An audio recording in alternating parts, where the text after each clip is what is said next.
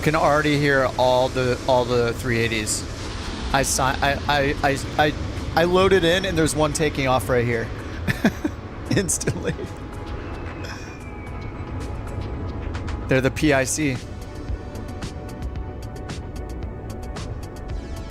Look at it. Av is the man. Oh, look, a 2-story building. Yes. What's up, Ken? We already have 2 liveries for it because Av is insane. I like how the stairs go right up to the engine.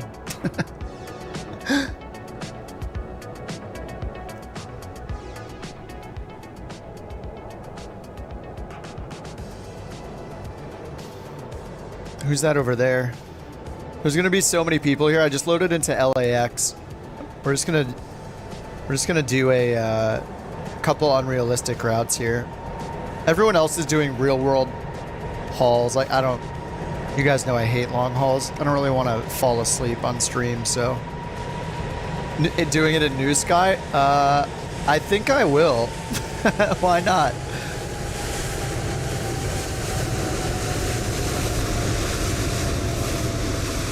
Why not? What's up, Blue Jay? I think we should do it in New Sky. Look, I have this new thing I can click. I can bring up chats on the screen. Bam. Professional style. Andy says, will my 2070 have trouble? I only did 1 flight. I didn't really notice it being any worse of performance than any other plane I've flown, but I mean, it's got 4 engines that are animating, right? Instead of 2, so... you know, you might have to turn your stuff down. F1 or NASCAR? If I had to pick, I'd pick Formula 1, but I don't watch racing at all.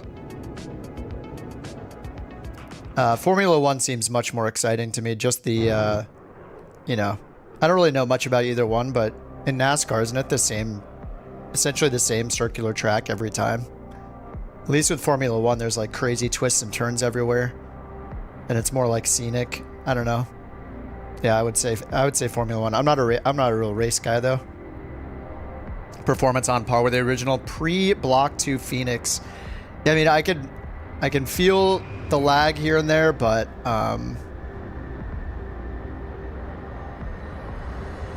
yeah, we'll see how it goes. I think if you can run like the Phoenix, I don't know that this is too much different. I'm sure everybody else that streamed this throughout the day, during the workday, has done all the cabin tour and all that, so we don't have to do any of that stuff. We just fly this thing. Yeah, we got a super fast couch livery thanks to Av. Av made 2 of them. This is the blue and white one. There's also like a darker navy blue one, so if we do a second flight, I'll probably pull that one out. But yes, Av is nuts. I don't know how he must have been super excited because yeah, we just have one today instantly. We have 2 of them. Anyway, I pinned the link to the liveries if you want them. Yeah, it's definitely, definitely laggy right now. Oh, we already have I mean, you know the plane is intense when it's already glitching frame generation within 5 seconds of being in the plane.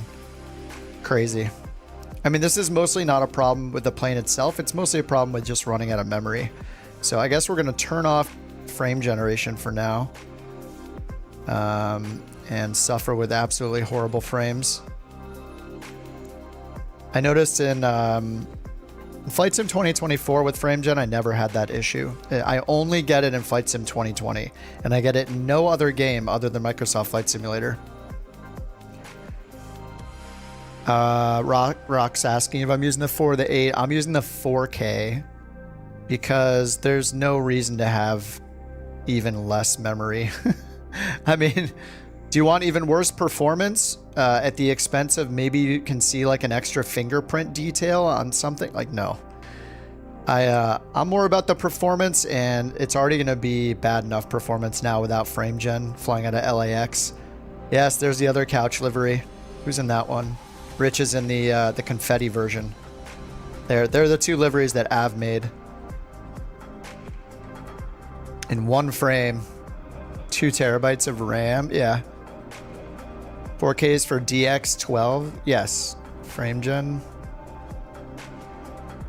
I have, yeah, you have to have DirectX 12, I think, on 2024 or 2020 to do it. It's still in beta, so you know, who knows. You like both liveries? Yes, me too. I was just flying this one for a minute to get the screenshot, and then so I thought I'd use this one now. Turned out a few settings. I did turn my, they say to use high or lower. They say to not use ultra texture resolution. So if you go into your settings, you can turn it down to high or medium or something like that. 10 FPS, heck yeah. Yeah, it's not going to be the best thing, especially flying out of like big airports like LAX with multiplayer turned on. Holy, it's freezing the whole stream. No, I'm back. What the hell? Yeah, it's freezing again. It froze my whole computer, not just the sim. Yeah, the whole sim is frozen. Yikes.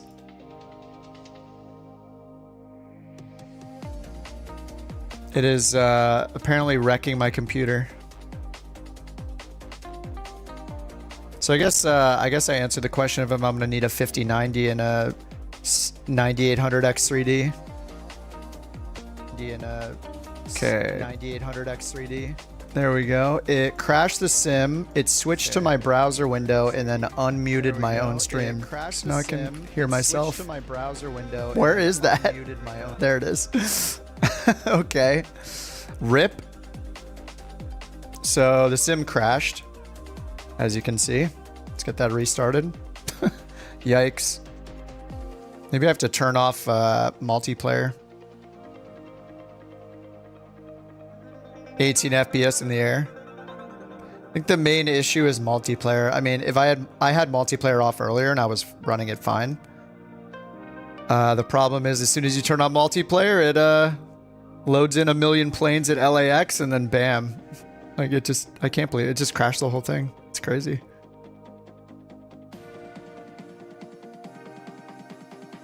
I mean, this is a Microsoft Flight Sim issue that they still will not solve in 2024. They have not discussed one time, as far as I know, the absolute massive problem of loading in 100% full detail planes for all of the multiplayer and AI planes. So even if this is 2024, we are gonna have the same problem in Flight Sim 2024 until Microsoft forces developers to have an FPS friendly version of every plane. So when your friends fly or you have multiplayer on, it doesn't load the full detail with every button, nook and cranny and shadow and seat in every plane that you see in multiplayer. Until they do that, it is not going to improve. Multi-threading. I'm not sure if it will, because isn't that a memory issue? I mean, multi-threading will help things like processing the terrain data and loading things, but once it's already loaded, it's held in memory, right? Like your VRAM and your regular RAM. So I don't know how it's going to get better unless there's fewer things loaded into RAM. So I think we're going to run into the same problem. We will see. Yeah, I'm trying to think how I could limit it. The only way I can think of is switch to a non-USA West multiplayer server. Like we could switch to like Asia server or something like that, or European even, probably like Asia. And then the other option is to switch it to live players only, just to cut down on how many players we see, but then we'll be forced to fly at nighttime, which I don't really want to do because I don't like it.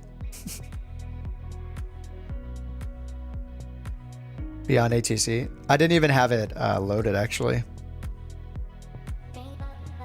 BeyondATC is not a problem because it uses FSLTL models, and those models are low detail. They're FPS friendly models because you're not rendering everything inside the cockpit or the flight deck. So a group. I think a group is limited to a certain number of players, and then anybody that comes later can't join. I'm not sure what the solution is. So I think like just switching, I think switching to like Asia would be easiest because we can still use whatever time we want. People can change their server in real time. You can do it at any point during the flight. I think that would be the easiest to just cut down on how many planes there are at LAX.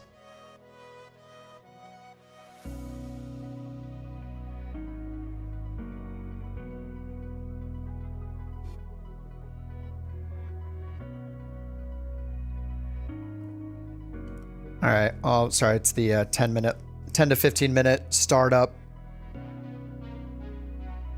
Yeah, I think we just need to limit. We just need to limit how many multiplayer planes there are.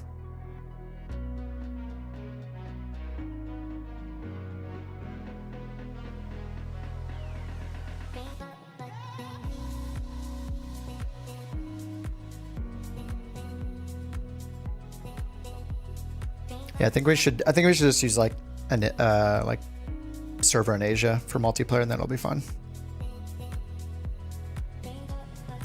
Someday we will load. Oh man, how many days do we have until? Days until November 19th. 18 days left. All right. 18 days remaining. There it is. 18 days and 6 hours. It's going to be awesome. Okay, let's try this again. So let's switch to a different server. I think we go Southeast Asia, right?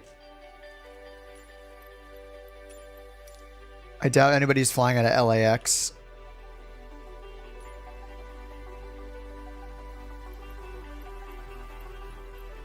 Okay, so multiplayer server, Southeast Asia. There's still people flying around in Europe right now, I'm sure. The ping is not going to be great, but whatever. It's a flight sim. Have I flown it before? I did one flight to get the screenshot. I didn't even land. So I've had one takeoff and 0 landings. All right, don't forget to pick one of these heavy gates over here on the west side of LA. All right, let's try this again. Seattle server has 4 at LAX. Oh, it's not Seattle. Oh my God, Seattle. Southeast Asia server has 4, yeah. Yeah, that's fine. Choose rather not so popular airports. I just want to make sure we have the runway we need because I don't know anything about the 380. Other than that, it's a big boy. Auto land test was porpoising. Oh, I did have that. Oh, wait, no, I did land. Sorry, I forgot I did land. I lied. I landed and yes, I had the porpoising on final. With the auto land turned on. Went to manual. Okay, yeah, that happened to me too. I let it do the auto land. I just kept it on because I was actually AFK. I just like turned it on and walked away.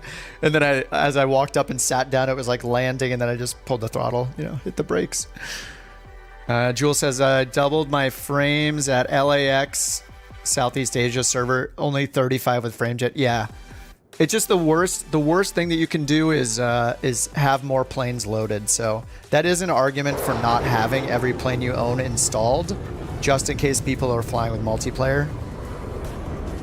And we didn't even see, in Flight Sim 2024, we didn't even see that it had a server selection. So I don't know how that works exactly. It's cool that there's no server selection, but it's not really helping us out in this scenario if there's no server selection. All right, so yeah, we're on Southeast Asia multiplayer server just to cut down on the traffic for now. Okay, so we're gonna do a completely unrealistic route here from LA to Dallas. How long is this flight? I'll just do the sim brief and I'll check. Hopefully it's I'm gonna risk it here with doing it for New Sky.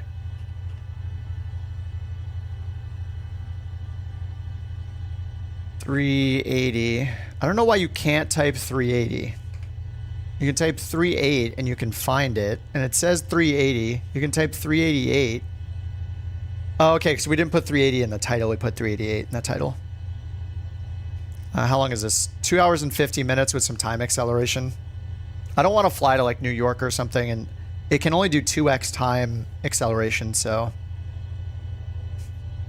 this is selling me on keeping the A380 uninstalled right now. Yeah. True. That's BeyondATC working overtime. Yeah, if you guys open Volanta too, it's absolutely insane how many planes are on Volanta right now. They're all 380s. It's nuts. All right, departure time, wait, what? No, it's 48. We can't depart in the past. 0048, let's go 105. I'm gonna use like all the quick loading stuff. There's no reason to sit here and watch passengers load. We get it. The passengers walk onto the plane. They sit in the seats. Oh, the Honda jet? Yeah, I can hear the whine already. All right. Flight plan has started. We're going to get 485 passengers. I don't know if Josh is here, but Josh edited the all the stuff in New Sky to make sure it works correctly. And oh, New Sky's not even showing up. I don't know what is going on with New Sky. It has 2 programs running, and I have to keep switching which one is shown. Something. Okay, cost index 110. Flight level 390. We got full packs. The block fuel is going to be so funny. 45.4. This is in kilograms. So the EFB lets you use pounds, but the FMC does not let you use pounds. So it's a good idea to have everything in kilograms, or you're going to be Googling a lot of conversions to get it going. And the camera presets are good. Control 1 through 9 or 1 through 0 are great. Control 0 is the EFB. Control 8 and 9 are the overheads. Is the overhead. And I don't know 100% how to fly this yet, but we're gonna turn all the batteries on. I did it once. Turn all the external power buses on. Okay, extinguish white lights. Arm that, nav light on. And we'll just extinguish all the white lights until there's proper checklists. Alright, and then aiders to nav. Let's get all the pumps on now. It's an Airbus, it knows what to do, right? Doot, doot, doot, there we go. Bam. Alright, let's hit B to set our altimeter to 9er, and I'll get BeyondATC going. We'll hit Control 0 and touch the tablet to get it started. Oh yeah, amazed that they didn't postpone across the pond. There's like, I just can't believe how many flights there are on Volanta right now. It's insane. All right, this is a super realistic route from LA to Dallas. And here in LA, we got 9-knot winds, 260 at 9er, 3000, it says on the altimeter here. Let's change that. And it's synced here, but not on the standby instrument. All right, and I have this set in kilograms, so it's all in kilograms. All right, we got all of our doors and everything. I imagine when you click these, they'll open the doors, so no need to review that. Let's go for instant refuel. We'll just do instant everything. All right, the plane is shaking. That's good. We got the tiniest fuel in the world. Payload 484. Well, again, let's just do instant loading. I think we all know what happens. We all know what happens when you click fast or real. It just takes longer. So. And we have a full flight, 484 packs. I did set a few camera presets, so we got some wing views, and then we got 4 cabin positions. We got the absolute luxury position, where you can go to sleep amongst friends that are all sleeping at the same time. I'll probably get actually, let me get frame generation on now, since there aren't 1,000 planes here.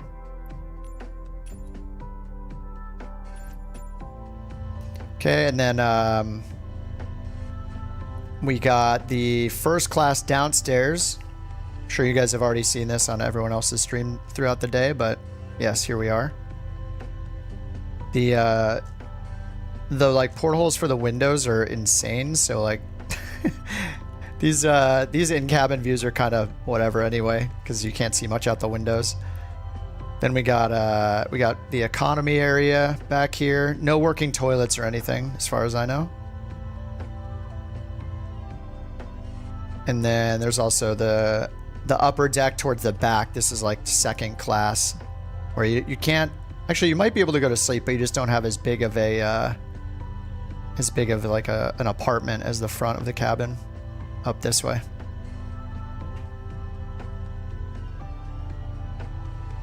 All right, so plane's already loaded, and there's no performance takeoff calculation here. I'm gonna use what's in SimBrief because there's no takeoff calculator.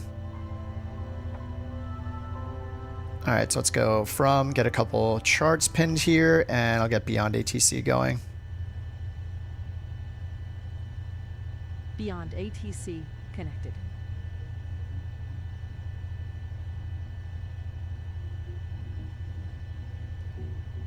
All right, so LAX taxi routes, got our airport info.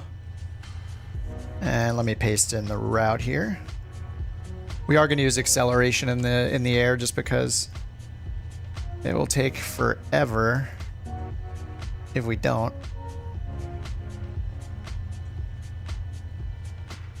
All right, then for our departure, we have the DOTS 2.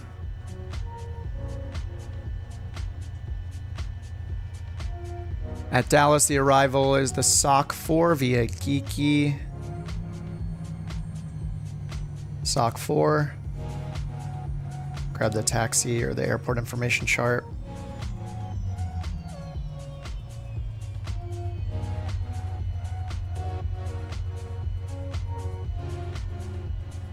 All right, those are all pins. We've got a pin charts over here. All right, LAX taxi. All right, sweet. Let's grab our clearance. So I know the one thing with BeyondATC right now that doesn't work is if you have it set to auto-tune radio and auto-respond, it will auto-respond. It will try to auto-tune the radio, but it will only put it in the standby down here. So for now, you have to click this button to swap. Landing runway 24 right, 25 left. Departing runway 24 left. And it does say super. Right. So we got Couch 323 super. Contact, you have information uniform. All right, so if I go down here and click clearance, you'll see it puts it in the standby.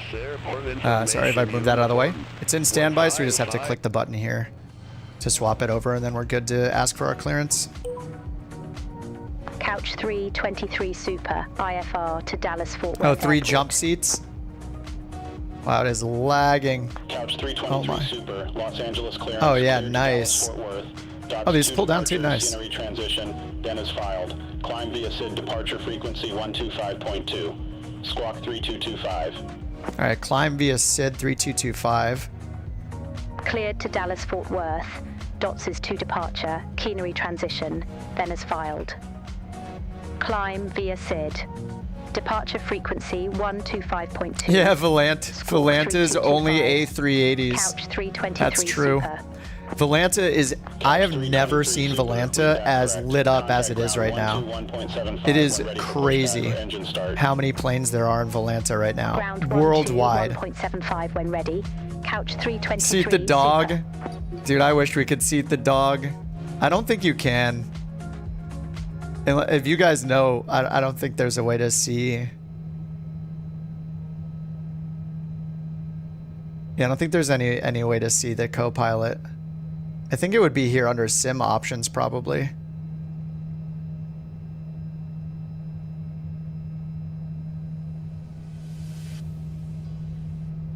What's up, Blue Ninja? How do we have a livery for the A380? It's all AV. Averest made them today. We have 2 of them already, actually. I'm in the one that's not in the thumbnail. Jewel over there is in the one that's from the thumbnail. So Av is absolutely crazy and made them today. We already have 2.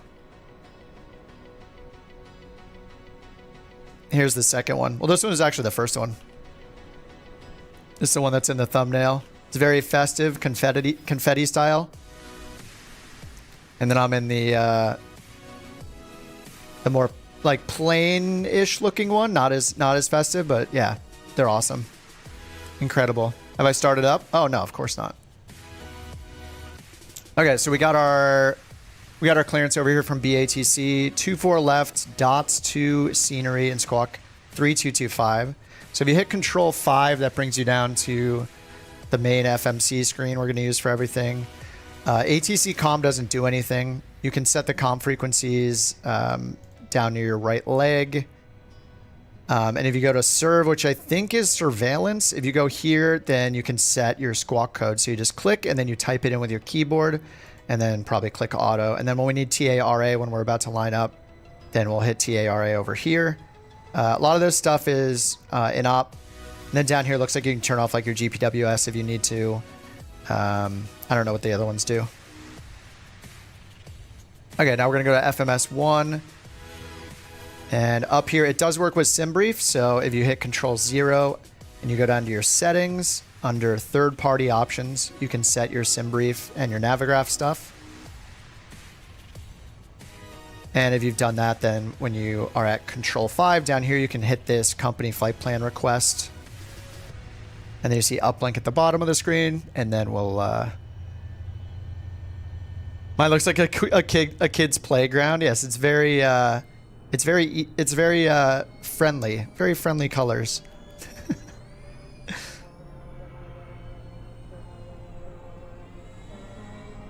I love all the emotes like over the windows. The other one has them like underneath the plane.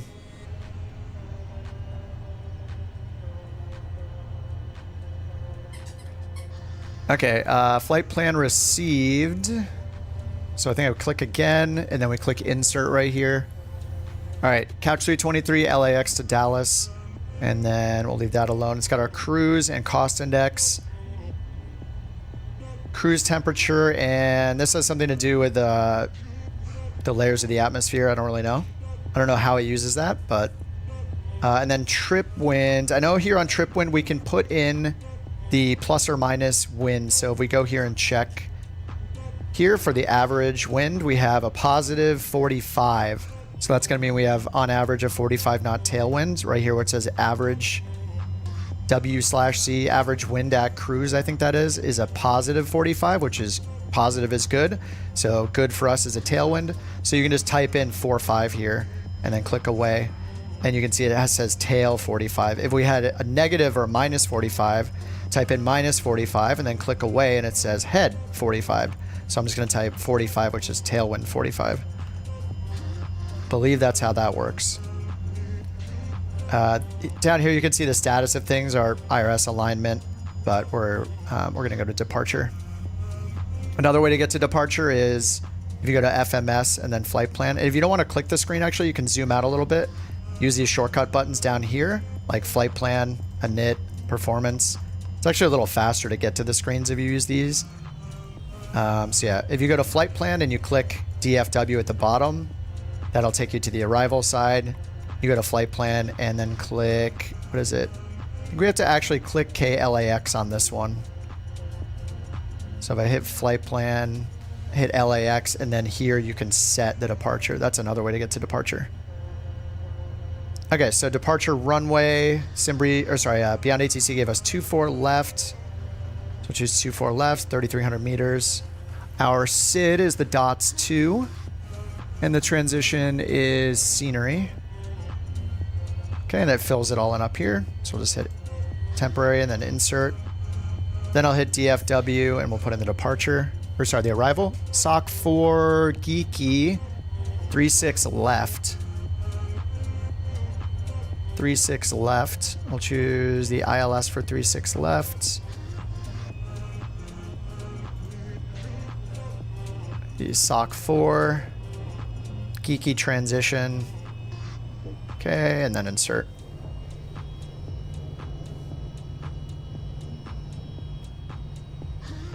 Five streams on the A380. It's a good day to be a simmer.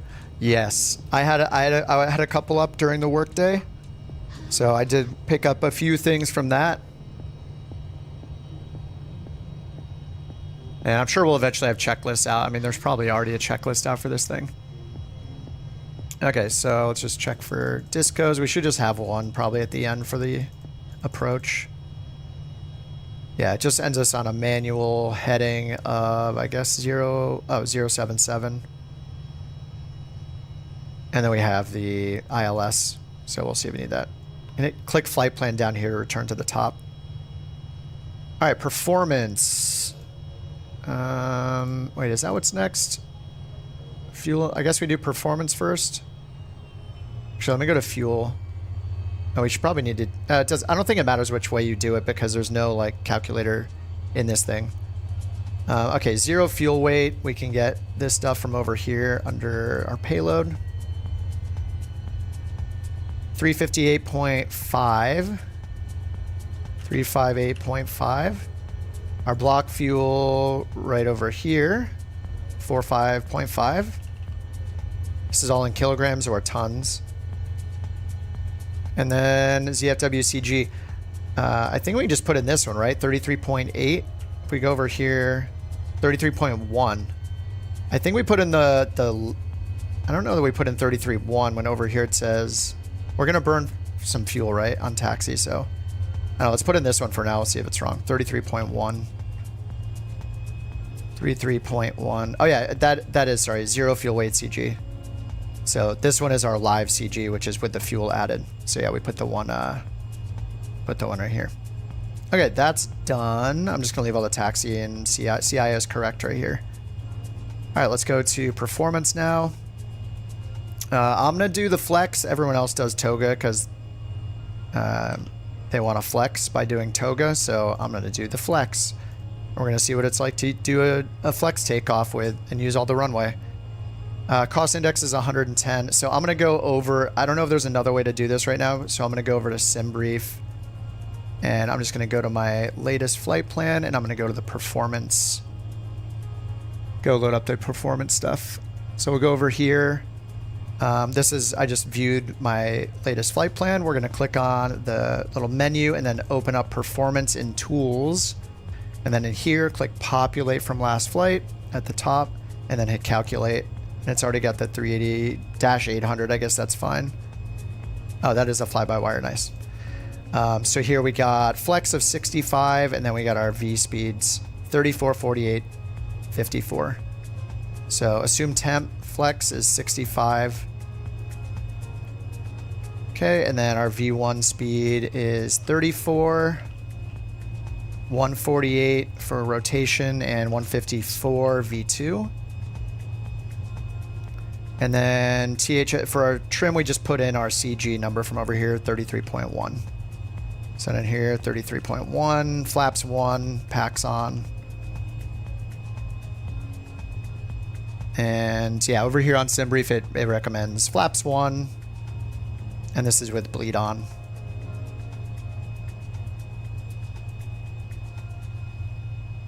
All right, sweet. And I know we can go through these, but I don't. They're all managed in Econ, so I'm just going to leave all this alone for now. I wouldn't know what to do anyway. So, all right, 154. Let's put that up here.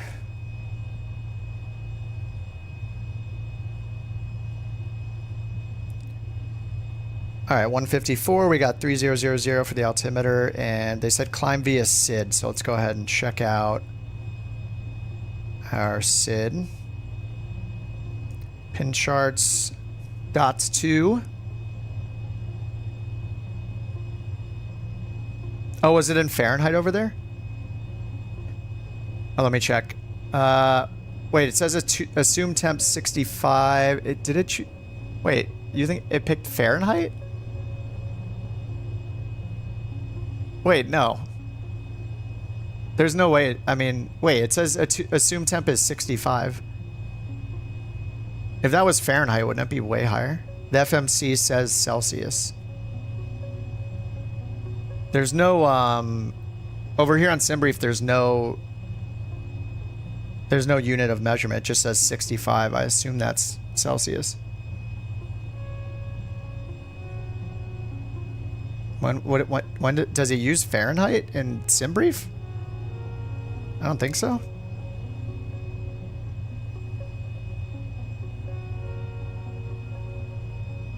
SimBrief is in Fahrenheit?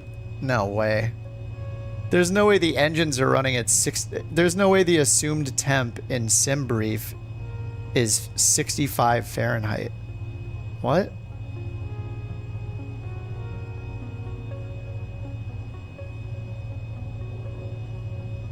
The assumed temperature here, there is no way this is 65 degrees Fahrenheit, right?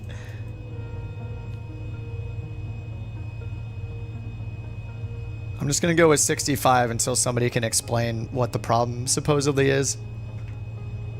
Okay, flex 65, 134, 48, and 54. 34, 48, 54, and 65.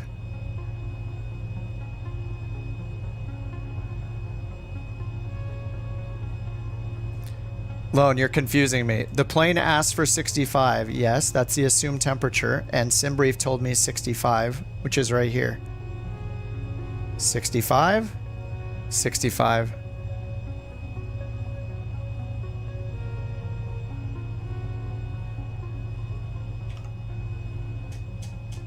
And if we go here...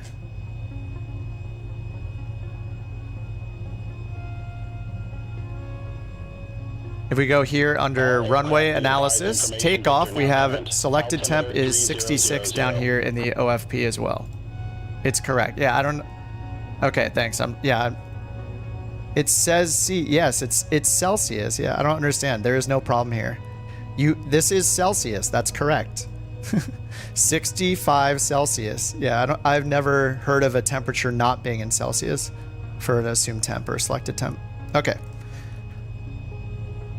All right, so let's check our top altitude over here for the SID. Top altitude 17,000 for the dots, so let's put in 17,000. And I realize that we need to, I made this mistake before. I have to move this up to managed mode when we're ready. Heading, I have to move up, let's see, heading, altitude. We have to make sure everything is in managed mode. I think with the other Airbuses, it's kind of automatic. It cannot be 65 Celsius? Yes, it can. What?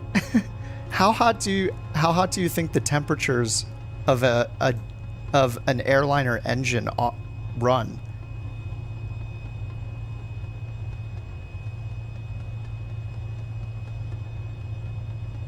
Yeah, the selected temperature. I'm gonna get distracted and then not take off. All right. Okay, so we're on 24 left. Climb out heading 251 to 640. I'll put in 251.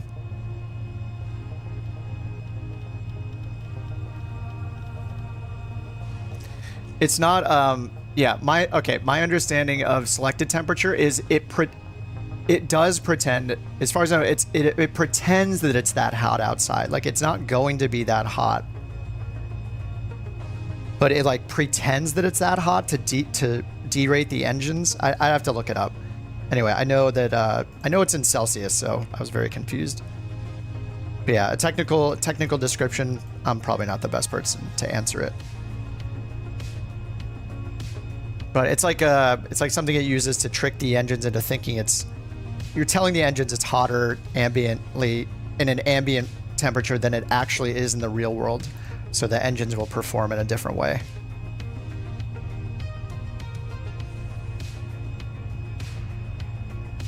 The plane is flexing. What was the heading? 251. I'm just gonna put 251 in case they give us to fly heading instead of via the SID. 251.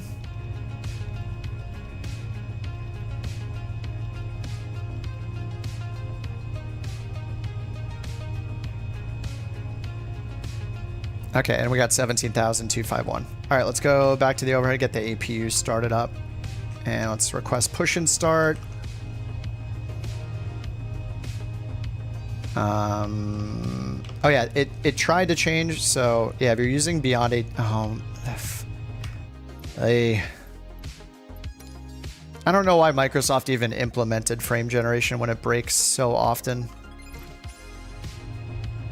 It's very annoying. Okay, I gotta remember to go down here and flip this myself each time. It's not a Boeing, you don't need to set the speed and the heading. I can't help it, okay? And won't I need the heading if they assign me runway heading? I think the heading, yeah, maybe the V speed I don't, but the heading, oh yeah, because we're gonna go manage speed, that's right. I will need runway heading though if they tell me runway heading instead of the SID, but yes. Now I'm used to flying the Boeings. Okay, so I guess I can't set that to manage yet. All right. Control 7. No, control 8. All right, APU master switch on. The fuel pumps are already on. APU start. Seatbelts on. Let's get the beacon on now. Get that to auto. And let's request push and start. Couch 323 Super at gate 157. Request pushback.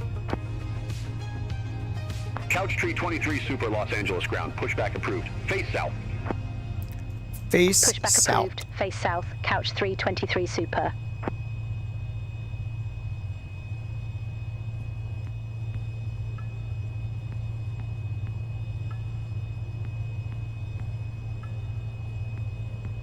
Oh, flight director, right. I think I'm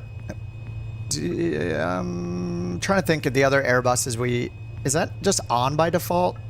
I know I have to turn on auto. Yeah, I have to do, I think I have to do more stuff manually. Yeah, that I'm used to. Okay. Great. Let's just make sure the APU is running and then we can get out of here. Okay, APU is available. APU bleed is on.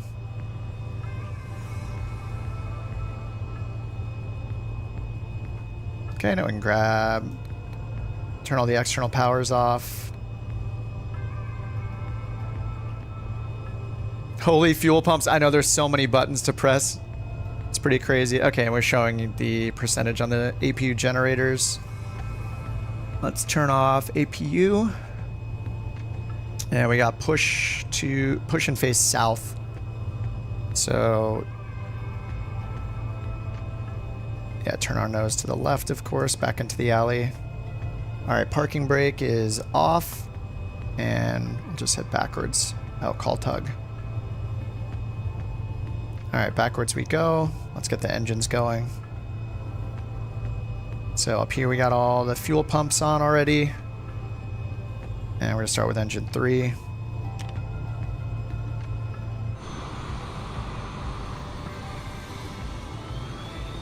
Oh my God. How can you get the liveries? They are pinned in the chat. Top of the chat, where it says couch liveries is a direct link. And I think or you can go to couchcaptains.com. They're linked there too.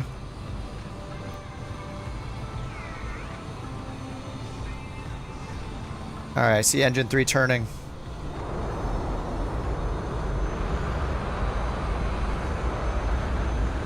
Spoiler alert, the fixed cameras in this plane are not good. Wow, there's a good one. There's another good one. I'm sure they'll fix it. Their fixed cameras in the other fly-by-wire planes are great. The ones in this are very strange. This one's inside the APU, I think. Inside the tail cone. Very strange spot for one, but yeah, hopefully they'll make them as good as they have them in their 320. Oh, I forgot the ignition up here. Whoops. Probably a good idea to turn on the ignition. The engine sequence is 1 and 2 together, then 3 and 4 together. You can start 2 at a time. Wait, why would you start 2 engines on the same side of the plane? Doesn't that seem like an imbalance thing? I would do the inner ones first. I Googled it and somebody said wherever the first place I saw on the internet was, it said 3, 2, 4, 1. Inside the APU's S-tier camera placement? Yes. I didn't know I could start 2 at the same time. That's awesome. Doesn't it seem weird to start 2 engines on the same side of the plane at the same time? I feel like that's like holding 2 weights with your left hand and holding them out at arm's length. versus holding one in each hand. Wouldn't that like unbalance? Just like the action of the engine starting up kind of like torque the plane in a weird way? I don't know. Maybe not. I mean, I don't know anything about this, obviously.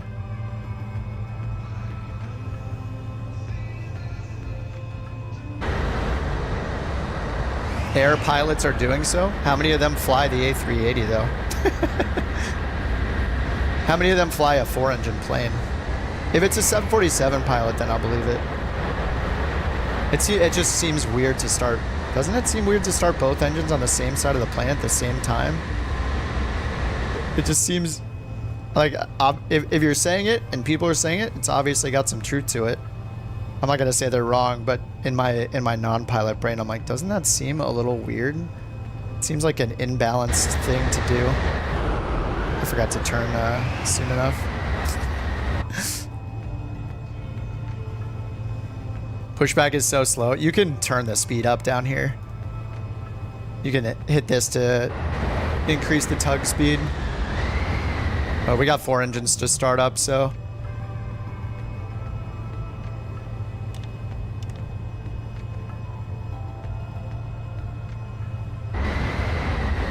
I'm just, it's a good thing there are no other planes over here. All right, this will be fine.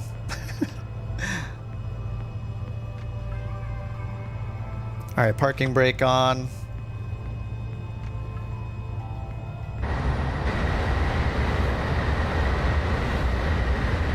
$787 looks tiny. Hello, son.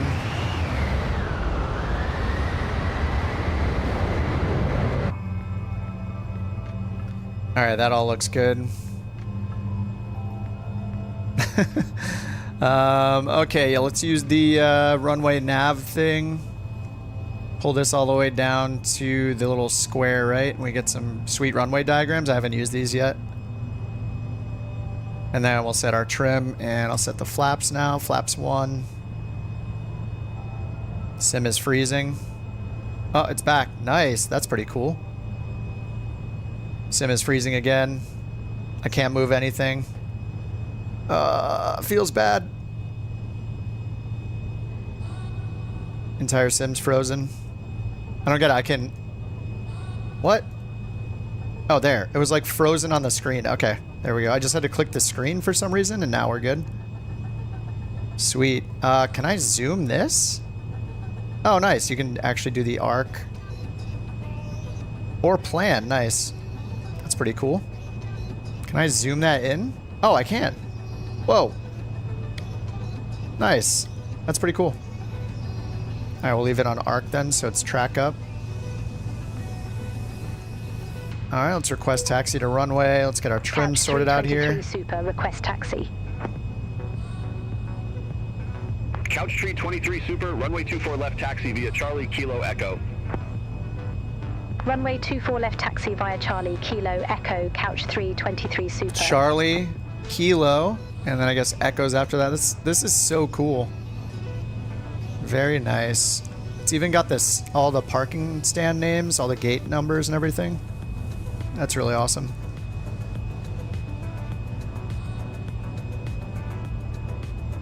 Yeah, Av made 2 liveries already. It's absolutely insane. He's a madman. Thanks again, Av. They're incredible, dude. It's crazy on day 1 to have a couch livery in the plane. Unbelievable. All right, 34. All right, that is set. All right, let's get our taxi light on and get our APU off.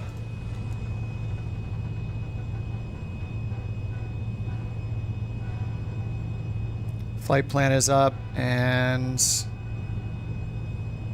takeoff config. Whoa, whoa, calm down there. Flaps and FMS disagreed. Did I not hit flaps 1? I did not. All right, there we go. Flaps 1. All right, ground spoilers arm, auto brake to RTO. Pull that up. RTO's on a button over here, I guess. Takeoff.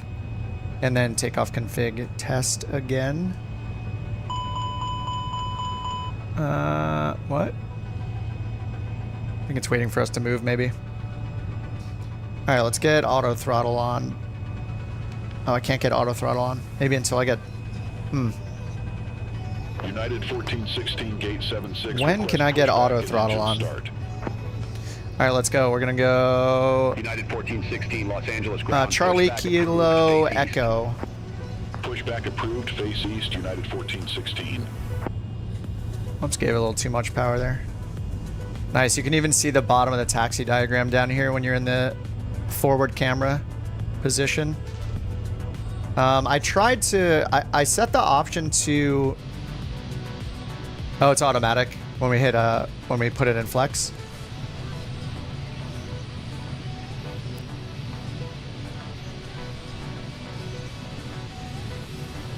Oh, auto thrust, not auto throttle.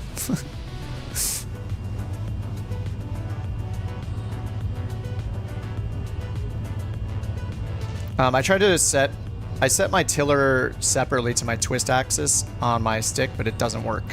Even though I turned the option to separate tiller and rudder. I'm guessing that's just something they haven't done yet. So it looks like you have to use your rudders to taxi. Unless there's like some special other configuration. So let me check this. I'm going to check the map. Just to double check. Yeah, this map matches. It's kind of nice because we're seeing the taxiways down here that are based off the scenery as well. So, all right, Kilo's our right turn here. Runway 25 right taxi via Charlie, Bravo United 1416.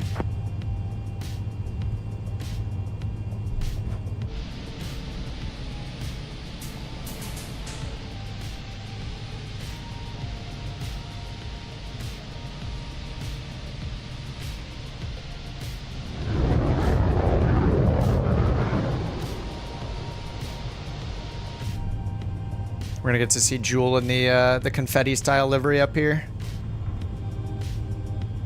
No tiller function. Do I have to like click something in the cockpit to use it? I have the tiller set up, but I'm turning my tiller left and right now, my twist axis, and nothing. You can see the tiller's not moving. And if I use my rudders, it moves. But when I twist the axis, it doesn't do anything. Oh, you've been using it today? Wait. Oh, you know what? Let me try to rebind it. Oh no! I think I got distracted and I didn't bind it. I had to I had it in the software. I had the Z-axis turned off on my stick and I had to redo it. I never assigned it. I never assigned nose wheel steering to this twist because it wasn't working. I had to fix my. There we go. Okay, this is my fault. Never mind. It does work. And let me make sure I don't have it on my crosswinds. I do have it on the crosswind still.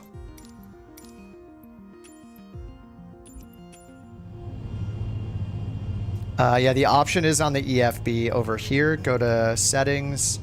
I think it's under sim options. Wait, nope. It's under realism? Separate tiller from rudder inputs right here. Yeah, under settings, realism.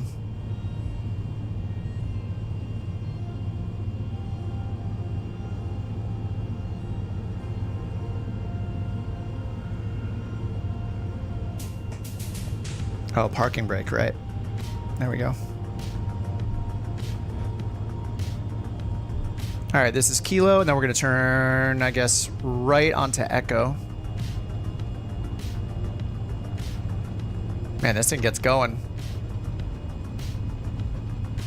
Oh yeah, Tiller's working separately now. Beautiful. Thanks, guys. 1416, contact Los Angeles Tower 1, tree point. Chase says, "What's up, everyone?" Awesome liveries, Av. United 1416. A million shoutouts for Av. Day one liveries. What's up, Apple? Couch taxi. This thing is kind of terrifying to taxi fast. Need to turn all these lights off inside. I see all these unnecessary lights turned on. Oh yeah, Luke is going.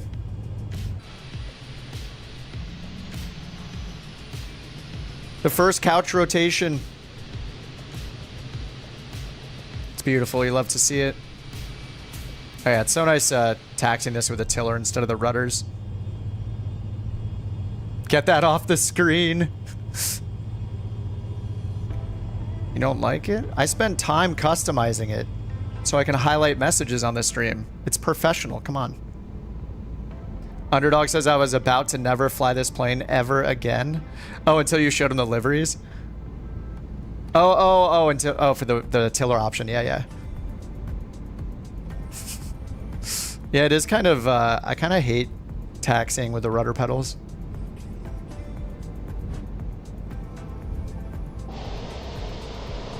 Alaska 1414 at gate 408. Request pushback and engine start. I appreciate you did the message thing. Alaska 1414. It looks very pro. Uh-oh. Pushback and engine Maybe it's start too pro. approved. I need to get rid of it.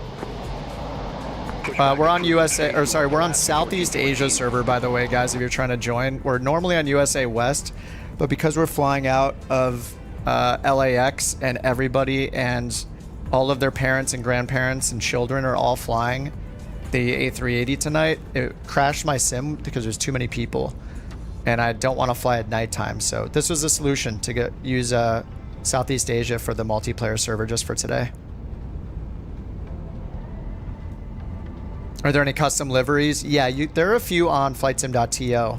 There's already like you know, like there's an Emirates one and Qantas and Lufthansa. I think there's a British Airways one I saw earlier.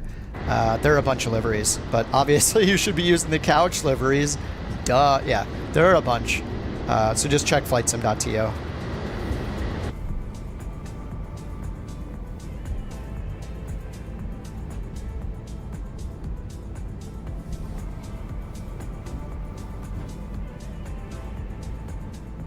And it looks like we need to sidestep to the left a little bit and then to the right. Couch tree 23 super. Contact Los Angeles Tower 133.9er. See ya. All right, 133.9er. Over to Tower 133.9er, Couch 323 Super. Have a good one. Yeah, let's actually Alaska switch 14. over. All right, 133.9er.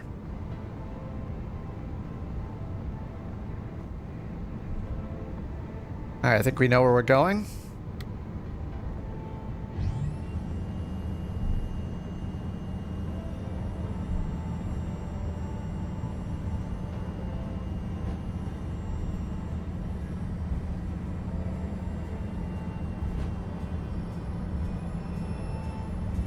All right, let's say ready for departure. Couch 323 Super, ready to go. Runway 24 left. What's a group of couches? That's a good question. 23 Super, Los Angeles Tower, wind 220 at 7, fly heading 250, runway 24 left, cleared for takeoff. All right, 250. Fly heading 250, runway 24 left, cleared for takeoff. Couch 323 Super. All right, seatbelts are on. Oh, ignition was on. Whoa. A living room? A living room of couches?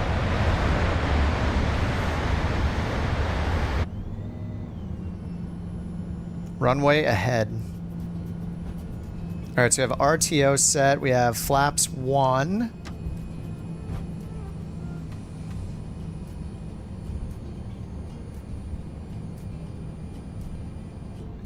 The one problem with the twist axis for the tiller is I'm trying to set my trim right now, and I can't because I have to twist it and push it at the same time. Somehow I got the trim unset. I bumped it once. All right, 34.0, there we go. And I want to turn all these lights off, so they're just wasting my performance.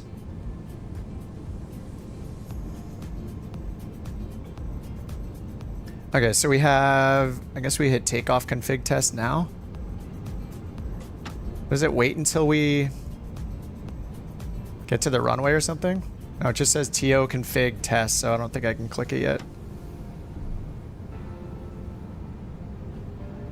Oh, whoa, whoa. Hey now. All right, so we got our V speeds. 134 is V1.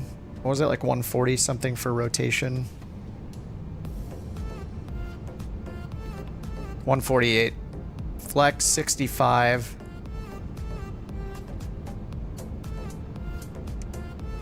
Okay, let's get Chrono and TARA going. Chrono's up here.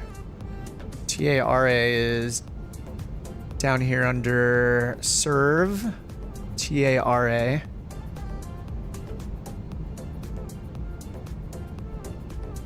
Okay, and rudder trim is neutral. SkyWest 3676, ready to go. Just gonna get rid of all these lights. SkyWest 3676, hold short of 24 left. Okay, I guess it's time to go flex. Do we hold this thing at 50? SkyWest 3676. Probably the same as... Ooh. Okay, 50, and then flex. Alright, flex, manual 65, SRS, climb. Auto throttle is on, flight directors are on. SkyWest 3676, Speed is managed, altitude 17,000. Runway 24 left, line up and wait. SkyWest 3676. Oh, rolling at the same time, here we go. Alright, 100 knots, 110.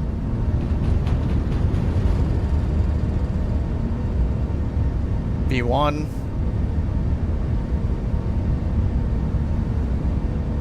Rotate. Whoa, that comes up super fast. Okay. Runway. Positive rate. Gears. Oops, I hit flaps instead of gears. What have I done?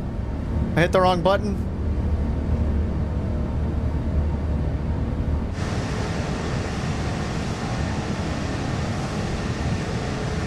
SkyWest 3676. Crazy. It says couch captains on the bottom. 7, fly heading 220, runway Beautiful. 24 left, cleared for takeoff. 1,000 feet. Turbulence. Slats retraction almost. Runway 24 left, cleared for takeoff. SkyWest 3676. Alright, autopilot 1.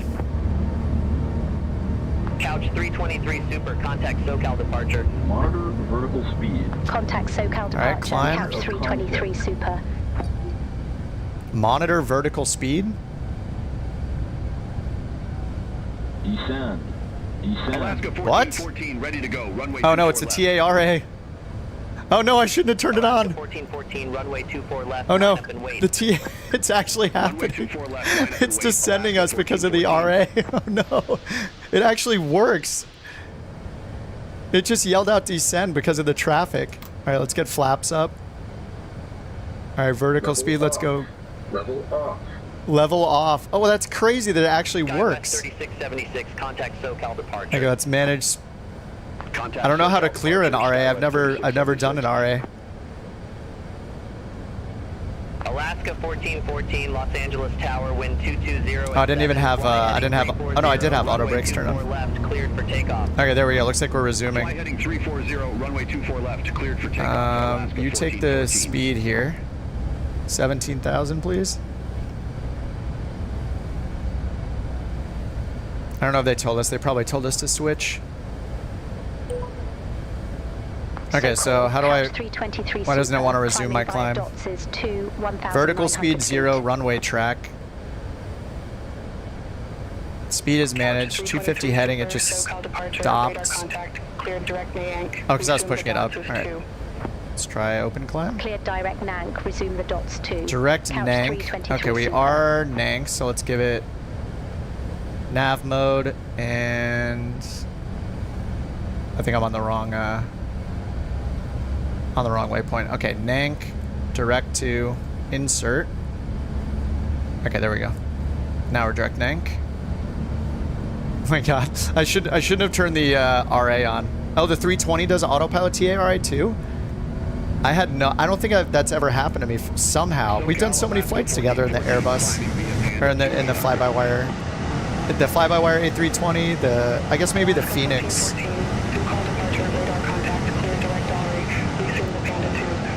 Dude, this thing, it doesn't feel as big as I thought it would feel. Like, it's obviously absolutely massive.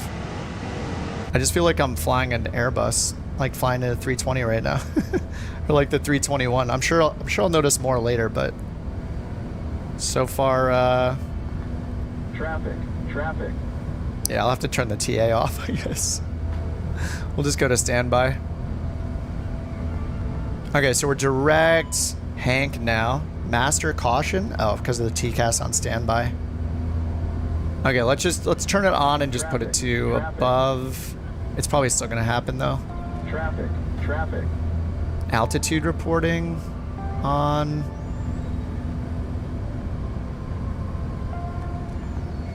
We're just gonna just turn the audio off.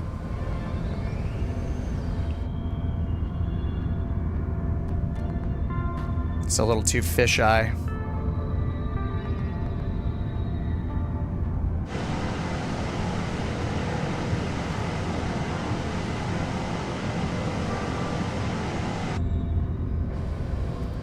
All right, 10,000 feet. Traffic. Traffic. Oh no, traffic. All right, landing lights off, off, wing light off. Strobe is on auto.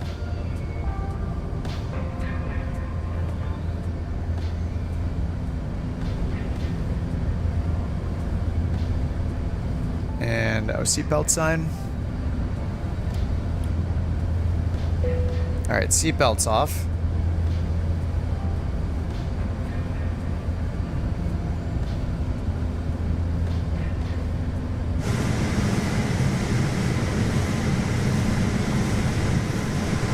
A lounge of couch. Oh yeah, lounge is pretty good too. A lounge of couches.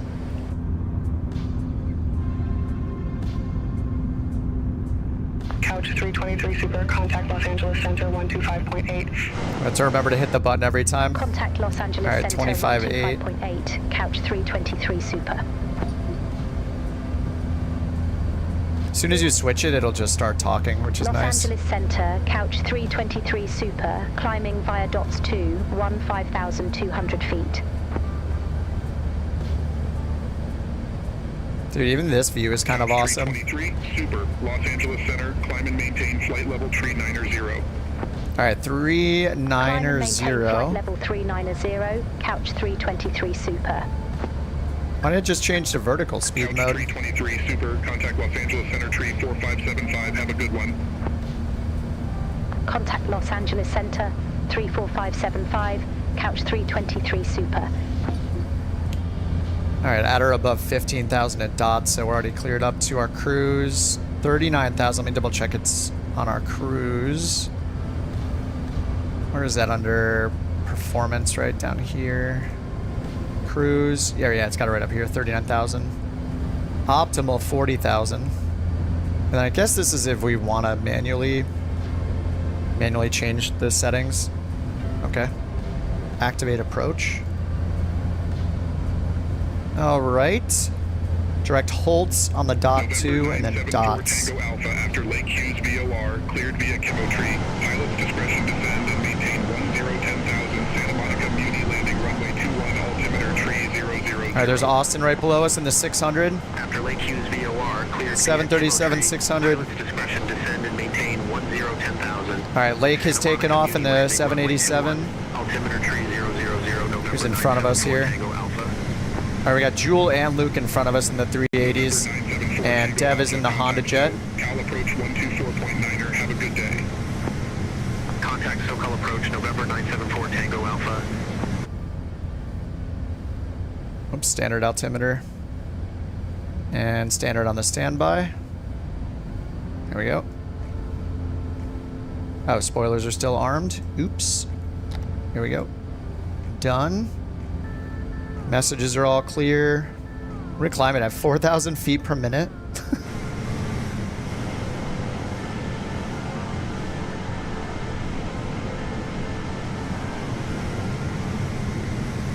My shop needs to sell furniture leather protector plans for couches. Yeah. Some people make t-shirts for their streams and stuff, and they want to sell t-shirts and coffee mugs. We sell products for your couch. Throw pillows, blankets, leather treatment products, leather couch insurance. Protect the upholstery in your house with Couch Captain's insurance today.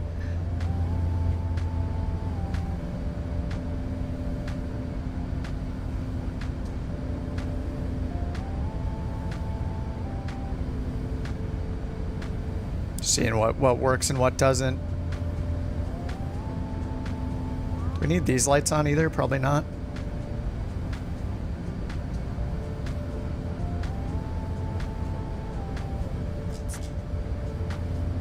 Okay, can't change the, oh yeah, we can right there. There we go. Let's say like the glare shield lights. Where's the left? Oh, there we go. Yeah, you can change these, nice. It's very weird seeing this like blue, it's just very different. And this one doesn't change, so just this one, I guess. We're already at 30,000 feet. Does it climb this fast in real life? It's crazy. We're climbing like 4,000 feet per minute.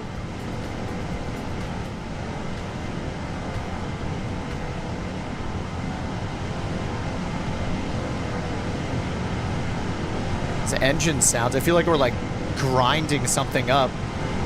It's like a Will It Blend video.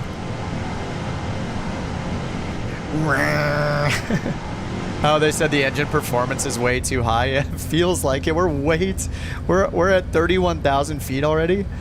We still see LA. We're not even done with the SID yet. Yeah, this seems it can do 6,000 right now. Climb performance is better than it should. Yeah, it does feel that way. Okay. Pretty awesome. Oh, this is pretty cool.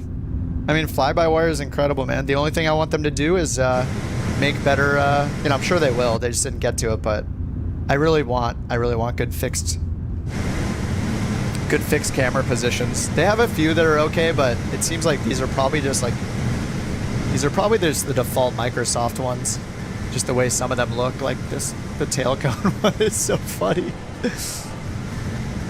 Yeah, they're in like random spots, like the view of where your right thigh would be in this cabin seat, this coach seat, whatever that is. Yeah, it's probably just the standard ones. No cabin option.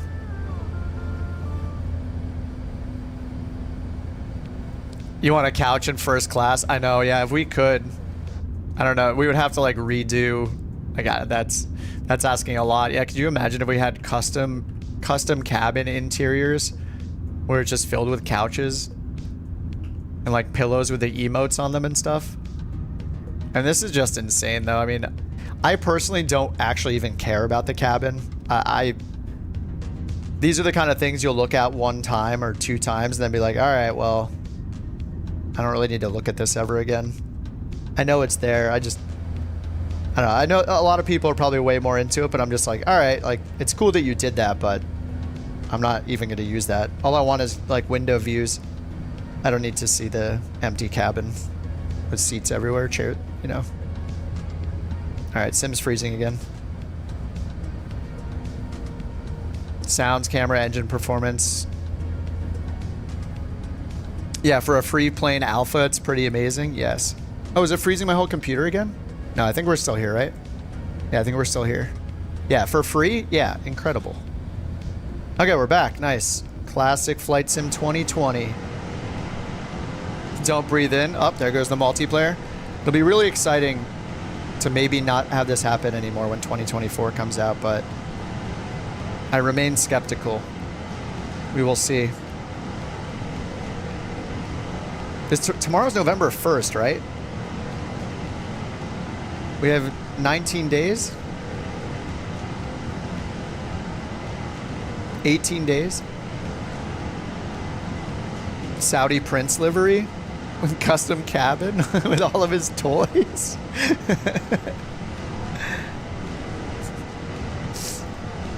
Tomorrow's the 32nd. Thanks for clearing that up for me. Casino cabin, yes. That would be awesome. James Bond style. It's 100x better than the Captain Sim or Aerosoft, and some of them charge 30 to 60 dollars. Oh yeah, I can't believe that they're still doing this like for free. Do they even have like a buy me a coffee link or whatever, or a donate? Here's how you can donate. Like, or they actually just do it completely free and not ask for anything.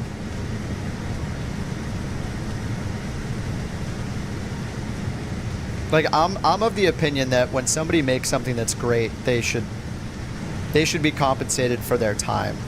It's the least that they deserve. Like, it's insane that people, they do accept donations. Oh, nice. Okay. That is good. I will go donate. I'm gonna go look that up.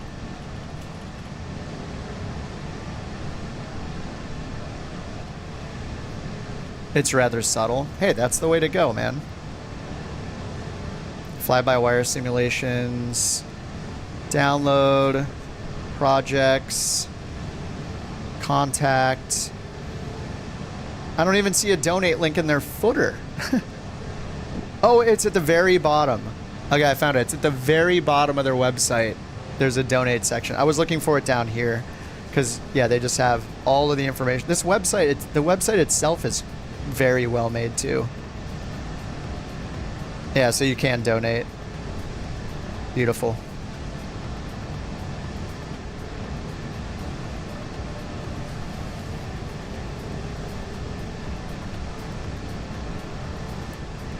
Whoa. Oh, it even shows their contribution. It shows how much it costs, how much their estimated annual budget is, and what their current balance is. That is very transparent. That's great. There's a click spot on the back wall of the cockpit that'll give you a no cabin option. Oh, really? A click spot on the back wall of the cabin.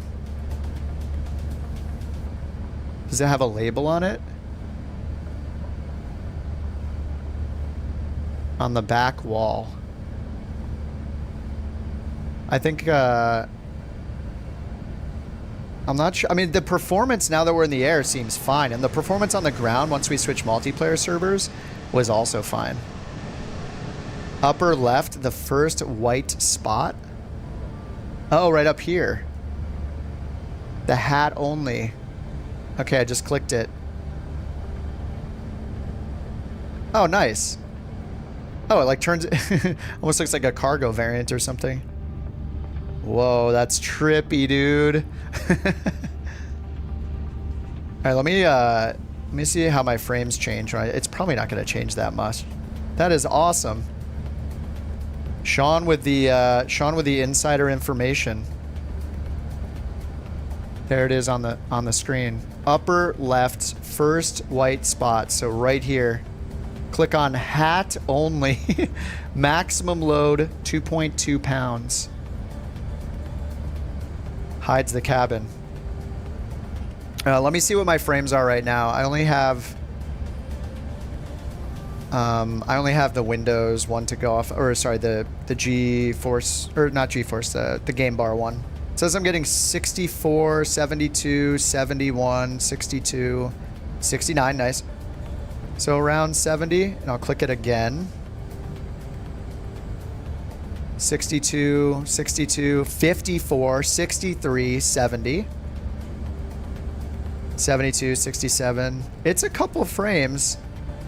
The max it's got to is 70, and the lowest is 64. 62 again. So it's going, oh, 61. Okay, it's going between 61 and 70. And I'll click it again to hide it and just monitor. Very unscientific. Okay, we're at 72 now. 75. 73. So it went between 64 and 70. Now it's going up to 75. 71, 71, 74, 70. That's a decent performance improvement. Okay, it just hit 62, 49, 58. So I'm not sure. It seems like it might add a couple frames. Couple frames. SkyWest 53, the 4K, yeah, 4K. maintain flight level 220. Climb and maintain. Does it hide the cabin in multiplayer cabins? That is a good question. All right, let's figure this out. We're gonna have to fly for a bit here, but it'll be worth it. All right, maximum speed drone.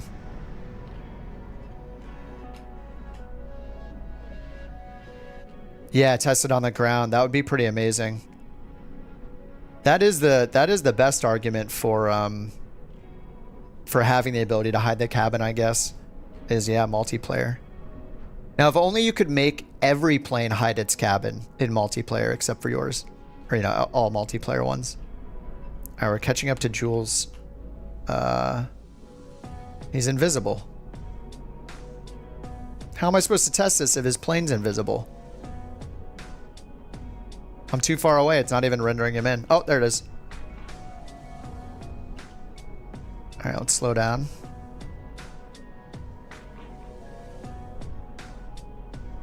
Sorry, I have to hold this button for a while to slow down. November 8358 Lima, descend via OC2 arrival, John Wayne Orange County landing, runway 20 right, altimeter tree 000. Descend via We will try to find the answer to this. John Wayne Orange County landing, runway 20 If I can get in his plane. altimeter tree 000, Let me in, 8358 Jewel. Lima.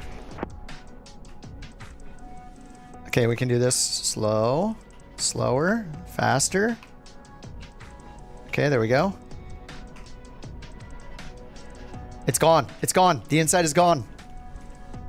Okay, now I have to do the test, of course, where we go back and turn it on and make sure that it shows it. It is gone, though. I only got in for a split second, but I saw it. Simulator science. I mean, this is the only plane we're going to see for the next 2+ weeks, so... Yeah, look, it's gone. Okay, now let's go back into my plane. Let's click the spot again. Okay, done. Make sure our cabin is here.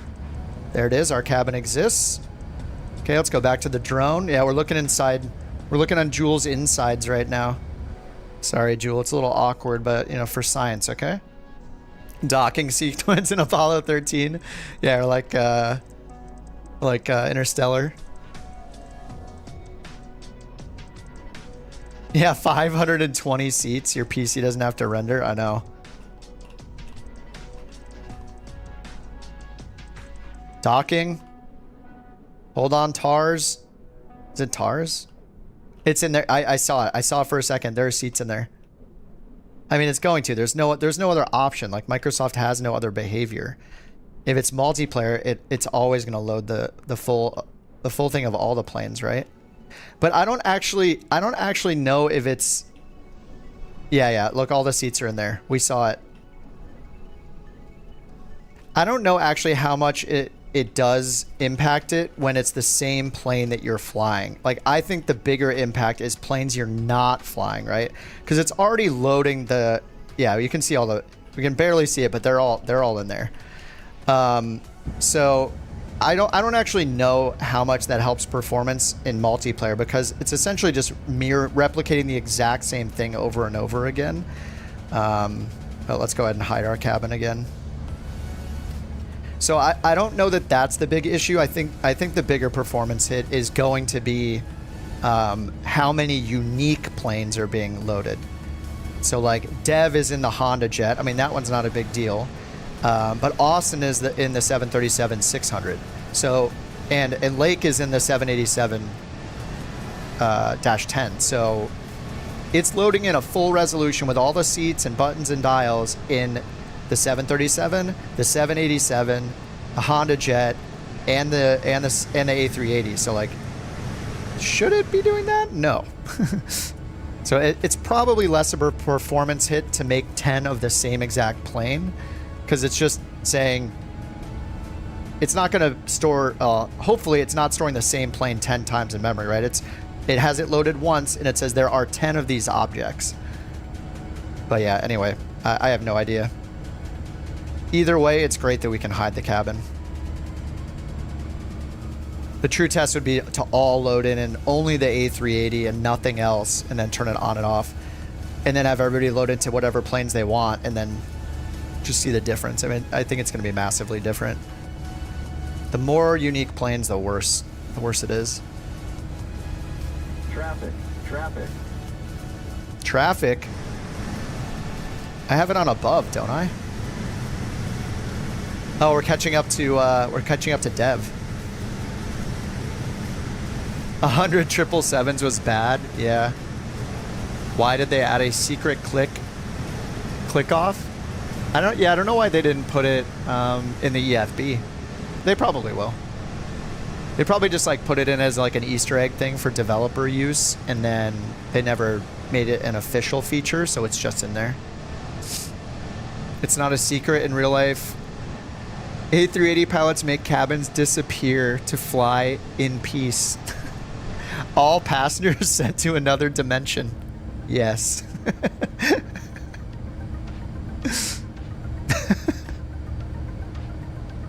It's part of the A380 experience. I mean, you paid for it.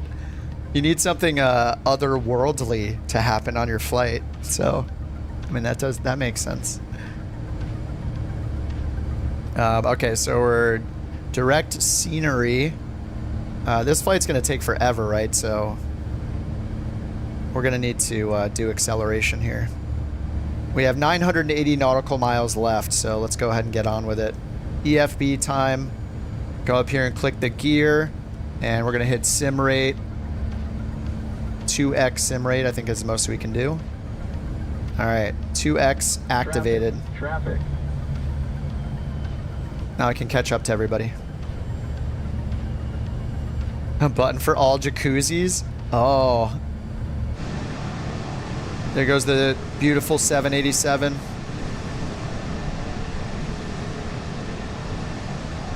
I love that 787 livery too. We got some great liveries, guys.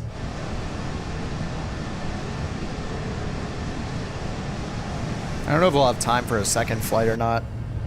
This one's going to be pretty long. We can only do 2x, so we have to go another 969 miles. So yeah, we're going to have to sit for, 300, 350 miles till we're like at top of descent. 351x miles.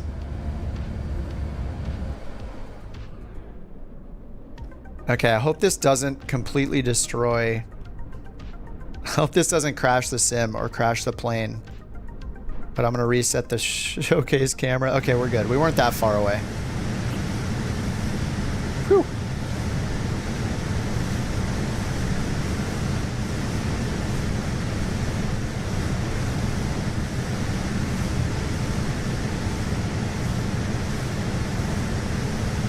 Yeah, that'd be sweet if there was a couple buttons to change the interior. It does look funny. You can just see through the whole thing, though, without the cabin, just how bright it is. Or just, like, all white on the inside. It looks kind of funny. I guess that would be a reason to keep the cabins on. See how different it looks. Yeah, looks a lot more realistic, of course.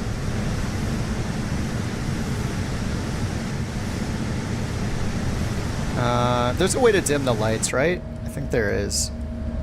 I think I saw somewhere that's it's on the overhead somewhere. Deck. Calls, those don't work yet. Entertainment.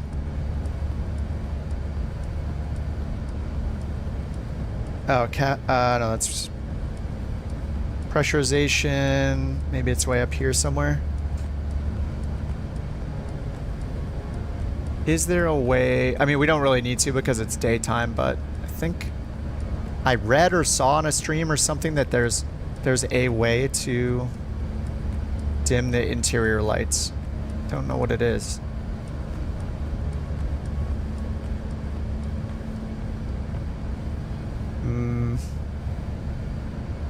Maybe it's down here on the pedestal.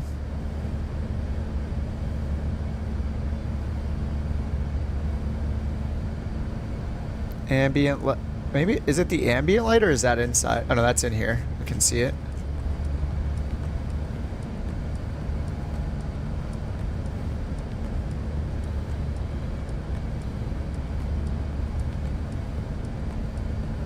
Video. Not sure.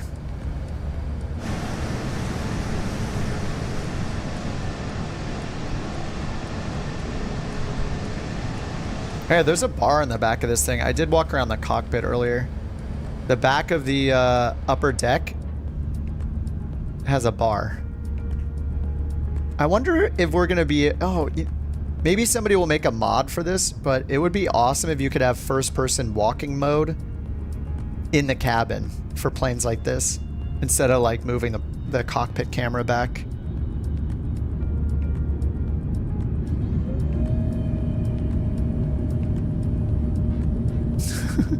What happened to the inside of the cabin is just gone here. Oh, that's weird. I guess, I don't know if that might be happening because I turned it off and back on.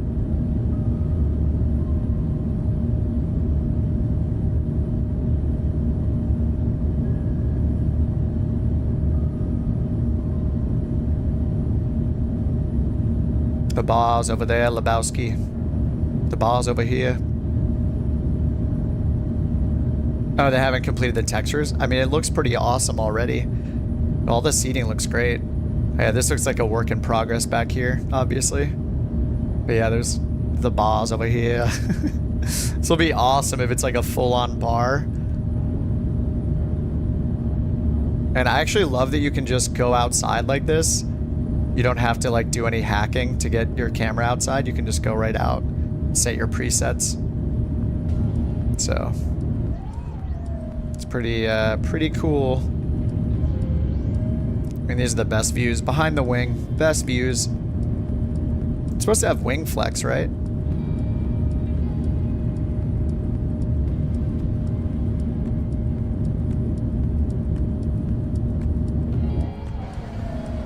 I don't know what to do in these super long haul flights. Like, we don't have to get ready for the approach or anything yet. We got a million miles to go, even in 2X. So if we were flying, like, even just across the US, it's like that's going to be a 3-hour real-time flight with 2X mode on.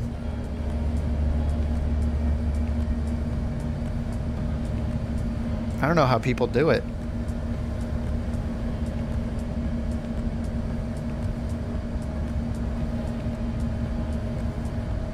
X4? Is there an X4?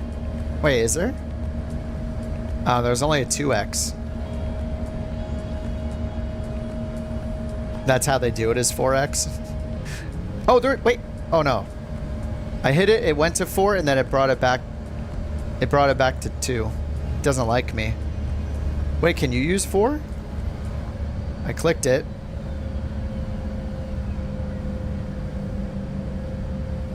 Flying to Australia or Dubai, yeah.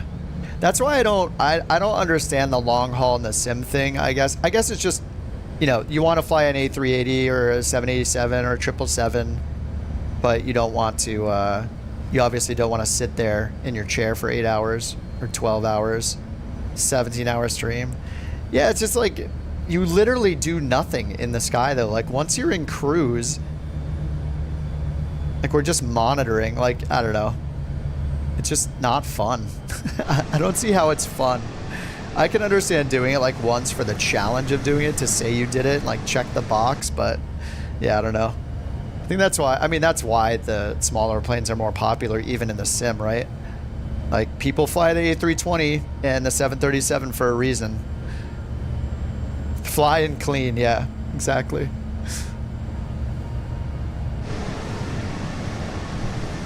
I mean, for people that do it, like, it doesn't, sorry, it doesn't, it's not that it doesn't make sense for everybody, it just doesn't make sense if you're streaming.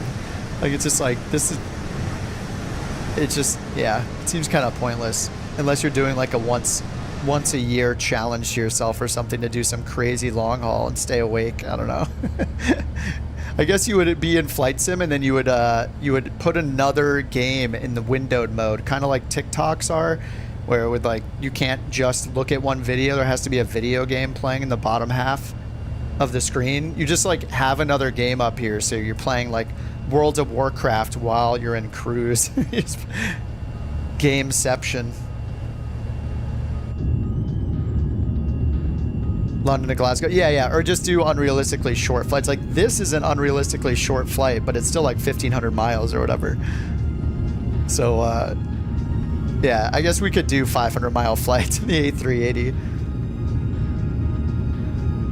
I guess for like new sky purposes, you know, that's not bad.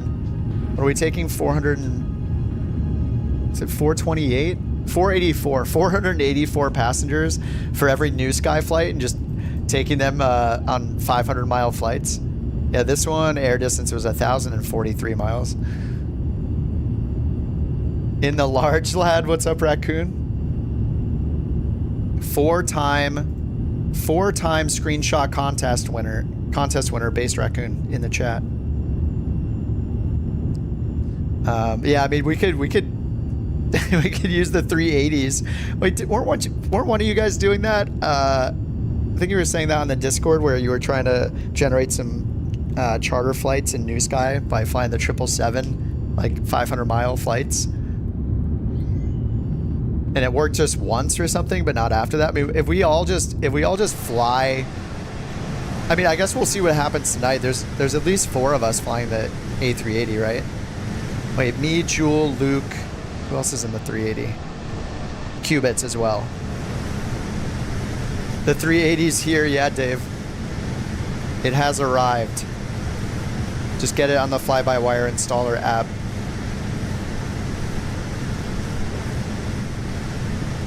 Yes, Raccoon 4X Microsoft Flight Sim screenshot champion. I thought he was the 3-time, and he's actually the 4-time. The inside, it's pretty detailed for being, according to them, unfinished. We were talking about. You have like all 4 cabin classes. Hold on, I think I have them all bookmarked. Yeah, so here's the main economy cabin, lower deck. Looks like this. It looks like they have like a few things to finish, like parts of the wall are gone in certain spots. Then we have the front part of, oh sorry, it's this one. This is kind of the economy plus section here at the beginning. What's up, Bandit? What do you turn on the transponder? It's under the surveillance menu. I think it's SURV stands for surveillance. Hit Control 5 up here where it says FMS. Click on SURV, S-U-R-V, and then squawk code's right here. You click and then type in with your keyboard, and then you can turn on auto, and you got TARA on that. Yes, SURV. I think it stands for surveillance from what I could find on Google.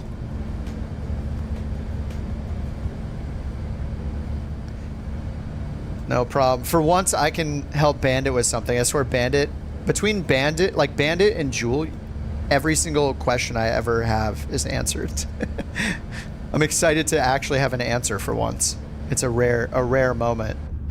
Yeah. So this is yeah. If we're from the front of the plane, this is the kind of the comfort section, and then you got the main economy section behind this.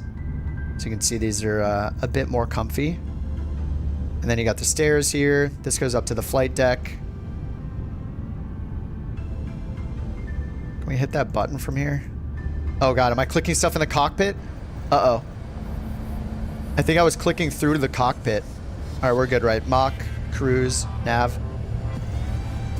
I was trying to find the door handle, but that was maybe a bad idea. A Qubit says flying for the first time. Yeah, I've only done one. So this is, I guess, technically my second flight. Is there a crew bunk room? Oh, where would that be? Oh, is that in here? Is this a closet? This is just nothing. Maybe they have more to make? Where would it... Oh, is the crew bunk room... Is that this spot right here? Oh, maybe it's this stair. There's another stairway here. That's just blank right now. Maybe this is where the bunk room is? I have no idea. I need to watch one of those real world A380 videos. Oh, sorry, let's go upstairs.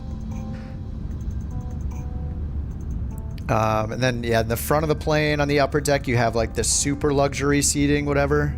I don't even know what the class names are, but these are the ones where you have like your own pod with like...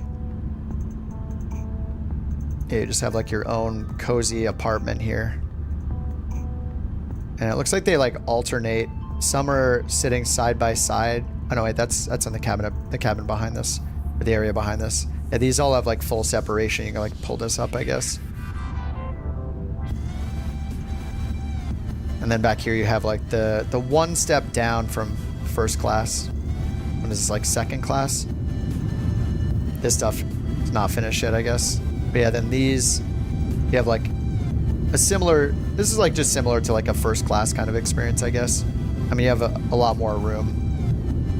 And then I guess, I don't know if this is, I assume this is true to real life, but I didn't realize like they have some of them paired together and then some of them apart, which is kind of cool. And then the ones over here alternating which side the seats are on. So you're like never, when somebody throws their hair back over the back of the seat and it dangles, instead of it being right here blocking your entertainment, it's over here. You got a bunch of unwashed hair hanging over the back right here. So you don't have to see it. You can kind of close your right eye and look, you know, like this, kind of ignore it. Oh, club, not first class. Business class? What is the absolute top tier class called? What is this one called? Oh no, not this one. This one. What are the class names? This is club class. So this is club, and then the one behind it.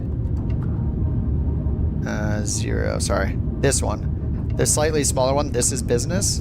If you have to ask class, like they have like their own like mini fridge or something. It's probably not refrigerated. Maybe, I don't know. Maybe it's cooled in some way. First, this is first class. So it's club and then first. A few 380s have bedrooms. Oh yeah, yeah. I've seen like photos of that. I really need to go on a 380 YouTube spree tonight after I'm done with this flight. Private suites, yeah.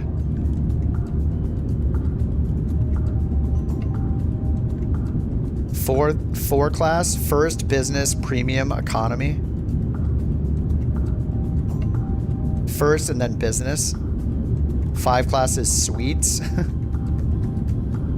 It's awesome. You know, maybe once in our lifetimes, some of us will be on one of these. Probably not me. That's pretty impressive, though. It's kind of crazy how good it looks for them saying it's not even finished. Yeah, if you don't know the name of it, it's not for you. 0, 1, 2, and 3. Yeah. Kind of interesting. Like, people are so hyped for this plane for so long. I wonder if anybody's going to model different cabins for it. Where you'll have the ones that have the suites and stuff, and you can pop back into a private suite. Take your little nap.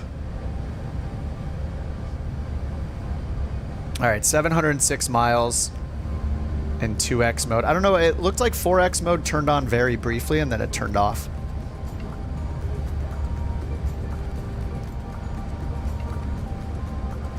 Yeah, if I keep spamming it, it like locks it at 2X. It keeps pulling it back to 2X. Yeah, YouTubers that fly all the classes on the airlines. Yeah. Who's the super... I forget the name of the super popular dude. The Asian guy that does it. Is it Sam something? But yeah, I don't really watch those. Sam Chui? Chi? Probably just Chi. Probably butchering his name. Yeah, yeah. I've seen those served up to me. I think maybe I've watched one of his videos, but I know he's like super popular. Flies all over the place. Pretty cool. Doesn't he also fly on like the worst airlines too? Or like he flies on like, does he only fly luxury or does he fly like wherever in the world he happens to be traveling? He flies on whatever planes are available, like from the best to the worst kind of thing. Okay, let's see how we see our all kinds. Nice. Oh, he lives in Dubai. How do we see our top of descent time? I guess we probably, it's either under performance. Oh, yeah, I forgot. You can click serve down here too, is maybe a little faster. I wish this camera was like this. Like this instead of only zoomed in on the touchscreen. But I guess it's not a big deal to click up here, I guess. Okay, so we got takeoff performance. I guess we probably just go under performance and look at our descent. So it just has our cost index and a cabin descent rate. So I guess we'll just look at the, it'll just be on the flight plan where our top of descent is. Like, I don't know if there's the equivalent of like a Prague screen or something. So top of descent 1833. And what's the time right now? So we have about 30 minutes in real time until top of descent. How's the A380? It's really nice. I mean, I feel like, I'm sure there are tons of details to figure out, but it's not it's not like the hardest thing to get started on, I don't think, because, yeah, I mean, FlyByWire is awesome and Airbus is awesome, and I just feel like I'm flying a giant 320. Like, I don't know what that whirring sound is though. I wonder if that's coming from the, oh, it is from the sim rate. Hear that wah, wah, wah, wah sound. Now listen when I turn it up. Easier than a TBM. For sure. And I'll turn that down a little bit while we're in cruise. That whirring sound. Finally downloading it. You might start from DFW. Yeah, we're just doing like an unrealistic flight that's not, you know, whatever. How far can it go?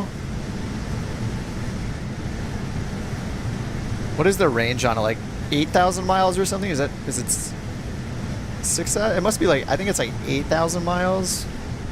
A380 range. Yeah, 8,200 miles. Okay. 8,200 miles, which is 15,200 kilometers. Would have been a great pay where, yeah. Dude, fly-by-wire, like, I'm the kind of person that whenever there's something for free that's so good, I'm just like, man, I hope these guys are able to pay themselves. Like, these guys do such a good job on this. I hope that it's, like, accelerating their retirement, or they're earning enough to, like, take themselves on a crazy vacation every year or so. Like, they deserve, like, I want everybody to be rich, you know? It's like, dude, like, if you're putting the time, you're making this incredible product, you should be rewarded for your effort heavily. Imagine if they made this like a $10 plane or something.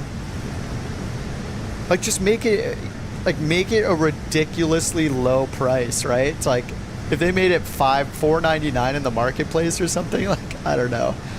It'd be crazy. They would make a killing and they'd get rewarded for their time. I mean, they do have the donation thing we were looking at earlier, but yeah. People that make great things should reap the benefits and get rewarded for all the awesome work they've done. Dev says, I took an A380 from Atlanta to South Korea, 19-hour flight. Oh man. I would need to like take a sedative or something if I was gonna, unless I was in one of these seats. How was it? Was it like the smoothest flight you've ever been on in your life? Like, I can only imagine a plane this huge, how smooth it is when it's up there and how quiet it is. Yeah, were you in economy? I do it happily. Yeah, I do it happily in first class, yeah. A $10 plane? It would be bad if it was a $10 plane?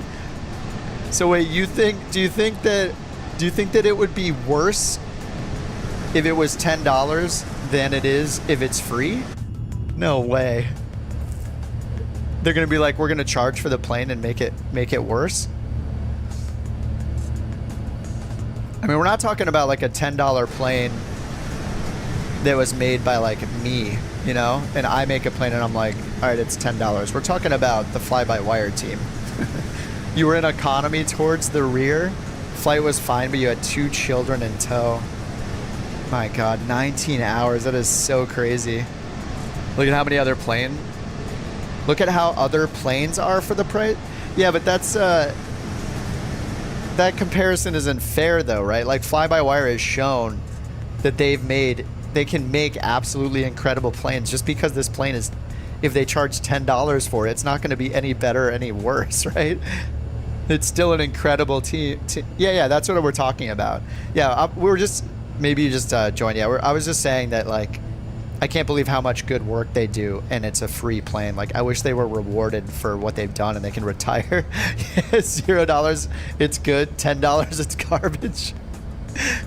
Yeah. No, like, I want their team to be heavily rewarded for all this incredible work. Like, wouldn't it be so cool if some of those guys could turn this into a job, or accelerate their retirement and then turn it into a job, or, you know, they could help pay for, you know, whatever they need to pay for in their lives, you know? It's just, I love that it's free because, yeah, obviously we benefit. The free plane is incredible. It's so good though.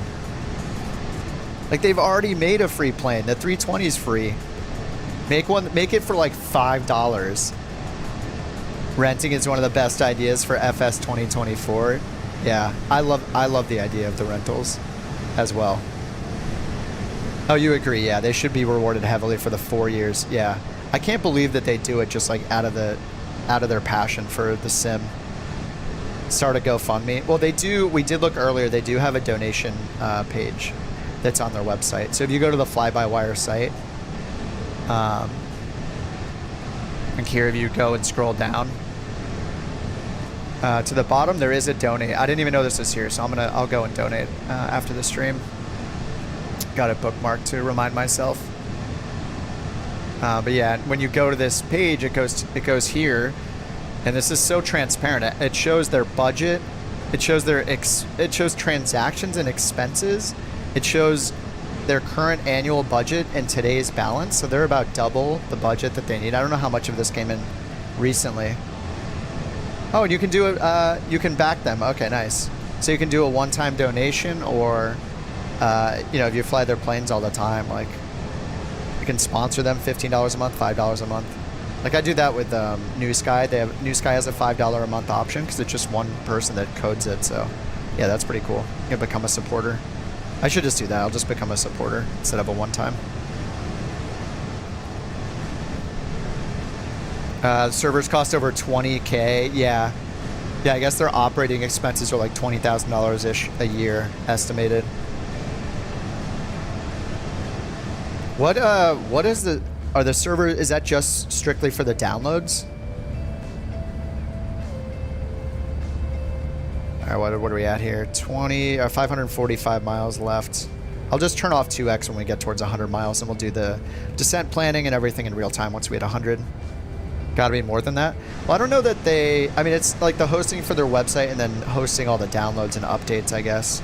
And they're also hosting like FSLTL. Like, that's a pretty hefty amount of stuff it downloads for FSLTL. Hosting, maintenance, yeah, capacity. Yeah, and maybe, yeah, it's just hosting and paying for Cloudflare for the launch. I think it's more than 20K, and they're probably not even paying themselves anything too, so yeah. It's pretty insane. I can become a backer after the stream's over. Other developers they're consulting with? I have no idea. I don't even know how big their team is or anything like that.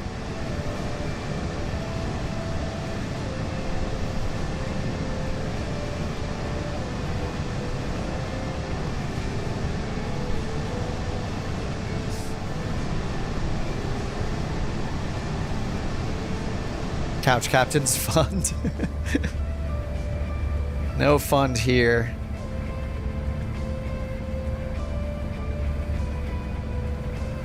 So, I don't know if there's any... Okay, so there's data, status, engine, nav database. It says FMS PN. Nothing yet. There's a debug. And then I think the rest of these don't have anything in them. Oh, position nav aids. Oh, this is where we get the VOR. Oh, nice. Okay, I didn't know this earlier. It thankfully tuned the ILS I did on the test flight earlier. And but I guess that's how you put it in, is here under position nav aids is where you put in your list of selected nav aids. All right, I'll have to check what this looks like once we... Wait, we did add the approach, right? So this is just maybe... I don't know if this is auto-tuning.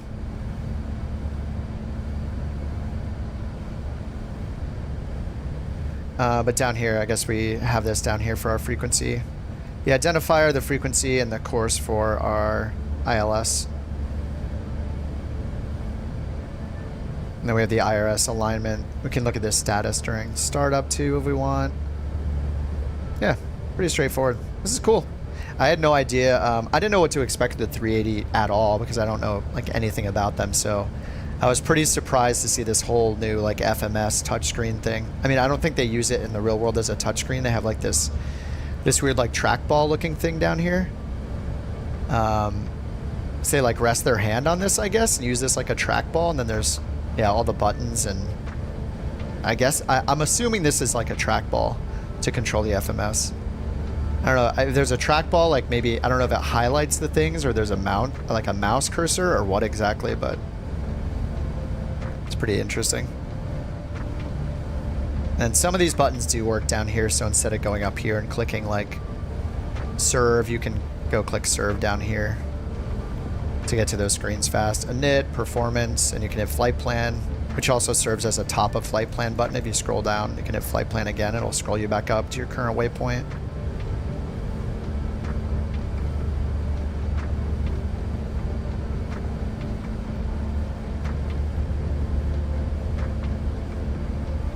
It's pretty cool. Firm grip controller like that means they don't press the wrong thing. Yeah, it makes sense. Yeah, it wouldn't just be like a little like clipboard with a mouse on it or something. Yeah, it's like a trackball they can put their whole hand on for stability, I guess. Yeah, it's cool. Pretty cool.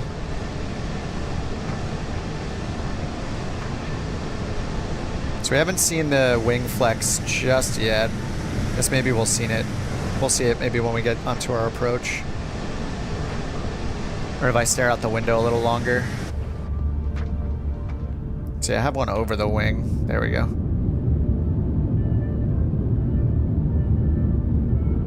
You wish you were rich so you could support I can't say philanthropy. I feel like I'm mispronouncing the word, but you're flat broke. I mean, those who can, hopefully they do, and those who don't, hopefully they don't. So, yeah, it's like the equivalent of like buying tons of lottery tickets or gambling when you can't afford it, you know?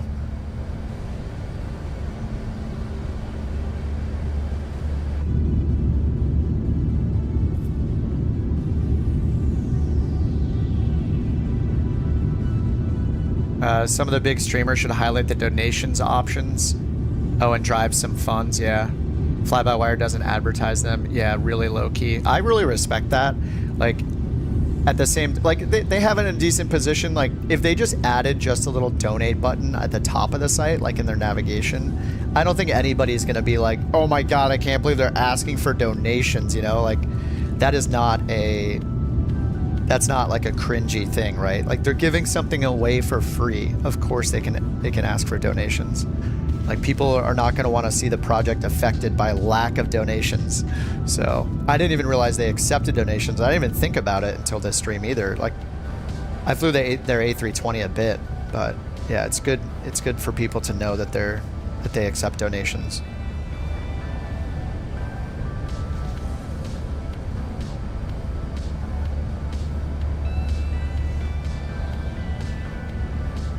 All right, 435 till top of descent. I guess we can just check the weather real quick. It's still on 2x. Looks like it refreshed it automatically. 53 Zulu, so we'll get a new one in about 25 minutes. Credit card swiper on the tablet. Yeah, there's a little like payment. There's like a square thing here with like a credit card sitting over here, and you touch the credit card and it like swipes it, and then it just opens up the donation site in your browser. Pay to land. Pay to land. I see you've enjoyed flying our A380 up until now. So you want to land the plane. Insert $1. Distance to top of descent. I don't know if there's a cumulative distance. We have it here though, so we can see top of descent on the flight plan is at 1832. So we just compare that up here with the UTC time, so we know it's in 30 minutes, 31 minutes or so. But I don't know if there's a full like progress screen. I think there's wind, init, performance. Did any of you guys know, is there just like a countdown for top of descent anywhere? Oh yeah, we also have the time down here too. I don't know why I looked up here when we have the same time right down here on the center screen. Pay to land. It's Squawk 7700 unless you pay. Yeah, you're on VATSIM and it's like, hey, you aren't approved for emergency operations. You're like, no, I need to pay on the 380. I need to pay. Play ads on the EFB until you pay for it. I love all these ideas. Just to get their team more money. They deserve it.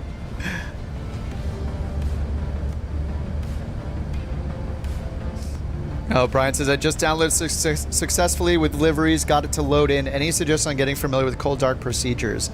I mean, you could basically just follow the A320. I would just basically follow the A320 checklist. The only difference that I've noticed so far up here is like, you're going to oh, what? Why is battery 2 off? Whoops. I mean, just like an A320, you're pretty much just going to extinguish all the white lights. The main difference is like you have to find these ground power buttons here, 1 through 4, external 1, 2, 3, and 4. I'm sure there'll be a checklist. There might already be a checklist that was made, and I'm just in it for my second flight, basically. Been off the whole time. We're fine. It's all good. There is a very simplified checklist in here in the tablet, but it doesn't give you too much. These are just like the super major, kind of the major things you want to remember. You know, this is almost like the equivalent of like a yoke checklist in the Boeing. Just the major items. Panda says, did you have issues calibrating the throttle? I didn't. The only issue I had was that I made the mistake of waiting to do it when I was already pushed back with the engine started. So because of that, it's a good idea to do it when you're parked. So is it under aircraft options? Where is it? Sim options? Yeah, sim options and then calibrate. Yeah, I would do this before you push back, before you do anything. Like just do this when you're cold and dark, when you first start in. Go down here and hit calibrate. I didn't have any issues doing it. I turned the reversers off. The reversers are on the axis by default. So unless you have like an Airbus style throttle that has physical detents in it, or like a Honeycomb Bravo that has detents in it, you have like the detent add-on, I would turn off the reversers on axis because you'll probably want the idle position of the throttle to be idle. And then when you set it, so you'll set it by moving it to the idle position physically, click the idle button here, move it to idle, and then I raise the bands. So I turn these bands up. Actually, are they? Okay, it looks like I only did it for one. I turned the flex band to be huge. Like, I hate having to fish around and figure out where the detents are. I might even modify this later so there's, so it's way wider so I can just like get into the detents easier. But yeah, you can change the dead band down here. You have to do it, I think, for all 4. So yeah, just start at idle, click the set from throttle button each time, and if you want to change the dead band, you'll click here and change the number and then hit set from throttle again. I think you have to do it on all 4. Then hit climb, move it up to where you want it, click set from throttle. So you have to do it for all 4 positions. And then if you want, change the dead band before you hit set from throttle. And that's how big this band is. You can see I did it on flex. I put it to 0.15, so it's this huge range. So I don't have to like hunt around and, you know, I don't have to worry about being super precise. Yeah, you love the tablet? Yeah, their tablet is great. I like this pin section over here too. Like when you pin the charts, you can get back to them. Speaking of which, I should probably figure out where we are and where we're going. Haven't really looked at anything. Okay, we're on our way to Geeky. Then we have top of descent. So we got, this is in 2x, so 11:11. So we got about 10 real-time minutes until we get to top of descent. 328 miles. So I'm just gonna wait until we get to like a little over 100 miles and bring it back to 1x. No coffee? Oh yeah. Yeah, doesn't the other one have coffee right here you can click? Or is it down here? Yeah, it looks like we got several drink holders. Oh, are these for Red Bulls? Look, this is for a coffee cup. These are for 2 Red Bulls. Only one of them is sugar-free, and you had to fight with the first officer for it, though. The other one's one of those gross, like, super colorful flavors, like the yellow one or something, that nobody wants, and everybody always wants a sugar-free. But, yeah, you had to Rochambeau the first officer for the sugar-free.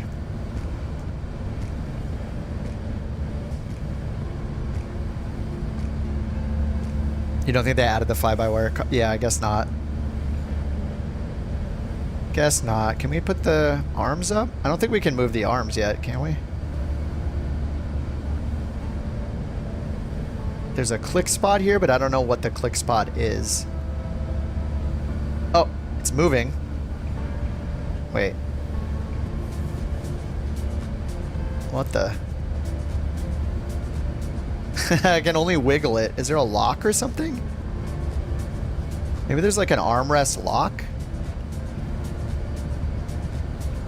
It like moves a little bit. What the? Oh no. Okay, as I'm pulling it down, it's moving it ever so slightly. We'll get it up someday. Come on. Oh no, it stopped. Don't click on the window latch. I did accidentally click on the window latch on the ground on the first flight, like right here. I think I don't know where my camera was exactly, but somehow I just turned and it accidentally hit that hotspot. Yeah. With the max, I learned my lesson with the max. All right, 289 miles. And where we were direct Geeky, and then top of descent. Then we have Snuggle, Ninja, Darb. So Geeky starts the initial, or is the transition point for the arrival. We got 290 knots on the way in. Okay. I wonder if it'll do 290. We have to override it. So 290, 290, between 24 and 30, 20 and 23. And then all the asterisks, I believe these mean that we will be at that altitude at that time, and it can successfully do the constraint, right? It would be nice if we could see the constraints, but I think we have to click in to see them. Constraints. Yeah. 240 to 300. I wonder if there's a way to like go between each waypoint. Oh, yeah, it's right here. I'm smart. Oh, okay. We can just click this. Is there a way to change the waypoint? So yeah, that's kind of nice, especially if you have this on a second monitor or something like that, and you're not using the EFB for the charts, or you just have Navigraph open. You just have to click a bunch of times, I guess, here to go through each of these to look at the constraints. 14 to 12. And then, do we have to hit speed? Yeah, okay. So there's a different tab for altitude and speed restrictions. So here we see the 270. There's the 290. Garcia, Boov 250, Isabel 250, Sock 230. It's not too bad. It's a lot of clicking. There's Garcia 270, Isabel 250, Sock 230 at 5,000. Yeah, I guess you have to go back and forth between these two. Maybe that's something that will show up in the flight plan later. But yeah, we just see the estimates of what we'll be at. But I guess the asterisk is telling us that we're gonna be at the correct altitude for that constraint as we pass by that waypoint. So, Jewel says there should be a number on top of the armrest, so you can always set it exactly the same. Oh, like a memory position. Oh, this. Oh, I see. So you like flip this. You're like, I'm a G3 kind of guy, and someone else is like, G3, loser. You're a lightweight. I'm a Charlie 9er, and then you're like, oh man, that guy's a Charlie 9er. So you set this to C and then 9, and then what does it prevent? It prevents. Then you what? Like move it into position and it locks it there. I'm gonna need to buy one of these in real life to learn how it works. Or how much one of these seats would cost in real life. $20,000. Yeah, I'm sure they'll make it so you can like. Wait, is it actually functional? I can't click the top, right? Am I supposed to be able to actually use this? It just seems like it's not finished yet. I can move it like 5 pixels at a time, and then it kind of locks. Anyway. I mean, this thing is awesome, man. I don't know how much I'll fly it, but it's kind of fun. It just feels like any other Airbus, and you know that you just, you know, it's just more about looking impressive than it is about flying it well. Like I'll just use auto land on every landing, even if it's a Cat 1.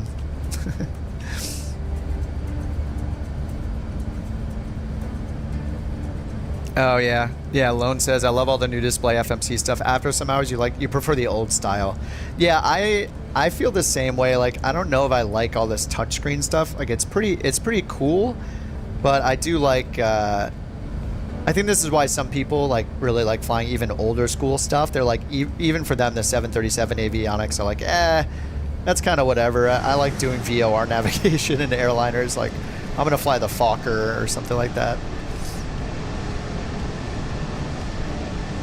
But yeah, I feel the same way sometimes. Like, I like the extra challenge of like flying the 737, for example, over an Airbus. But man, I'm not great at it. I'm not good at it. I got a lot of practice to do. Assemble our own A380. They just said in the tailpiece. Yeah, I'll bring the chair. Luke says, I think I got a bug with altitude and nav. Are you on auto throttle? And are you using the legacy, or sorry, auto thrust? Is auto thrust on, and are you using legacy mode? Are you like clicking to make sure you're in managed mode? Double check that you have, double check the FMA here, like the enunciations for the actual autopilot over here to see what modes are active. Chris is asking, I don't know that I can answer this, but Chris is asking, what situations do airline pilots have to take manual control? Are pilots the backup system? So I think in the Airbus, it has like, what is like normal. I was watching a Mentor pilot video on this recently. He was going through, it was like Mentor Now on his second channel. He was going through the like safety between Boeing and Airbus, and the conclusion was they're basically the same safety record wise. But he was talking about the Airbuses, like normal, alternate, and direct laws, I think they are. So pilots are like always there to take control when if the systems fail. So in some, like if there are failures, the pilots are there to take control. And how I think of it is kind of like even flying. I'm only a sim guy. I only game and play the sim. I've never flown a real plane. But how I look at it is almost like how if we're flying a G1000 in a small plane and you're flying a GPS approach, there are different levels of the GPS approach based on the capabilities of the plane and its navigation systems. And when those systems have a loss of precision, for example, you have a way you react to it. You're like, okay, our minimums for this approach are now lower. We can't fly as low in this weather because of the degradation in our systems. And then in something like an Airbus, like this is infinitely more complex, but there was a really good video, yeah, Mentor Pilot's video. He was talking about the different systems here, normal law, alternate, I think it's alternate law and direct law. And so if there are problems with the systems, it will fall back and less things will be automated because it's incapable of automating them. And so it has all this logic it follows where at some point the pilots do need to, if too many systems fail, whatever systems are unable to be used safely by the computers anymore, the pilots will take control. So I guess direct law is like the lowest law in an Airbus. And just what I remember from that Mentor Pilot video. And he was saying that, yeah, direct law is where the pilots essentially are flying it in like a very, just like, as it implies, a direct way, as if they're controlling all the flight surfaces manually. But yeah, in terms of like day-to-day flying, generally pilots are flying manually when they take off. You know, when they're rolling down the runway, every time the nose lifts up and they take off, they're flying manually until a certain point when either they're like, whether it's a private pilot and what their personal limits and comforts are versus an airline pilot and their company and the standard operating procedures of their company. Depending on all those things, they'll have a time when they normally turn on autopilot. So, and that's going to depend on like the weather too. Like they might want to hand fly it to a certain altitude or a certain waypoint until they turn the autopilot off. They might turn it on as soon as they get 1,000 feet above the ground, and they, you know, the gear's up, the flaps are following their flap retraction schedule, and they just turn it on.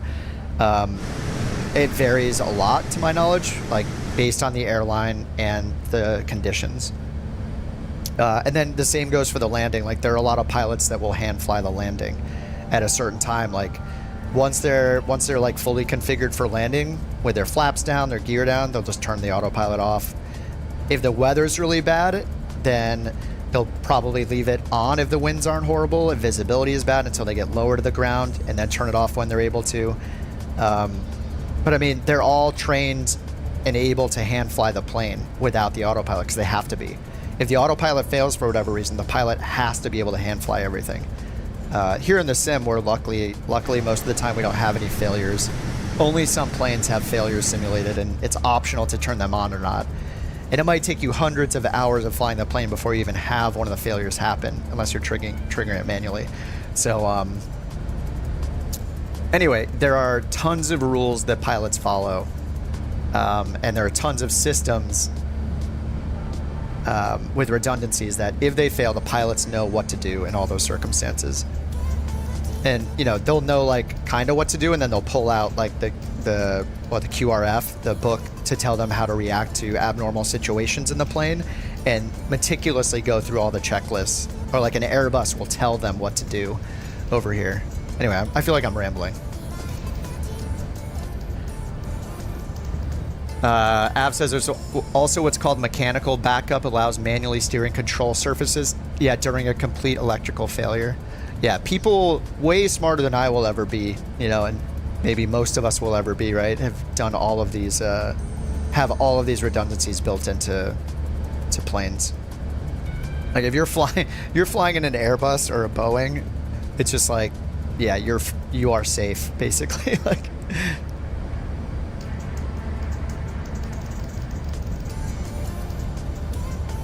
Where are we at? 147 miles. Okay, I'm gonna go back to 1X.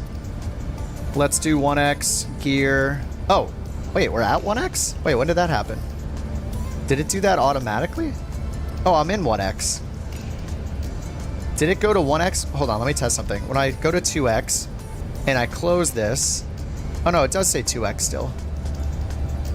I don't remember changing it to 1X, but we're in 1X. Okay. What's up, Galaxy? How's it going, dude? Hi. Fish with the first message of the night. What's up, Fish? Boeing equals safe. KIP 2024. I mean, it is. Like, at any moment, there are how many planes in the sky? How many flights are done per day? It's extremely safe. How do you have the chat show up on the stream?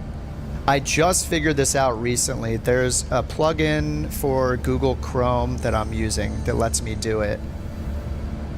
The plugin is called Live Chat Overlay, and they have instructions. So just Google Live Chat Overlay Chrome extension, and yeah, basically I click on your messages in the chat window, and I spent quite a bit of time customizing the CSS for it myself. But yeah, I saw it on one of there was a live plane spotter that was using it, and I thought it looked cool. And I'd seen it once before, so yeah, just look up Live Chat Overlay.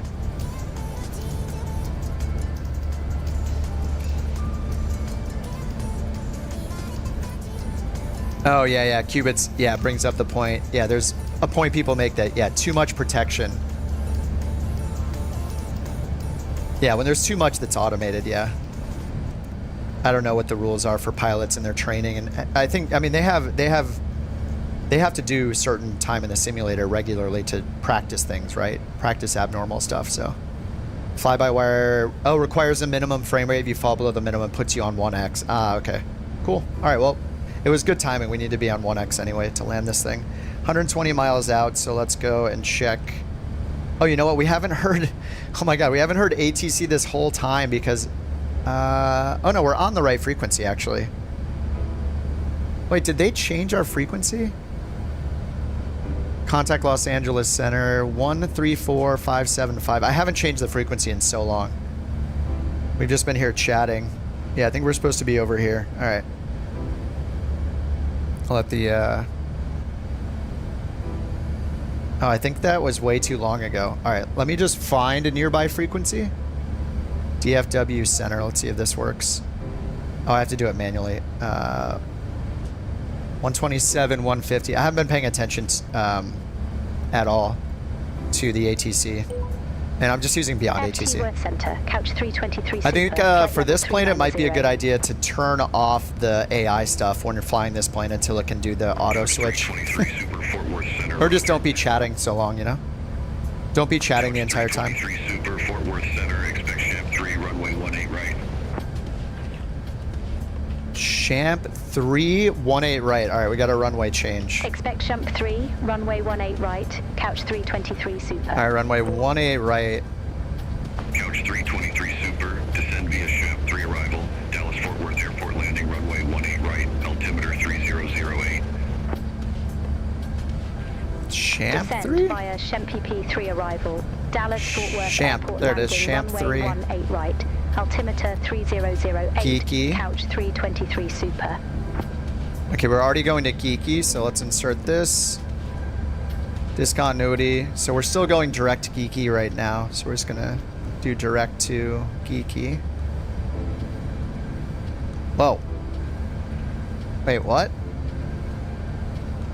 Wait, how am I at the... Wait, what is happening?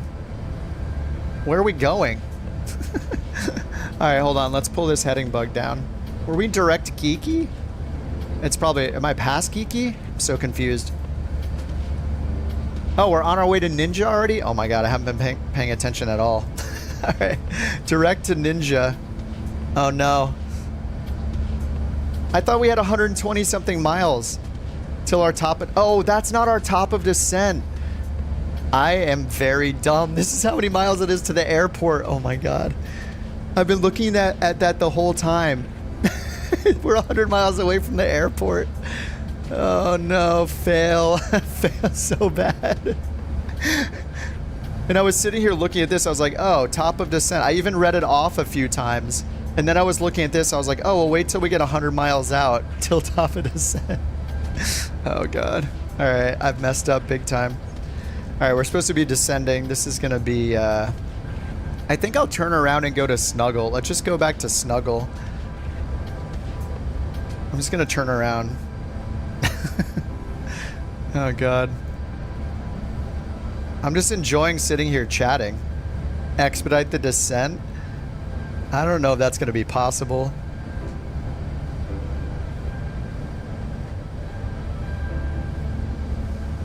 There's not even an expedite button, is there? Okay, so let's just get down to, I think it was 5,000. Open descent. We'll see what happens.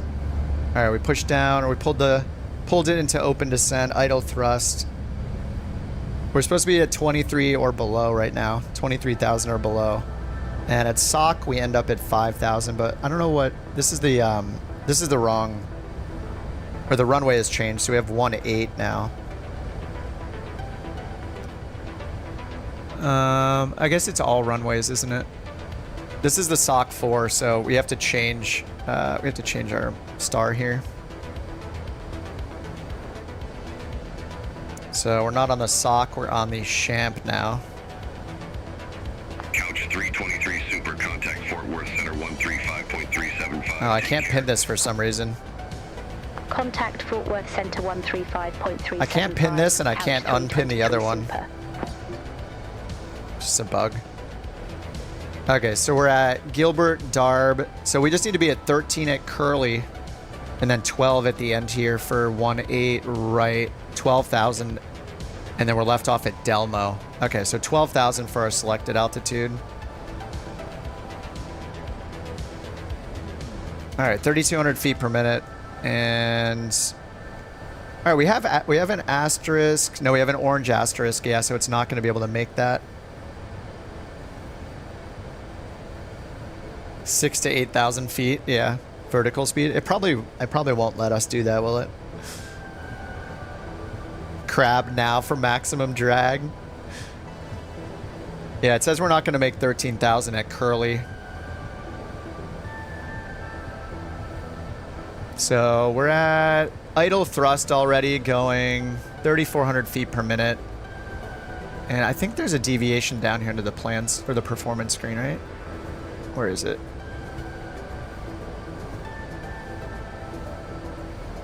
It's under performance descent, right? I thought I saw this before. Oh no, it's under the approach vertical deviation. All right, anyway, let's get the approach info in. So we're gonna expect 18 right ILS. So let's go here to approach. 18 left, 18 right, cat 3. Heck yeah.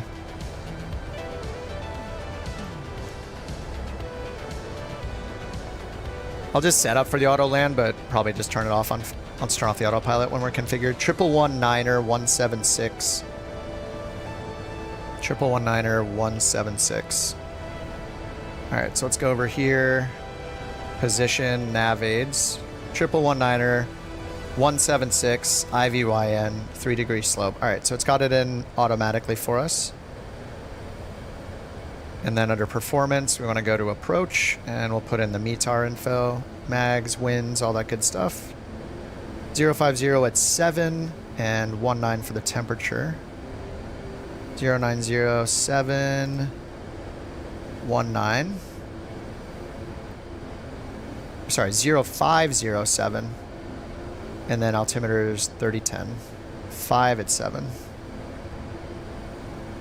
And 3010 QNH. Okay.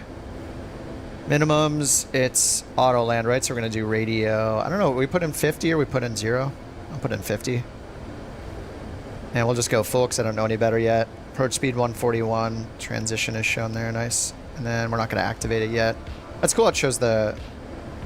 Wait, headwind is -4. We're going to have a tailwind, 4-knot tailwind and a 6-knot crosswind. Can't believe I messed that up. 71 miles from the airport.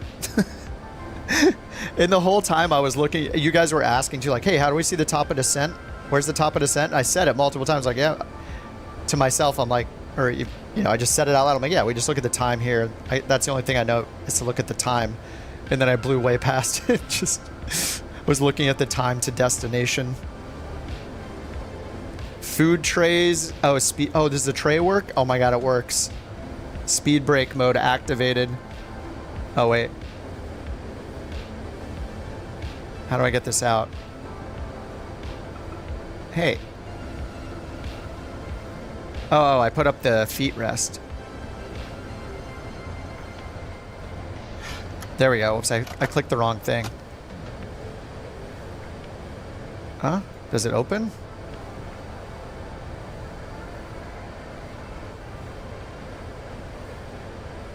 Wait, is that... Why doesn't it flip open? Oh, there we go. Got it. Oh, yeah. Yeah, we need options for putting food items on this.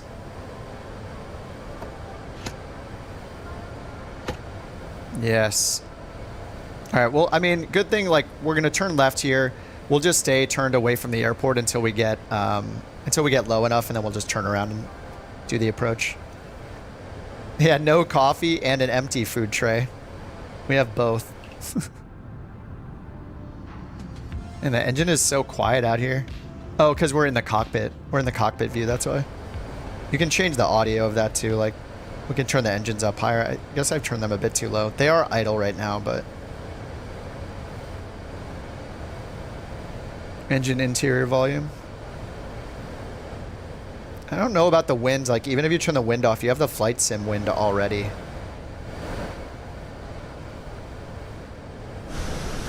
And then there's exterior volume as well. I don't really hear anything. It's so quiet. FS Reborn has food. Yeah, the food on the back tables. Yes, I love it. I forget, doesn't it go away too? Like, it comes out, there's like croissants out there and then a coffee. Does it? I should know this. I love that plane so much. I think it goes away, right? While you're flying, the food disappears. Pretty sure. Okay, so we're gonna be left off manually, course at 355, and then we'll just keep flying that direction until I get low enough. Can't believe you have a couch livery. Oh, that's all Av. Av is incredible. Av made 2 of them, actually. This is the second one. The first one is on the thumbnail. And the second one is this blue one. 2x so we can see others landing. Yeah, I do want to watch you guys land. Yeah, that's a good point. Yeah, let me go back to 2x. I agree. Good point. So hopefully I can get down before you guys. I mean, I probably won't. We'll see. Jules says, I want to know how BeyondATC determines. Yeah, real world landing is north. Yeah, and it gave me 1-8 right. Did you get... Are you guys using BeyondATC, and which runways did you guys get? Did you guys get... Did you get 1-8 right or what? What's up, Beanie Baby? All right, I'm in 2x. We're at 18,000. All right, what's the altimeter again? 3010. All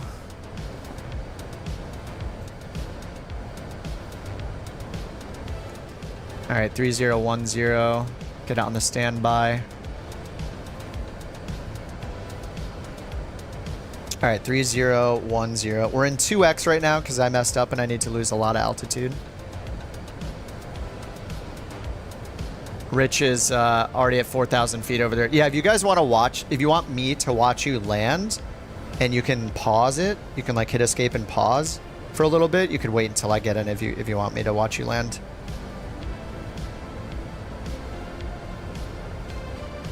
And did we get switched over to another frequency yet? Oh yeah, it's not auto switching me, so I can't use a shortcut for it either. It doesn't work. 323 Super, descending via Shump 3. Alright, I'm gonna slow to 1x again. Dog activated. Couch Tree 23 Super, Fort Worth Center, roger. Couch Tree 23 Super, contact Lone Star approach 118.55. You blew this flight as well? Approach, Couch 323 Super. I mean, we're just having a good time chatting with each other. It's fine. We're just here hanging out. Bound to forget something. All right, 12,000. Sorry, what did they give me? Let me double check. They gave me the approach frequency. Contact approach. Let's switch the frequency manually. Lone Star, Couch 323 Is this the only flight? Super. Good day, 12,300 with information, Papa. We could do an... I think we could do another short one. I think it'd be good to do another short one. Activate the doggo. Yeah, I kind of want to do a second one. We'll do a very short one, though. Like, it'll be a ridiculous, like, 600-700 mile flight. It'll be stupid short in terms of distance. Yes, doggo activated. 23 Super, turn right, heading 360, descend and maintain 6,000 feet. Vectors for the approach, expect further clearance in about 2-3 miles. All right, 6,000. We're not going to do the turn, though, because we're not nearly ready for this approach. Couch 323 Super. I don't know how to do the auto braking yet. I'm just going to put it on 3. There's no landing performance calculator, right? There's also this other mode I Googled a little bit, BTV, brake to vacate.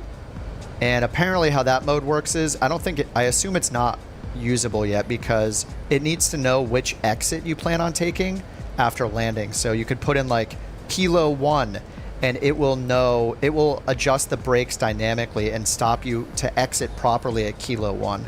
So it's like it's braking that is based on which exit you plan on taking from the runway, which sounds awesome. But as far as I know, you can't define that yet. Oh, it works. You need the guide on their site. Oh, it does work. How do you put in which exit you're taking? You use the zoom map to do it. Oh, okay. You go to the zoom map and you switch and you like click it. I assumed it didn't work. That's crazy. Okay. Let's get our lights on. We're at 10,000.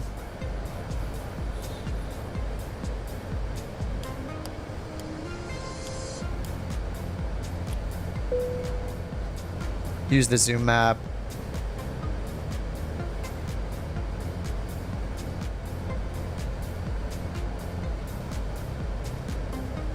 All right, I'm not in 2x anymore, right? I'm not. Okay. So do I have to go to plan and zoom in? Can I click this? Oh, you can click this. Nice. Okay, so we're supposed to land on 1.8 right. There's 1.7. Oh, nice. It's highlighted. Holy crap. Oh, for BTV select exit. What? Okay, this is intuitive. So if I click it, it says right here, for BTV select exit. So I don't know how fast. Let's just choose Echo 6. I don't know. What does ROT mean? 62 inches? Whoa. Ah. It's... Okay. So let's see. If I hit Echo 3... Yeah, what is ROT? Rate of turn, maybe? 38 turnaround. Echo 4. I'm just going to choose Echo 6. It's like halfway down the runway. A little more than halfway. Or I could choose Echo 7, choose the furthest one. That is so cool. I had no idea that was implemented. That's rad. All right, well, I'll just choose that for now. I choose a far exit. Turn right, heading 105. Intercept the 18 right localizer. Descend, maintain 3,900 feet. All right, 3,900 and turn. I'm just going to do a direct. 105. Intercept the 18 right localizer. Descend, maintain 3,900 feet. Couch 323 super. All right, so we got 2,400 for the FAF, and then Ickle is up here.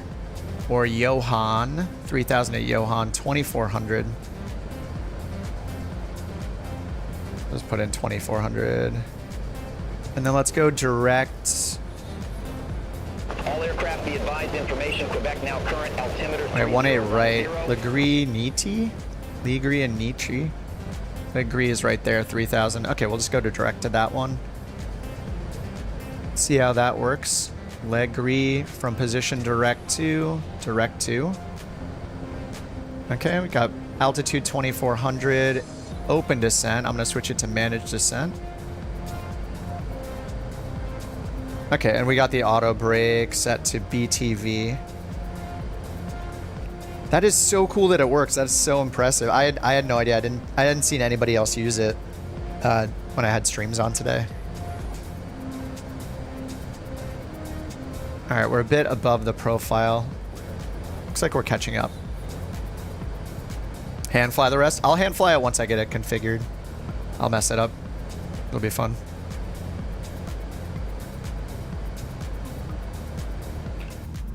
Sorry, I've been a little lacking on the camera views today for this kind of first on-stream flight.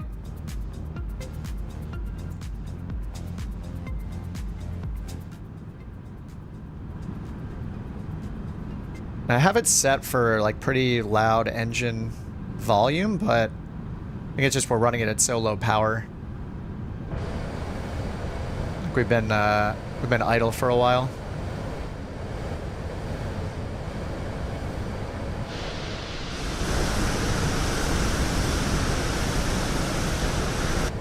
All right, so let's hit intercept the localizer. Oh, we don't have it yet because I don't have landing system on.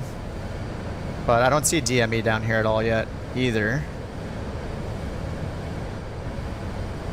We are 19 miles out. We should get DME, right? Oh, there it is right there. All right, there's the localizer. All right, loc, ILS, and 21 nautical miles on the DME.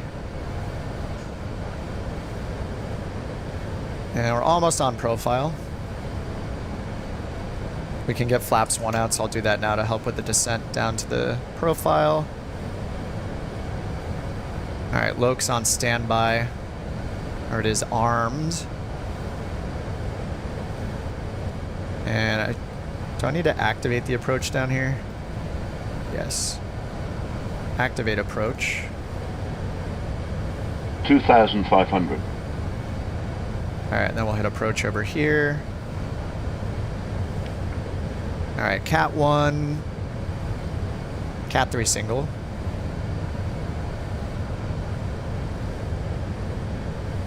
So we got altitude GS, we're still descending. We are above profile now, and the ILS is more than 2 dots above us. So we're at 500 feet per minute now.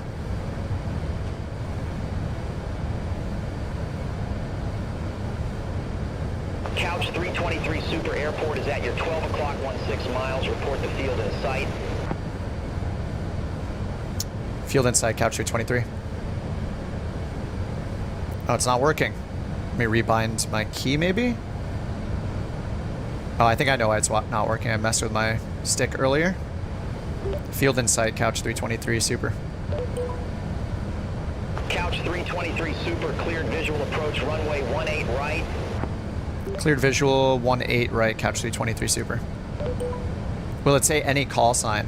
They added ours for our VA for us. You have to get it approved. They made some website where you can go and like submit yours or something. Ours got added before then though, because one of them happened to be watching the stream and they added couch as a VA call sign for us. But yeah, you can request it. Make the visibility bad? No way. What do you think? I'm crazy? No, I need a chance. I need more than a 3% chance of landing this thing. We could fly into some really bad weather next, though. That would be fun. We can see if there's some really crappy weather somewhere in the world and fly. I'm not against it. I love flying in horrible weather. Okay, let me get flaps 2. We're still more than 2 dots below or above the glide or below the glide slope. Couch 323 super, contact Fort Worth Tower 134.9 or take care. 134.9 or couch 323 super, see ya. Super, see ya. Alright, over to tower. Forward tower couch 323 ILS 18 right. Oh, I forgot the super. Couch 323 super, Fort Worth Tower, wind 045 at 7, runway 18 right, cleared to land. 18 right, clear to land, couch 323 super. Alright, I'm just getting everything configured early. Couch 323 super, cleared to land, runway 18 right. 18 right, clear to land, couch 323 super.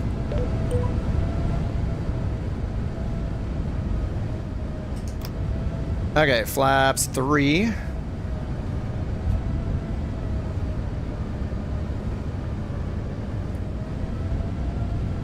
Still not on the glide slope, but we're almost a dot above, or a dot below. Alright, 1 dot below, or it's 1 dot above. Okay, full flaps, spoilers armed. That's all checked. And set our go around, or get ready to set our go around. 250, 3000. Alright, there's GS star, 3000 for the go around. Set it back to thousands. Let's make sure our lights are good. Seatbelts on, landing lights on. We'll do the wing strobe on. And do we turn this to start for landing? I don't know, normal or ignition? This is helping, right? I don't know, let's leave it on normal.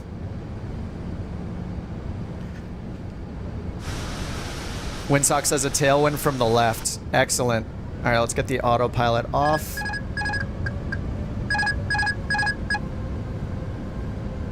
All right, autopilot is off.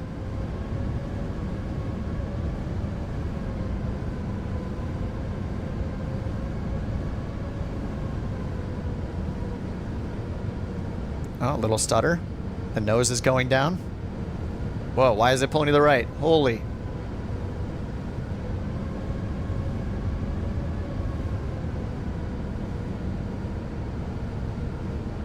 This is, well, why is it? It's just random. Whoa, it's pulling me super hard to the left. What is happening? 1000. Why? I have no idea what it's doing. It was just pulling, it was just banking super hard to the left randomly. Oh, God.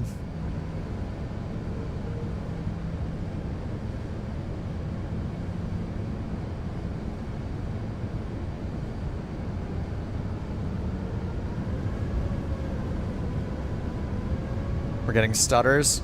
Lots of stutters.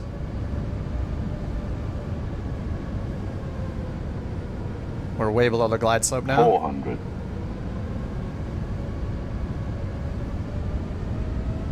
This is very stuttery, and I don't know why it keeps like, it was like, it felt like somebody was like banking left when I wasn't touching anything. It was weird. Yeah, like right there. Why is it just commanding a left bank? Yeah, right there again. It's just super hard banking left. I'm almost full stick to the right now. What is happening? Dude, I have no idea what's happening with this. I'm trying to bank left. Nothing's happening. Holy crap. Dude, I have no idea what's going on with this thing. This is ridiculous. Why is it... It's like putting in commands for me. What is it doing? The autopilot is off. It doesn't feel like the autopilot's off. We're going around. I don't know how to explain this. The thing is like it's doing things that I'm not doing. I have no idea what's happening. That is so weird.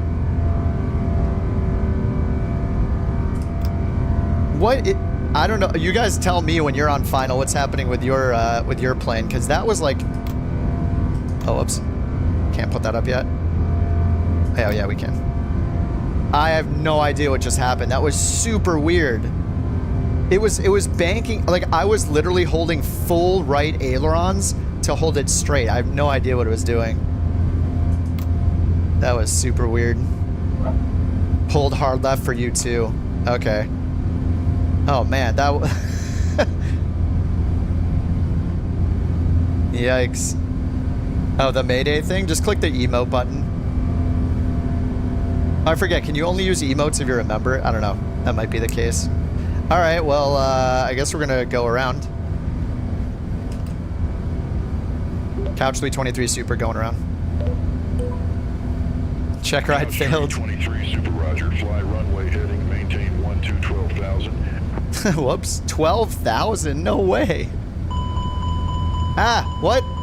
Oh, I'm in toga. Oh, lever to climb, lever to climb. Oh no, we're going 380 knots. It's over. Wait, why does it say manual thrust? Auto thrust is on. We're in the climb D10. Okay, we're gonna go manual. We're gonna go manual. What is happening? All right, we're in manual thrust. We're in manual thrust. Be quiet, be quiet. Manual thrust in an A380. Why did it exceed? Okay. Couch tree 23 Super Fort Worth Tower. Say again, Couch 323. What is? 23 Super Fort Worth Tower. Couch 323 Super. Everything's fine up here. Negative 12,000. 12,000, Couch 323. Why would we be at 12,000? 23 Super, contact Lone Star, departure 1855, speak soon. 185, wait, say again, Couch 323. Couch tree 23 Super, contact Lone Star, departure 1855, speak soon. 118.55, Couch 323. I don't know what was happening. That was some super weird stuff. 2X? No, I'm not on 2X. No, I turned it off. No, not in 2X. I turned it off before we even turned parallel to the runway. That would be something I would do though. No. Rudder trim, 0. Rudder trim's at 0. Lone Star departure, Couch 323 on the go. Is that how you say it? Couch 323 Super, welcome back. Continue. Continue, Couch 323 Super. Alright, maybe I do need the auto land.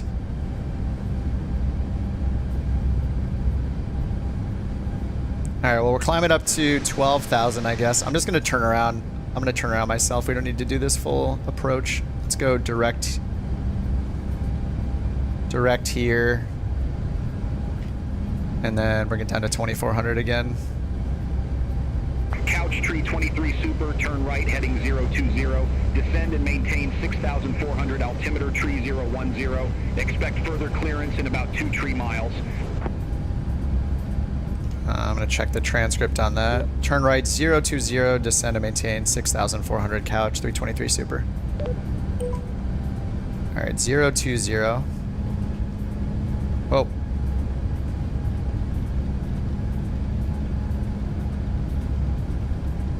Alright, maybe I won't do another flight because this is going to take like another 20 minutes. 020. That just got us going straight ahead.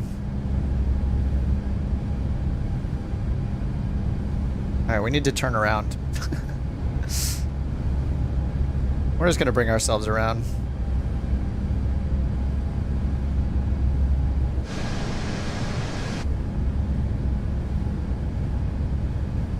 Alright, here's our turn and then back to Legree. What's up, Rick? He gave me a super welcome back. Super talk soon. Here's Porpoise on auto landing, pulled right on manual. Yeah, I turned it off pretty early and it was smooth for a little bit and then suddenly it was just like, I needed a, I was just, I don't know, I was making corrections constantly. It was, did not feel good. I'm gonna bankrupt New Sky. Oh yeah, if somebody crashes, it's not gonna be good. Oh yeah, I should be descending now. All right, less chatting, more flying maybe. My priorities are out of order. All right, we're bringing it around. Yeah, it did not feel good hand flying it at all. That was kind of terrifying. That was not fun. Where are we going? I did 6,400 open descent. Oh, autopilot's off again. What is going on? What is happening? We're in climb D10. American 2811 heavy What? Lone Star approach, altimeter tree 010, expect the visual approach. Okay, 200 on the speed. I have no idea what's going on here. 010, expect the visual approach, runway 13. You do have to pay to land. Okay. Thank you. All right, well, we're flying manually now. Again.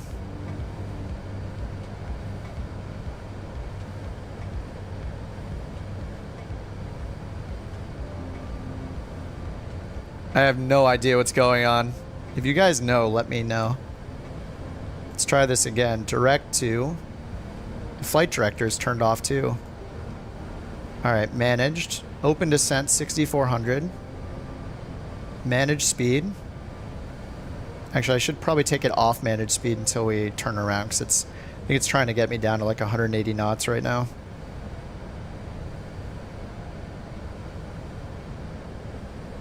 Can you get out? Yes. Yeah, we're turning right. We're turning right. We're going to go back towards the airport. Airport's right. Is that? I don't know if that's it or a different airport. Yeah, that looks like it. Anyway, we need to get down to 3,400. 2,400.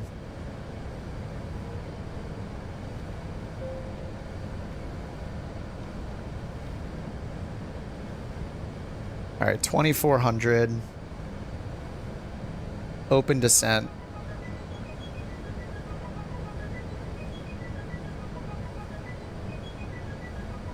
Actually, that wasn't the airport. That was a different airport, isn't it? Is that it right there? Couch tree 23 super, turn right heading 040. Right heading 040, couch 323 super. What's up, Tim? Yeah, the A380 is free. Just download the FlyByWire app and install it. Worthy of a mentor pilot episode. Flight assist? Flight assist? Oh no, did assistance options get reset? No, they didn't. Oh, that does happen sometimes. Sometimes these get reset randomly, like when there's an update or an AirAC up, it changes this to all assists. No, I don't have... Couch tree 23 super, turn I have left turbulence heading on medium 045. from last time. All this auto stuff is off, assisted all. It feels like I have it on though. It's kind of weird. Turn left, heading 045, couch 323 super.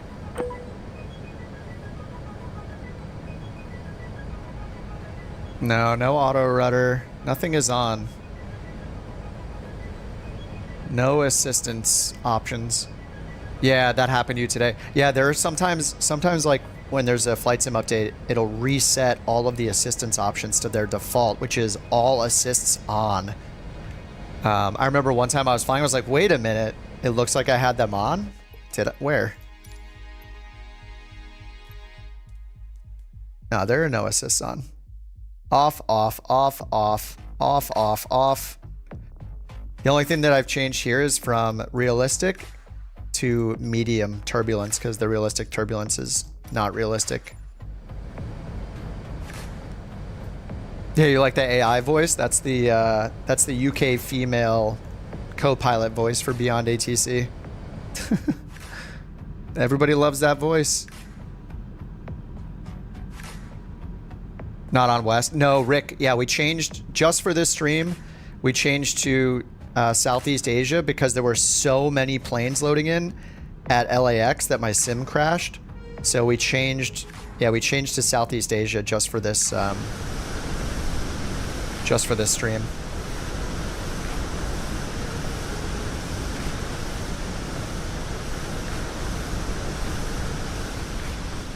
All right, we'll try it again. I don't know if I think I'll wait to turn the autopilot off until we're at like 1,000 AGL because there is something, something's not right.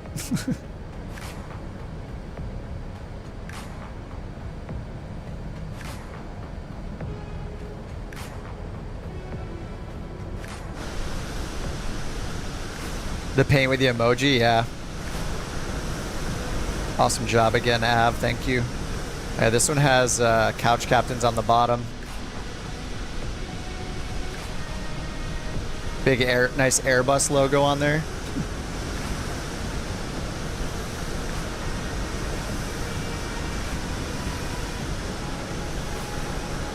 Funny to watch all the A380s. Yeah, if you just look at Volanta. The map in Volanta is absolutely insane. I don't think I've ever seen so many planes on Volanta. You zoom out, it's just like one giant blob of blue. And they're like almost all A380s. It's insane how many people are flying right now. Oh, you think it might be performance related?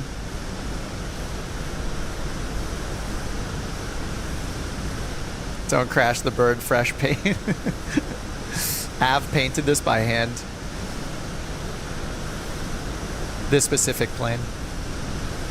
Yeah, realistic turbulence where a hurricane spawns right at the threshold, 10 feet off the ground. Yes, exactly. My ping on the server, it's like 200. But I mean, that shouldn't affect anything other than it sending my position to the server. Like maybe it'll be laggy in multiplayer. And that shouldn't affect me flying the plane, like on the client side. I mean, I don't know if it does or not, but it shouldn't. Shouldn't being the keyword. Yeah, I'm not certain that it doesn't. All right, let's try this again. Maybe I'll turn on the auto land, but then I'll just turn the autopilot off a bit lower down. I'm not sure.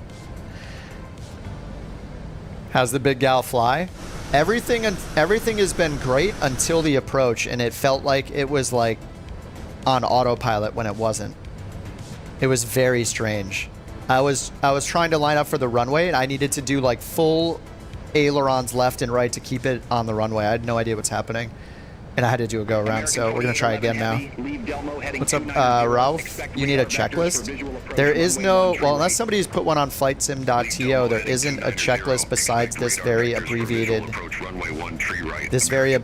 one. But this is not super helpful. I would just use an A320 checklist.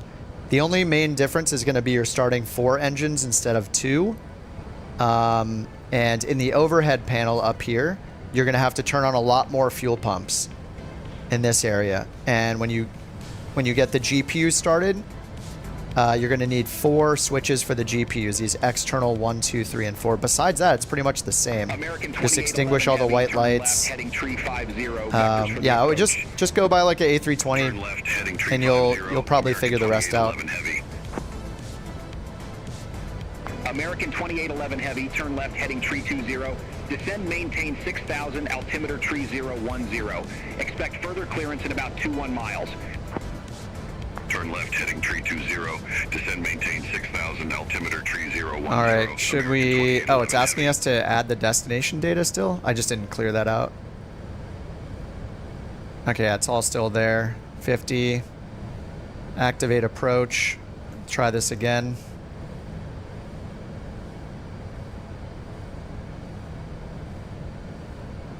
We're just holding our speed at 200 ourselves. Everybody is... I'm not going to see anybody land. It feels bad. Maybe I'll have to go into overtime and do another flight. Couch tree 23 Super, turn left heading tree 50. We're not going to listen to them. Left heading 350, couch tree 23 Super. Let's put put the co-pilot in control. We're not really going to listen. We're just going to turn and land. Well, we're going to attempt to land. Oh, actually, we do need to go outbound there, right? we need to go outbound a little more.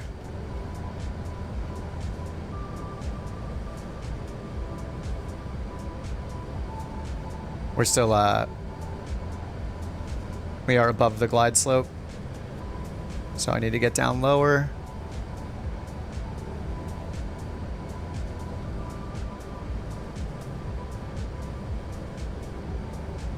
$4,000, then 2,400. I'm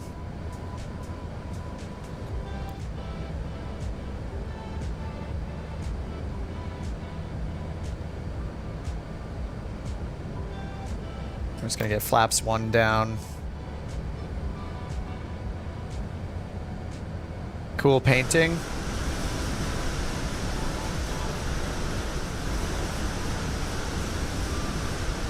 Is pretty nice. Pretty nice.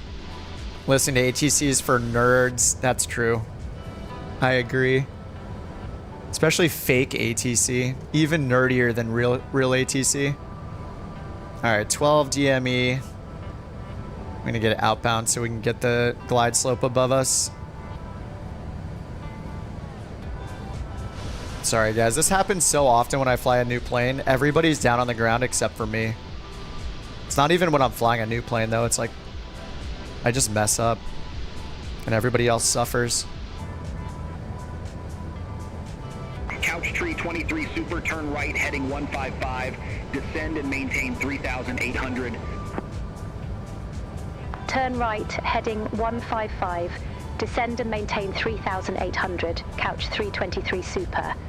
Alright, we shouldn't do that yet. We need to get further away. We're still a dot above the glide slope. I'm gonna wait until it's a dot above, or we're a dot below, and then we'll turn around.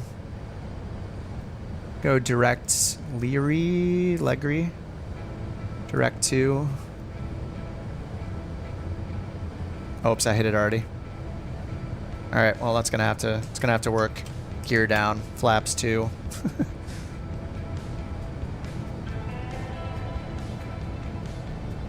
2,400 was the final altitude. Localizer. Okay, Locs in blue. Just getting it configured way early again. So did you guys mostly hand land it, or did you auto land? It sounds like a few of you had the same problem, so I'm glad it's not just me.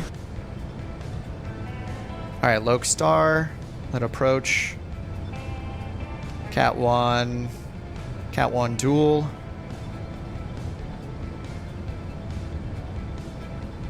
Couch tree 23 super. Airport is at your 2 o'clock 17 miles. Report the field in sight. Field in sight, couch 323 super. Couch tree 23 super, cleared visual approach, runway 18 right. Cleared visual approach 18 right, couch All right, let's try this again. Super. We're 16 miles out, almost fully configured for landing. Alright, Alt Star, Loc. I'm gonna wait a little bit on the flaps. We got flaps 2. Qubit says I auto-landed, didn't want my first flight to be a total fail. Yeah, I might need to auto-land it just because of how crazy that was on final. That was scary.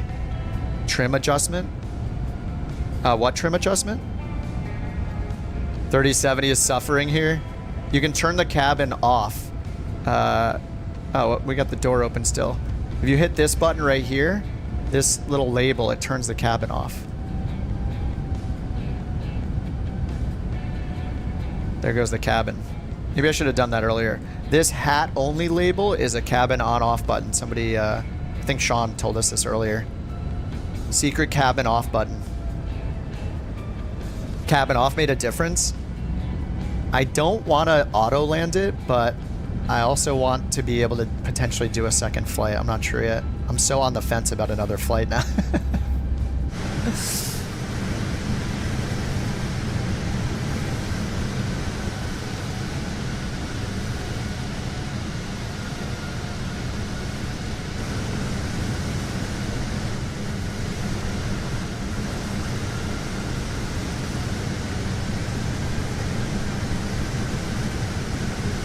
Among Us button? What? Please put away gold bars and caviar trays for landing. True. Look at this beautiful seat we have.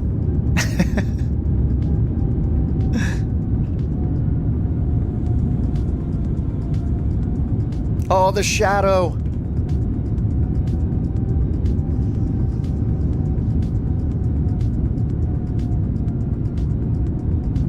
Landed a Charlotte. 2811 heavy, turn right, heading 085, intercept the one tree right localizer, descend and maintain 4,000. I'm actually mostly excited to see this BTV thing. Turn right, heading 085. The brake to vacate. Right localizer, descend and maintain 4,700. American 2811 heavy. Brace. Couch tree 23 super, contact Fort Worth Tower 1 tree 4.9er, take care. Under altitude? Contact Tower 134.9. What? You mean the light button here? 23 super. I'm getting trolled, right? Yeah, fly it into Dubai. That's what everybody is doing, though. I'm gonna fly it around all these airports that have never seen an A380 in their lives. Okay, maybe they've seen one, but yeah, actually specifically LAX and DFW have both had 380 routes that go to or from them, I guess. But it would be fun to fly it into airports that we'll never see one. We'll fly it into Santa Barbara and Long Beach, Van Nuys to, I don't know, did they land at Vegas? The A380s ever land at Vegas? I don't know exactly where they go, like which airports they go to in the States, besides like the absolutely gigantic major ones, like on the coasts. All right, GS Star, 7 miles. We got autopilot 1 and 2 set. Set our go around again for 3,000. We needed it. Oh, they don't go to Atlanta anymore. LOWW has nasty weather. Could be fun to do some nasty weather. All right. Oh, the stutters are getting kind of crazy right now.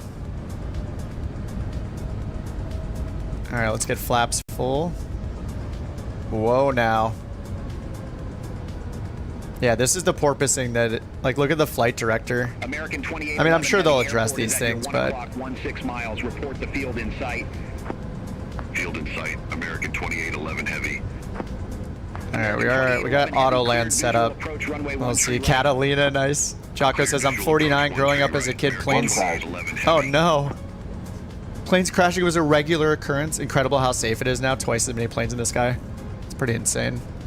Yeah. Every time I watch one of those, like, I mean, every one of those like disaster documentary videos talking about catastrophic failures and stuff is like, how much is learned from everything that happens and just makes it safer and safer and safer. Yeah, it's insane how safe flying is. It is crazy. Oh my god, I don't think I'm ready to turn it off yet.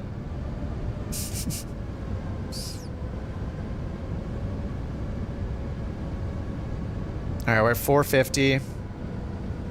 400. All right, this is gonna be a mistake.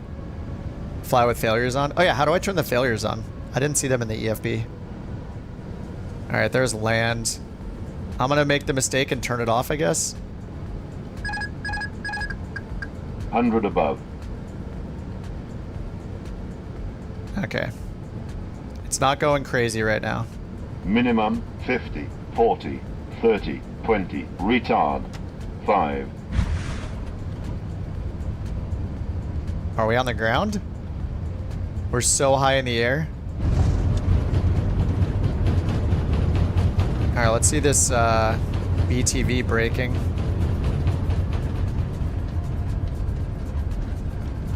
I don't think it's this one. I think it's the next high-speed turnoff I set it for.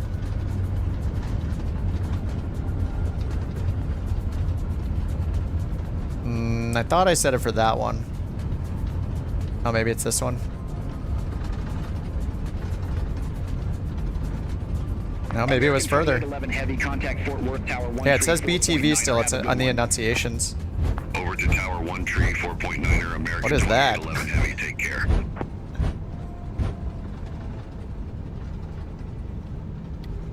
I guess I selected this one. I mean, look, it perfectly... Okay. I think I did select this one. Auto brake off. Auto brake off. I don't know what that zoom sound is.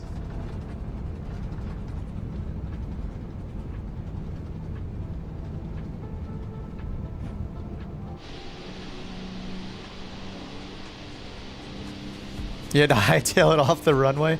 Yeah, it's a good thing there's no collision. That would be an S show. Keeping it PG. All right, parking brake is on. Yikes! That was okay. That was better than the first attempt. The first attempt, I don't know what was going on. All right, landing lights off, nose lights off. Whoops, beacons on, navs on, strobe off. Seat belts are on auto. Flaps up. Spoilers disarmed. Now let's get my rating before I mess something up on the taxi. 6, 7. 323 Super, turn left, heading tree 5. All right, 8.28. First one of November. 8.28. Off center line takeoff. Off center line landing. Maintain 3,900 feet. Touchdown was too heavy. Max G's were exceeded. I think that was when it overspeeded and reduced revenue. Perfect. Perfect. Oh, we're rolling here. It's still October. Well, Zulu time it is November 1st, I guess so. Sorry I didn't see any of you guys land. Oh, Lake Pilot's coming in. He's at 1,800 feet. I don't know if he's paused. Looks like he's paused maybe.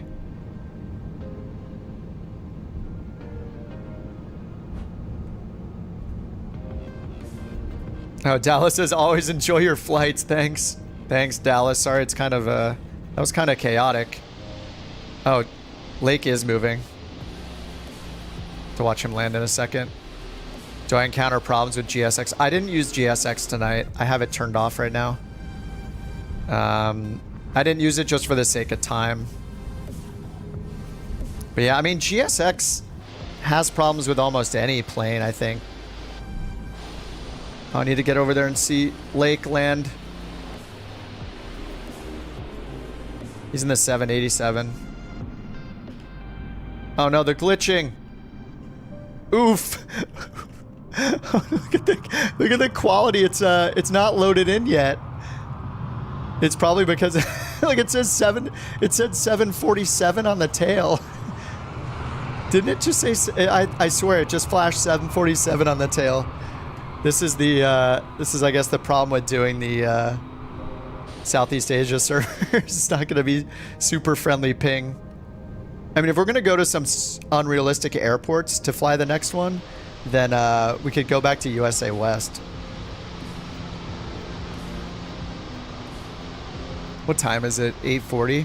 I just need to go grab a snack real quick and then... Saba? Where's Saba? Jewel says the only issue I had with GSX was the doors didn't want to open automatically. Oh, brakes.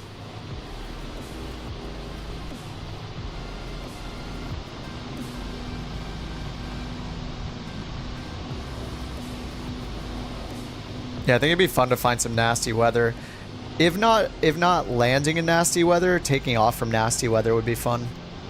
It's less risky for the departure, you know. We could fly from a crappy spot to a decent spot.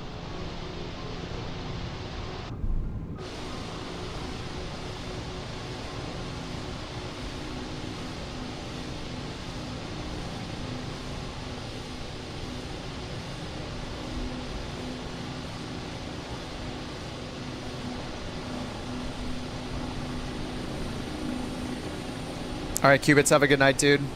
Yeah, thanks for flying along, man. I feel bad I didn't get to see any of you guys land, but there will be more flights together in the 380.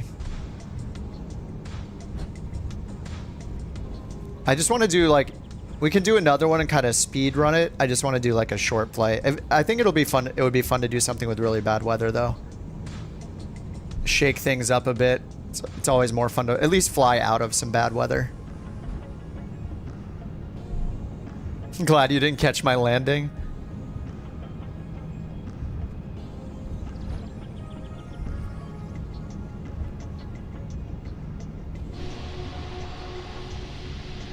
I had to switch liveries as well. Optimal cruising, I think it's 40,000. Flight level 400. That's what it said on the FMC, I think, when I was setting mine up. Bad weather in, oh, Southeast USA, nice. It's bad weather right now or tomorrow?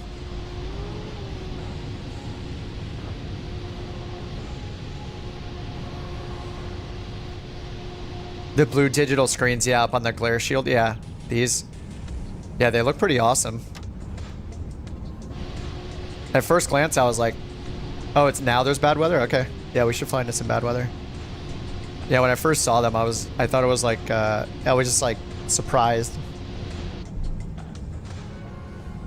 But they do look good. I mean, the plane looks great. I don't know what happened with the, with like the fly-by-wire system on final, whatever happened there. But, you know, it's the first build. All in all, it was good. If I didn't mess up my descent too, it would have been a bit better.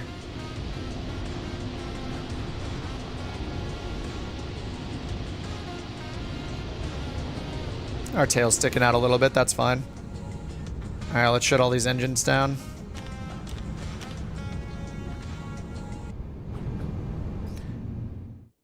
Oh, wow, we even got credit in the sim?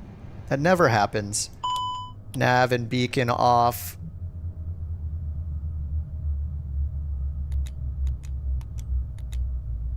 I don't know what to do here. There, all the batteries are off. Bam, done. All right, let's get in the other livery and find where to fly. So we got the bad weather finder, the where-to-fly.today site. I'll post a link because people always ask what it is. There's the URL. This is the top list page. So I think we should just depart from really bad weather. We want like low visibility. I don't care about the winds. We want the ones with the clouds on it. LZPP, Slovakia. Is it really bad in like if there's really bad weather in the Southeast USA, it should show it. Yeah, it's only up here. Sheboygan. There's no, it's just crosswinds though. Gusting winds, crosswinds. Southern California logistics. Foggy. It's just haze though. Haze and clear. Like that's not too bad. We'll have to go somewhere else. Somewhere else in the world. Like here, Slovakia, it's foggy and low ceilings. Fog overcast at 200 feet. We're definitely not going to Russia. Boycotting them. KVCV, foggy. Yeah, I was just looking at that. Nigeria, foggy, low ceilings. 9,800 foot runway. Tons of rain.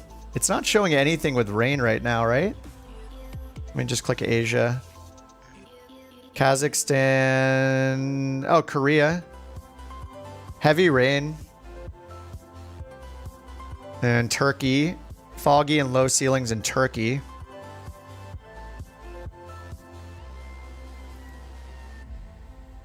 Hurricane in Shanghai?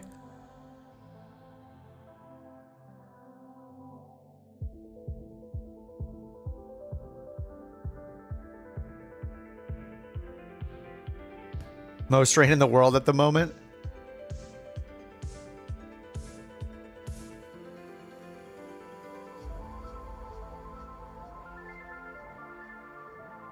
And we could go, I guess we could go to India.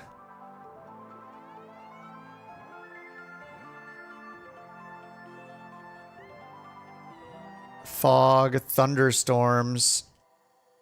Yeah, heavy rain, low visibility sounds great. I don't know. This one might be the best. Reduced sight and heavy rain. Broken at 500, broken at 2,500 here in Japan at RKPC. It's got a 10,000 foot runway. Bunch of rain in the East Coast. Why am I not seeing it on here? Let me just check on this map.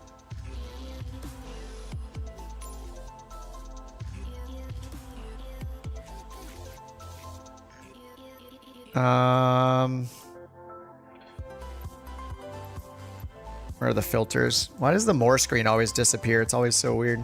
There's usually a more screen down here. Now it's gone. Let me change the livery before I forget. Couch confetti.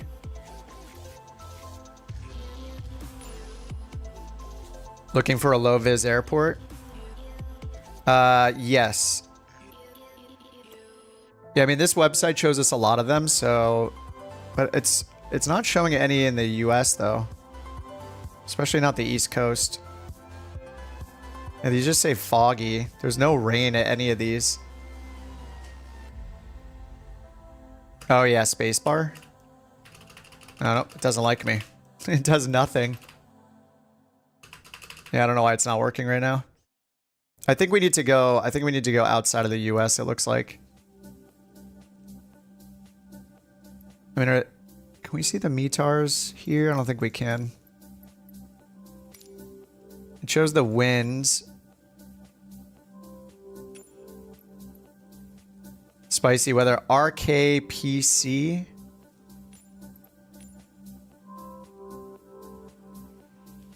Oh yeah, this is what I just... Yeah, this is what we saw over here, right? Yeah, I think that's what we saw on the website. Is that the same one? In Japan? Yeah, RKPC. Yeah, heavy rain, reduced sight. All right, let's set this as the departure and see where it thinks we can fly to. We'll tell it that we're going to fly a 737 and we want less than 2 hours of airtime, but you know, we're obviously flying the 380. Don't care about ATC. And we will fly anywhere in the world. Oh yeah, China. Oh yeah, it's having us fly into China. Heavy rain, an hour and 12 minutes. This is for 300 miles though. We'll probably want something a bit more. Japan. 300 miles is not... 300 miles is too little. We could go here, reduce sight, 640 miles. 300, yeah. Is that too long of a flight? Scattered at 500 feet. And then it says no significant weather, but it's like fog.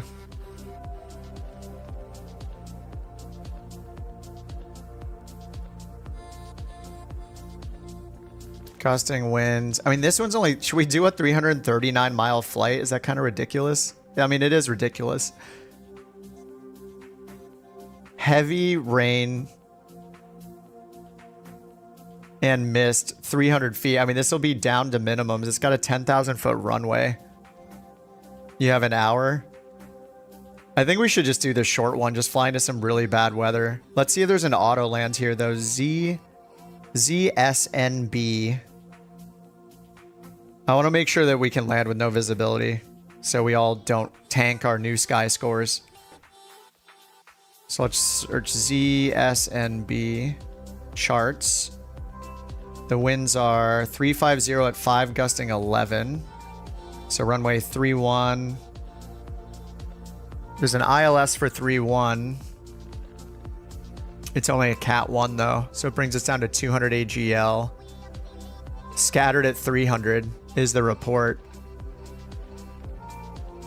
So this doesn't have an auto land, but can we enable? We can enable auto land for even if it's a Cat 1, right? It'll do its best. How long's the runway here?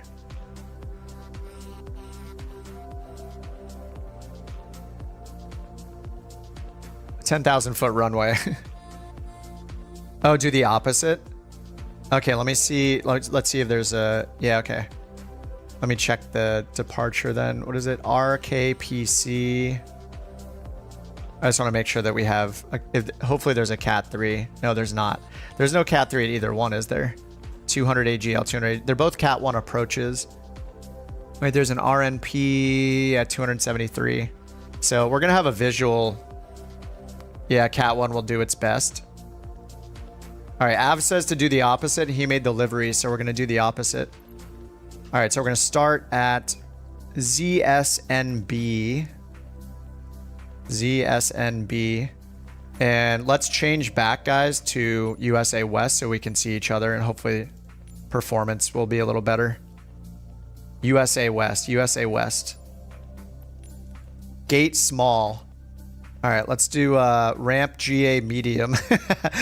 All right, this is gonna be really dumb, but it's gonna be just fine. What is the real time right there?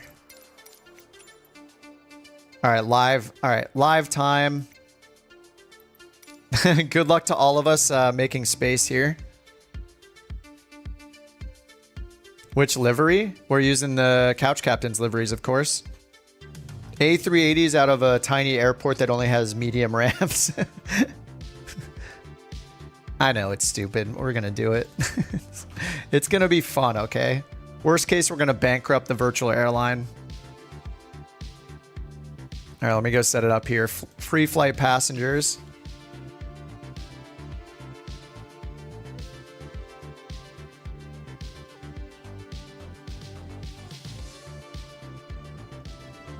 All right, departure is, what was it? R. Where's the code? Oh my God. This is going to be beautiful. This is going to be the best.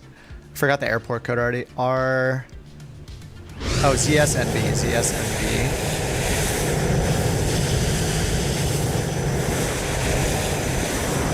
And the arrival is RKPC.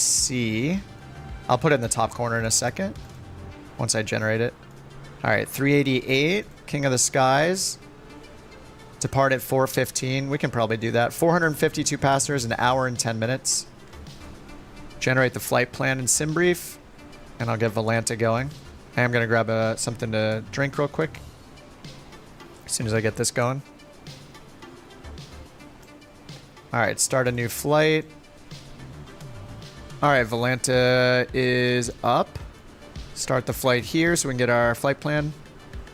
Cost index 200. All right, I'm gonna grab something out of the fridge. I'll be right back, and then we will fly out of this ridiculousness.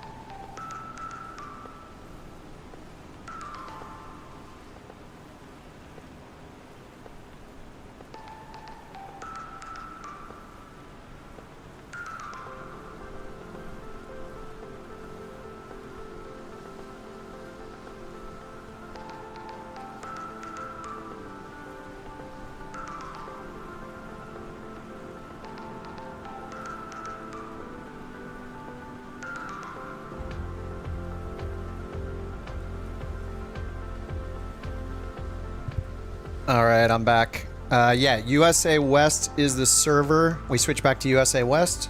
because we don't have to deal with 8 million people that are around here. We were at LAX the first time, so. All right, let's grab the route. All right, looks like we got direct on the way out, then we got an arrival on the way in. China, what is this? China to Japan, right? I think that's what we're doing. Oh, we're gonna have to do meters or something, aren't we? Yeah, whatever. As long as we get there, we'll be fine. This is not gonna be a, you know, a tutorial or anything. All right, then we have our takeoff data down here. So we have our selected temp 66. And then our V speeds are all figured out for us by Navigraph, or sorry, by SimBrief, so we'll just use those. 747-800, do it. All right, and we got some good rain here, I guess. Looking pretty good. All right, control 8. We'll get batteries on. Can we just turn the 2 of them on? All 4 of them on?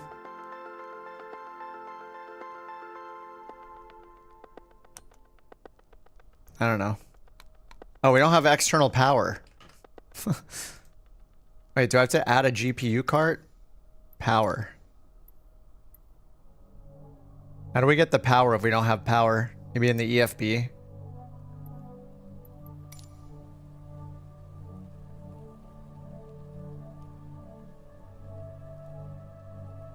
Over here in services. GPU.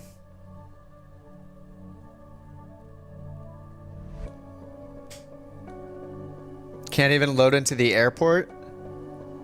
The A380s are causing that much lag. I'm not even flying one. Yeah, that's why part of the reason why we're at such a tiny airport is we won't have to see everybody else. How do we get is your guys, do you have GPUs? Maybe I need to restart the flight. Wait, we have power from the batteries.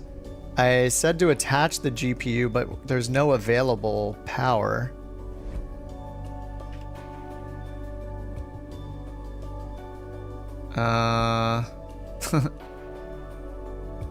It takes time? Oh, does it like... Oh, it's actually gonna come and connect. Oh, it does actually drive up. Oh, wow. Okay. I expected it to be instant. It's here.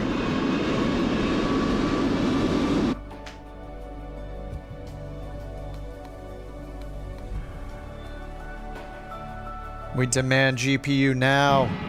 How long does it take?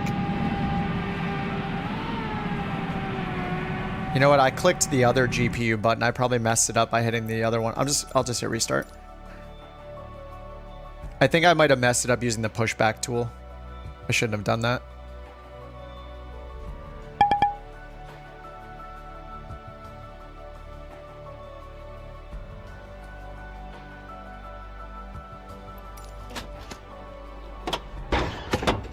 Oh.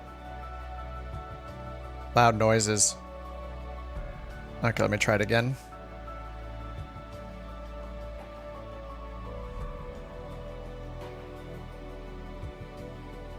All right.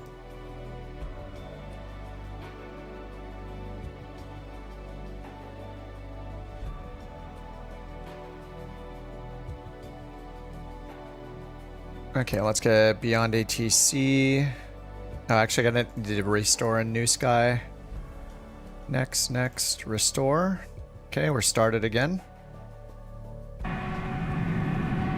Okay, there's the GPU. It just drove up. Still moving.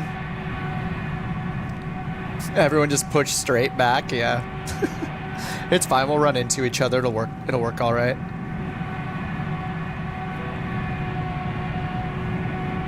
You guys trying to figure out where to park the thing.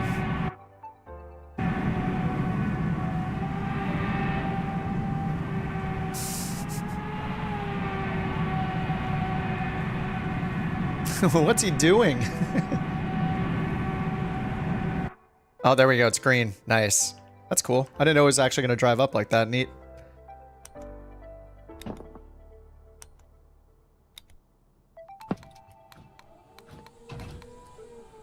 Okay, all those on. Emergency exit light to arm. Crew supply on. Just extinguish all the white lights. I just do them all right now. I don't want to have to think about it later. So many pumps.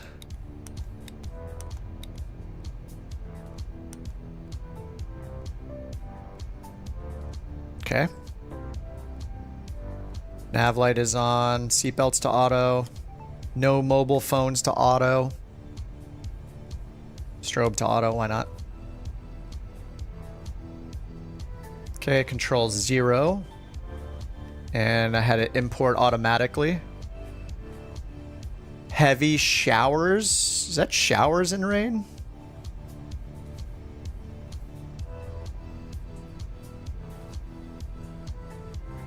Okay, so that's all in. Let's go to payload, fuel, and instantly load all the fuel. Okay, done. Payload. 452 passengers.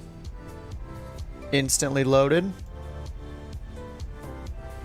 Okay, and then we have our 0 fuel weight and 0 fuel weight CG. We'll put down here. So control 5. In FMS1, flight plan. Oh, wait, sorry. FMS1 init. Flight plan request. What's up, Blue Ninja? You're using a livery? Nice. Do it. Av does all the work and we get to use them. It's a win-win. Wait. Maybe that's not what win-win means. The livery is hot. It's very festive.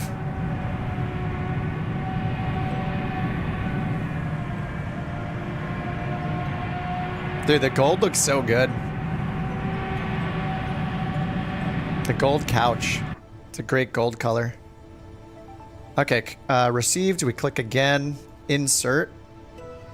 Okay, that looks right. Flight level 391.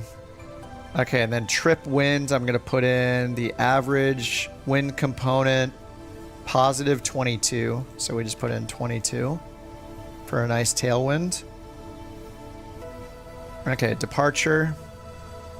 We're expecting runway 31. And there's no SID. So insert. And then we'll hit RKPC, or we can... What's the other way? We go back to init and then click. No, I want to set the. I want to go back to flight plan and click our arrival. We need the Sodsdo 2 Papa arrival. Runway 7, it's estimating. That is the longer runway, so that's good. And then runway 7 has an RNP approach. There's no ILS for runway 7, huh? Yeah, it looks like we're going to do the RNP approach then. There's a VOR. The ILS is on the other side. Okay, and then the star is the Sodsdo 2 Papa. Transition is Sodsdo, so I guess we need none. Okay, flight plan, insert. All right, init. Fuel and payload. So we need block fuel, which is already loaded, 32.5 kilograms. Or 32.5 tons. And then over here we need the other two for 0 fuel weight. 343.3. 343.3. And the CG. 35.7. 35.7. Okay, return. Takeoff performance. Now we're just going to use what's in SimBrief. There's no calculator in the plane. So scroll down to the takeoff section. Flight log. Wind info. Runway analysis, takeoff data, selected temp 66. Okay, and then our speeds are V1 is 30, so 130. Rotation 44 and V250. All right, 130, 144, and 50.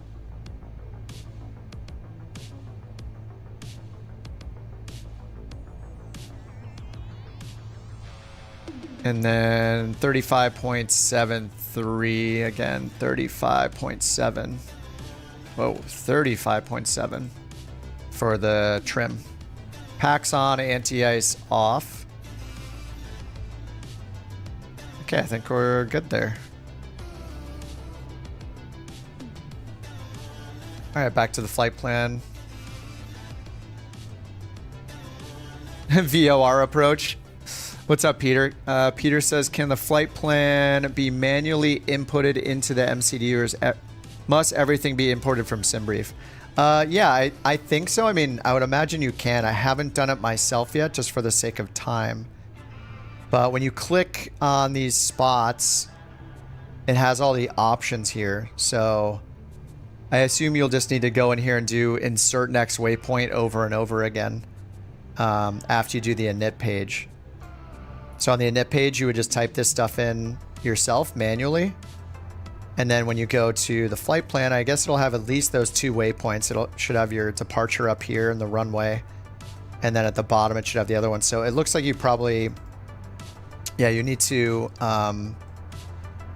see if I hit flight plan, that'll take me to the top.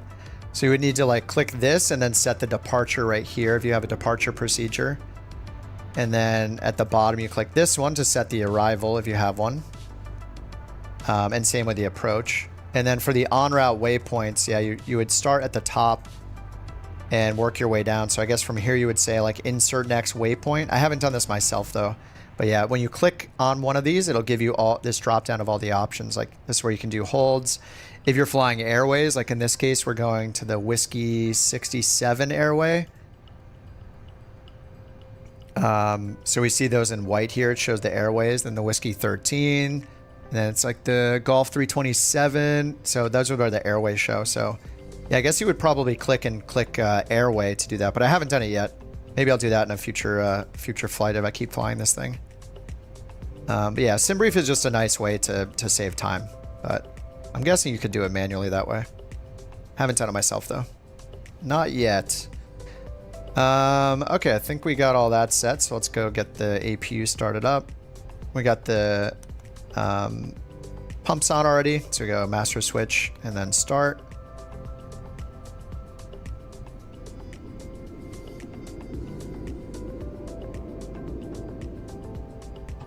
Kind of want to get some of these lights off too.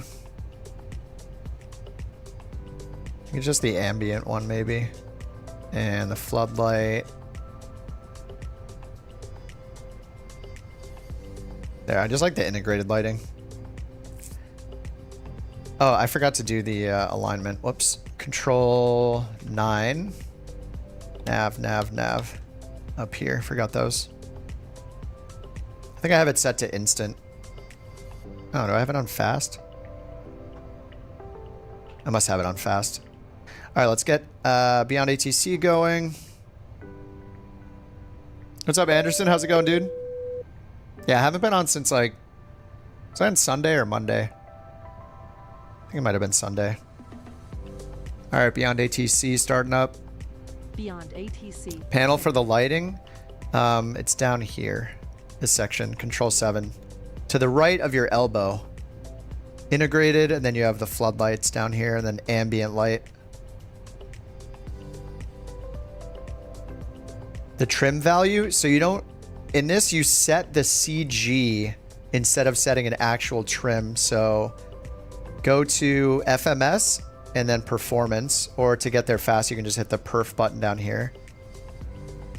This is, you're entering the takeoff CG percentage instead of entering the trim setting. Once you enter this, then it'll show the trim setting over here. And you use trim up and down to move this to match 37. So once I start pushback, or once I get the engine started, I'll set it here. So just telling you this is the current setting right here, and this is the desired setting.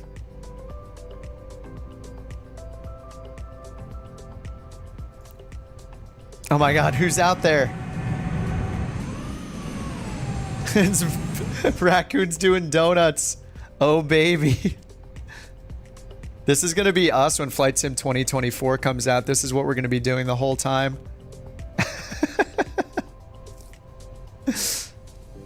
Base raccoon. Slipping and sliding. Okay, yeah, let me get BeyondATC going. Clearance is on 121, 9 or 5.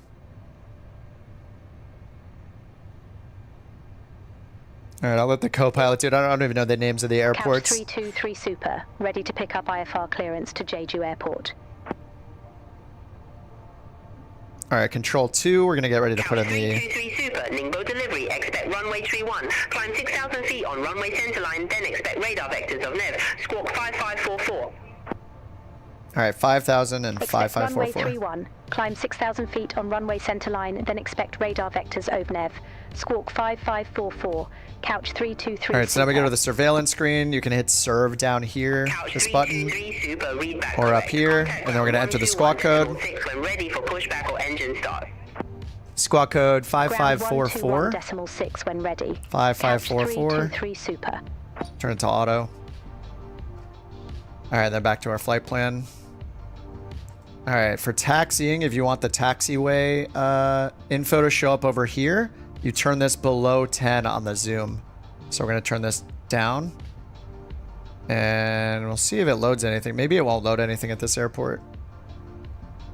Yeah, it's not saying waiting. I think it's not available, maybe. All right, that's fine. But if it was available, you just turn this down into this zoom section, or down to this square, and then it brings up the taxiway diagrams. All right, we got direct Nev, and then we're just going to fly runway heading to start. Okay, let's go over here and get our charts from taxiway diagram. And then on the 2 side, we have an arrival. It's going to be the Sodsdo P. Sodsdo right here. T. Right here, 1P. Is it this one? Yeah, 1P. I think it's on this page. Yeah, Sodsdo 2 Papa. And then we'll need the taxi diagram again. 10-9 right here. Okay, so here. Where is this? Leash? We're going to fly runway heading to start off runway 31. So 309 is the initial heading. 309. I'll hit Beatus at the altimeter.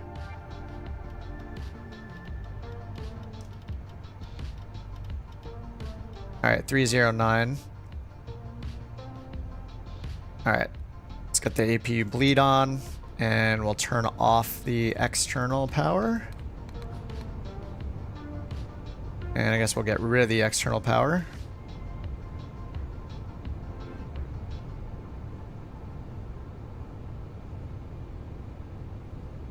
Okay, and then altimeter was 1005. Let's change it to QNH. There we go. And that changed it down here too.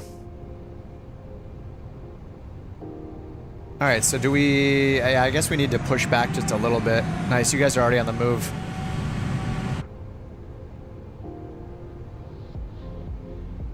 All right, let's request push and start now. Just need to change frequency. Request push and start. Couch 323 Super at ramp 11. Request pushback and engine start. Couch 323 Super. Pushback system. Pushback approved. Call tug. Pushback approved. Face east. Couch 323 Super. All right, face east, so nose to the left. All right, parking brake is off, and we'll just hit backward and nose. Oh, I guess it's tail right. So if you just keep clicking it, it'll lower the angle. All right, there we go. All right, let's get the engine started. Control 8. Don't forget to, like I did the first time, to turn the ignition on up here. engine start to ignition start, and then we can go down and do the engines. I guess 2 at a time, so I'll do the inner ones first. 2 and 3 first, and then 1 and 4. I know you guys said to do 2 on one side first, but that feels weird to me. I'm gonna start the inner ones first. Maybe it's for a safety thing, like if the engine start has a fire or something like that. So you start on one side so you can escape on the other side. Maybe that's why. I'm sure there's a real reason for it.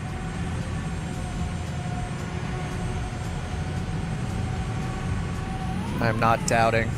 I just refuse to do it until next time.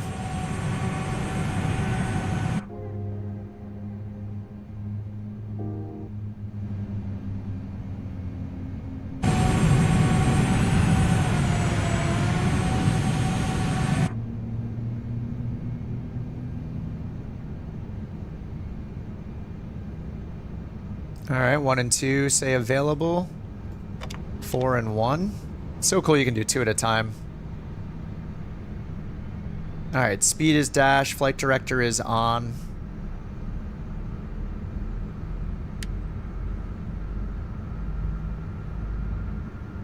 See how the pushback's going.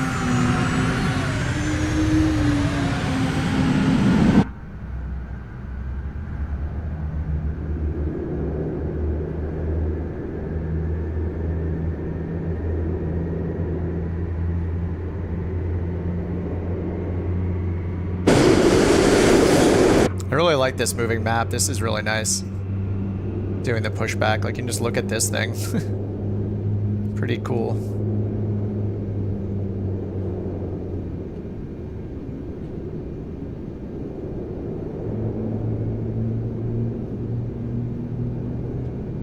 Yeah, that's good enough.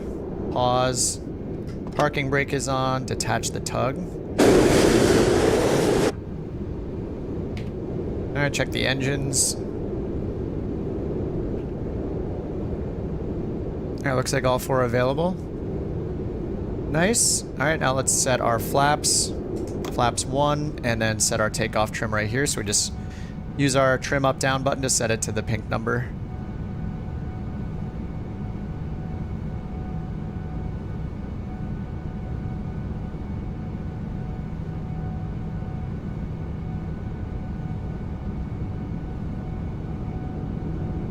Alright, 37.0 set. Alright, let's get the auto brake for takeoff right here. RTO for rejected takeoff.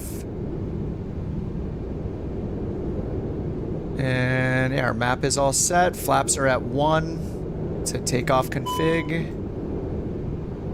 Pitch trim, CG disagree. So I should set this. Wait, it says 37, 36.9 over here.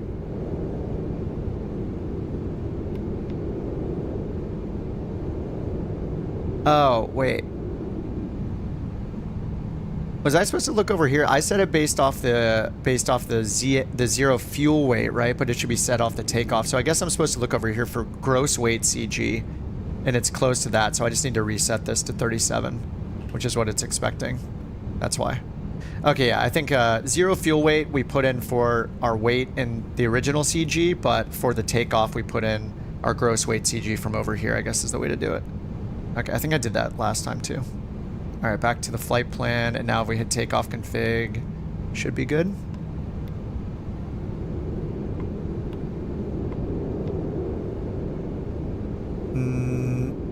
Okay, maybe. I don't know, it's not doing anything now. All right, let's request taxi then. Couch 323 Super. And get the APU bleed off, APU master off.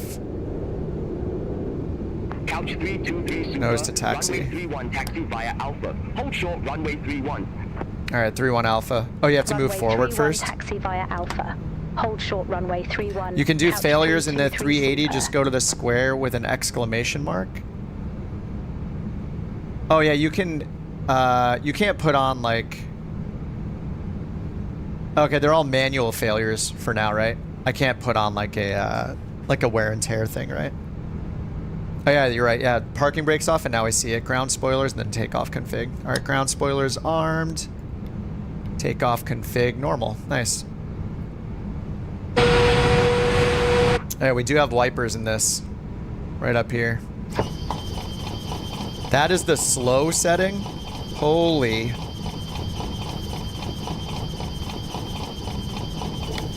Oh. Alright, we got a follow me car, it looks like. We're gonna follow the follow me juice. Alright, runway 31 and hold short 31. Alright, they gave us runway heading, so that's set, and 5,000 for the initial altitude. Flight directors are on. QNH is set. We're dashed here, dashed here.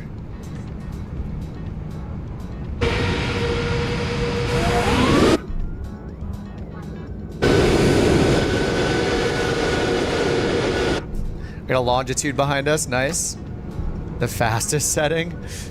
This is slow. This is fast.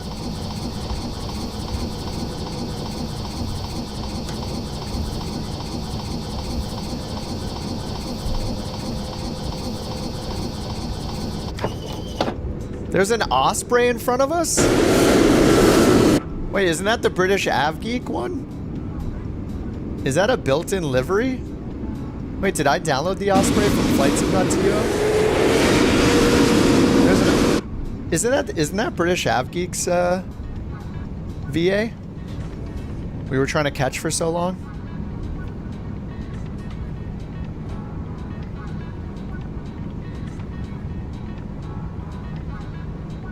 Oh, Anderson says, I've been decent. How about yourself? How's the Super Jumbo? Does it have the new car smell? It's pretty, it's intimidating and not at the same time. Like, I don't know that I'm doing things correctly, but it also just feels like a giant A320, so everything's like familiar at the same time. Like even the FMC is like not too crazy to use. But yeah, it's pretty fun. That first landing I tried to do the manual landing, there was some bug going on. I was really messing with my flight controls, so something was buggy there. I'm sure they'll get around to fixing it, but man, I mean for a free aircraft, like, and the pressure that I'm sure FlyByWire felt to make something as good as their A320, like this thing is incredible. I'm having a lot of fun flying it. I've only done, this is technically my third flight. I did one quick test one earlier to get the screenshots, and then we just finished one, so this is kind of number 2. Couch 323. But it's a lot of fun. Contact Nebo Tower 118.35. Over to Tower 118.35, couch 323 Super. Alright, we're gonna hit the button down here. Real time for the fuel? Yeah, I would do instant for now. I mean, unless you want to wait around. I just have it on instant because, you know, we all know what waiting is.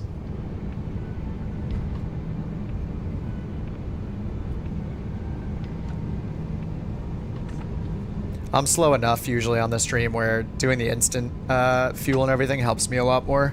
Helps me get going. Couch 323 Super, ready for departure, runway 31.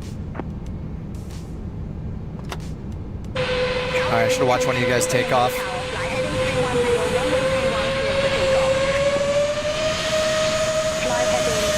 Oh, Luke is already up. Okay, Jewel hasn't left yet. Couch 323 Super. Jewel's just on his way now. Alright, Rich is here in the A380. Could watch him take off. Make my way down to the other end of the runway. I don't know if you guys are doing toga or flex takeoffs, but I'll make my way a little more than halfway. And down here should be good.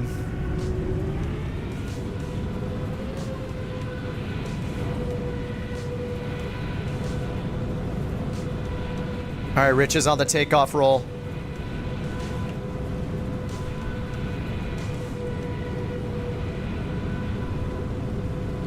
A380 plane spotting. His nose is already coming up. Oh my god, that was the smoothest takeoff ever. What? I can't even hear the plane. It's completely silent. My God, they made an electric A380. Can you see the gear up? Maybe not. It's completely quiet.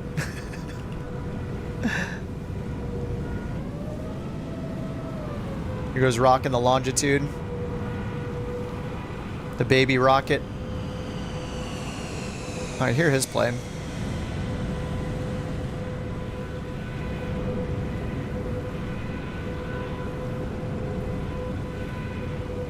Or is that just me? Am I next? No, wait, somebody else is lined up. I'm back there. Who's lined up here? Mr. Drew. Go for it, Drew.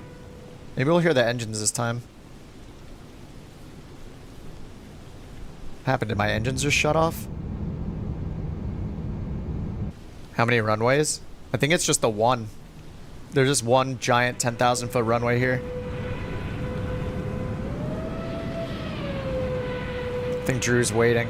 Alright, let's go ahead and pull out. Let's get our nose light on, landing lights on, runway turn, seatbelts are set to on.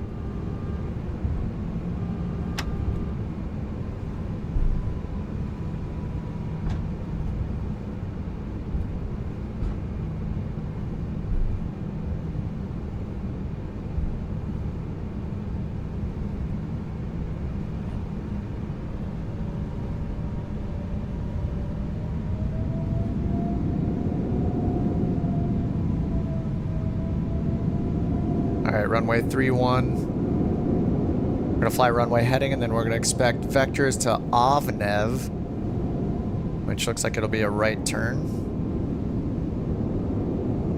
Okay, we got RTO set. Takeoff config is normal. If I could ever line this thing up.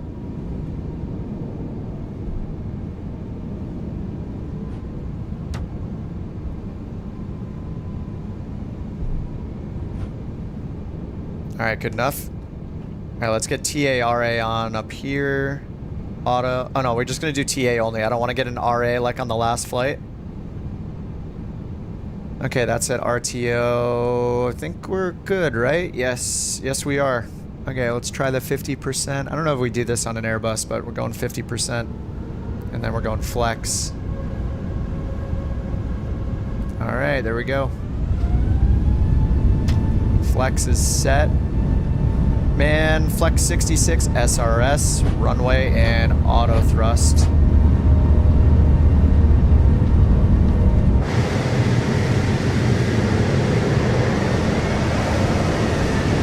Oh, we got the wet effects. Barely. V1. Oh, the nose is coming up on its own. It's just coming up. Alright, this time I'll put the gear up and not the flaps. Alright, runway track. Gear coming up.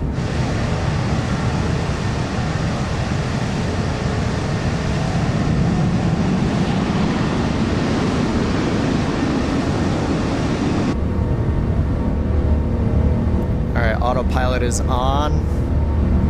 We see absolutely nothing. Alright, 125.45. Departure 125.45, couch 323, super.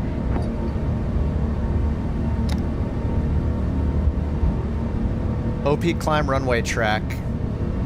Alright, let's bring it back to climb. Alright, thrust climb. Gotta switch the frequency manually for now. Ningbo, couch 323, okay. super. Flaps up. 2,500 feet. Oh my god, we see absolutely nothing. Ningbo departure, identified climb to flight level 190. Climb to flight level 190, couch 323, super. Alright, 190. Set Couch there. 323 super, turn right, heading 095.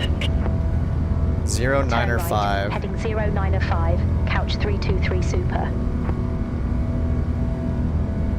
Alright, 095. This is fine.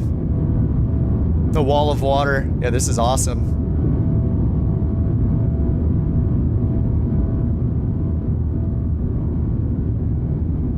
Flight level 411. Yeah, it's because it's the meters conversion probably, right, in China. Are we seeing... Is there a little wind condensation? Oh, no, that's the strobes. It's just the strobes flashing out there.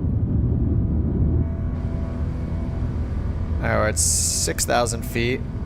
Let's get our runway turn-off lights off and nose light off. Seatbelts are still on. 6,400 feet. Oh, we're still on runway track. Whoops, I didn't pull down on this to get 0, 9, or 5. I wonder we're not turning.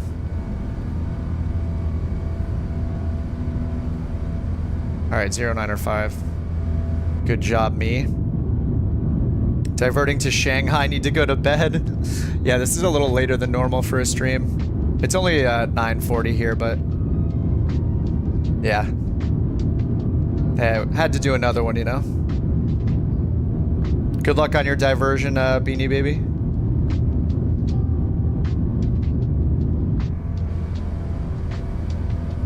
Alright, 10,000 feet. Put the landing lights off. Leave the seat belts on for now.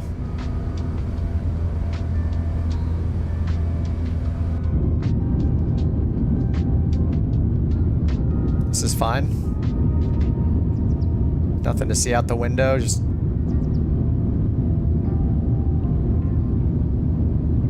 Just the soup.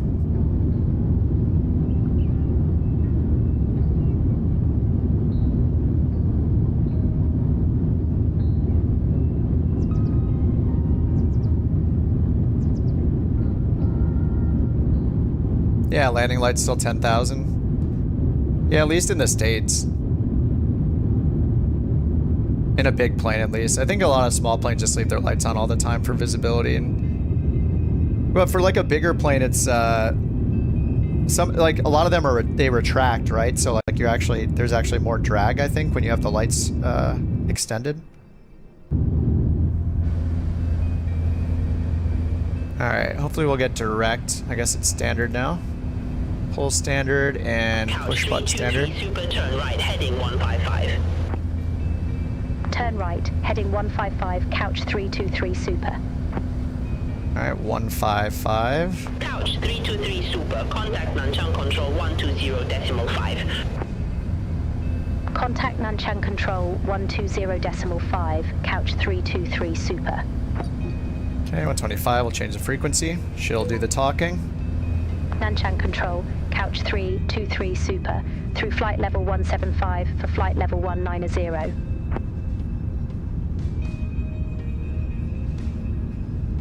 Couch 323 super, Nanchang control, good day, radar contact, climb to flight level 3901. 3901. Climb to flight level 3901, couch 323 super.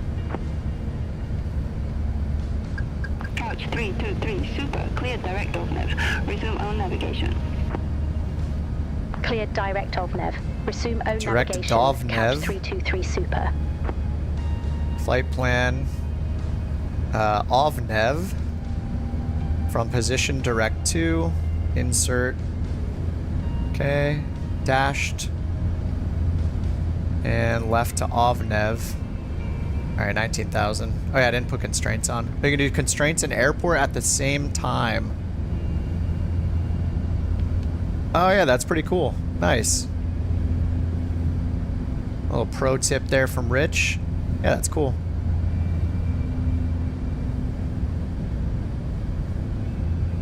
Even going up, they want your wheels down. Yeah, I think it's pretty standard, like 10,000 feet to turn lights off and seatbelt signs come off. And then, yeah, once you go under 10,000, or you're about to go under 10,000, then yeah, you go seatbelts and lights back on. Oh, oops, I had them off already. We'll go seatbelts off now that we're on course. Ding. How do you set up the autopilot?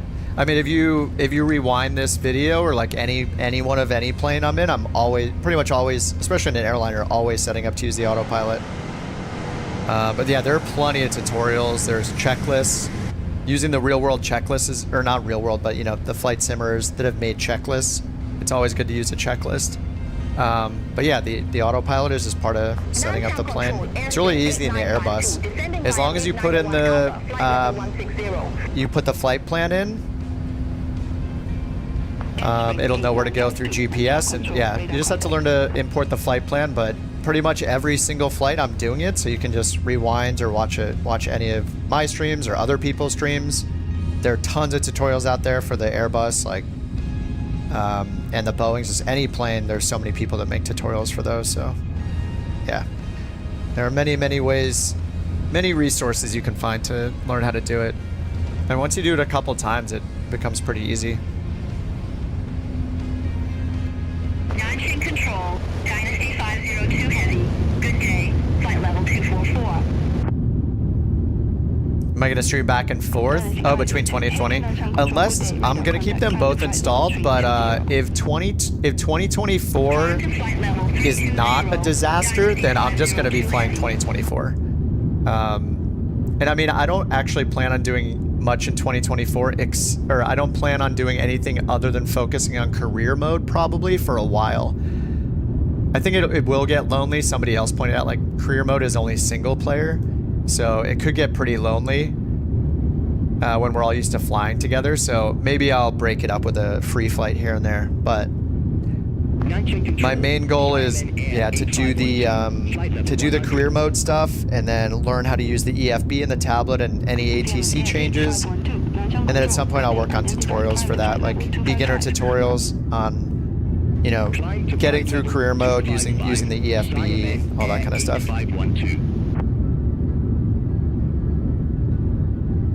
Air China 195 Heavy, Drag 1 Bravo, runway 23 right. Report ready for descent.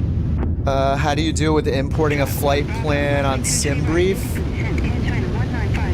You don't, there is no premium SimBrief. There's just Navigraph data, so you should be able to do it all with SimBrief still. You'll just have outdated navigation data compared to, like, the real world updated navigation data that's in that you get with Navigraph.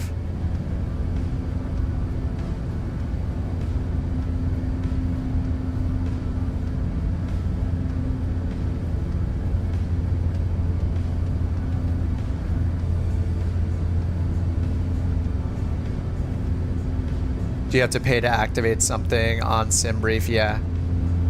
I'll show you in a second, Enigma. Let me answer him. So yeah, with SimBrief, SimBrief was purchased by Navigraph at some point. I don't know how long ago it was exactly. Navigraph is updated navigation data and, like, charts and stuff like that.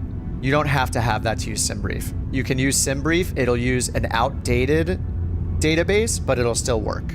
So you can use SimBrief without paying for Navigraph. And then Enigma, the TCAS is on the survey or the surveillance screen.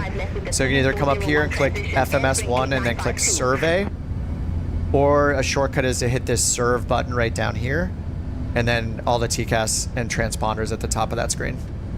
And then you can either click the drop down up here to go back to FMS and then flight plan, or a shortcut to that is just use the hardware button down here, just click flight plan. So yeah, just click survey, and then you have TCAS and transponder. That's where the ident button is too, I guess.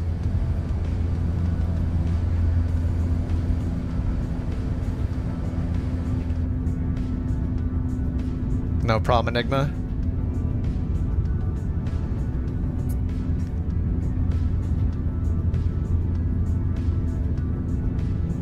We wanted bad weather and we got it. Will this all make autopilot work? So you don't have to build... I mean, with the autopilot, you just need to learn the actual autopilot in the plane. So, like, in the A380, the autopilot is controlled by this whole section here in the middle. So you have all of your modes. So we have our speed mode, our lateral mode. So right now it's managing it. It's doing heading mode using GPS. Or it's just using GPS, like nav mode, our altitude and our vertical speed in case we use it. But, like, it's hard. I'm not going to be able to, like, teach you how to do it step by step, like, right now. There are tons of tutorials out there on YouTube There's just so many. I mean, you can pick your favorite one. I don't have any for the airliners because I'm relatively new to them. But yeah, it's all learnable. I mean, I would recommend, like, you can go ahead and dive right in it and do the airliners if you really want to.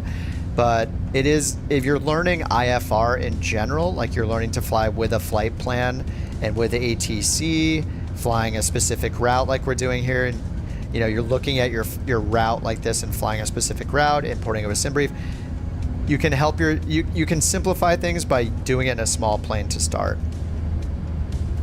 Like you could do it with the Garmin G1000 in the Cessna 172 or the Grand Caravan or something like that before you have to worry about all the airliner stuff. But it's up to you. Some people dive right in and do the airliners.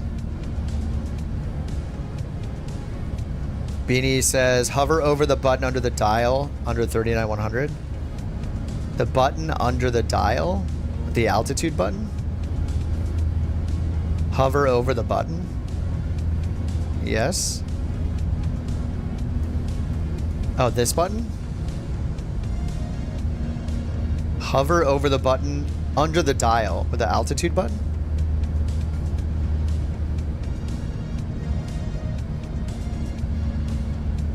Maintain control. Singapore 611 Heavy, flight level 380. Oh, what? Really, Luke? Luke says, unlike the A320, you can preset the altimeter. Do you mean for descent? Will it start top of descent in this? Like Boeing style? On yours, it says something about Among Us? Huh? Oh, you have the tooltips on. Oh, I have the tooltips turned off. You're saying they put like an Easter egg here on this knob? Or on the altitude button? Yeah, I don't have the tooltips turned on, so that's why I'm not seeing it probably.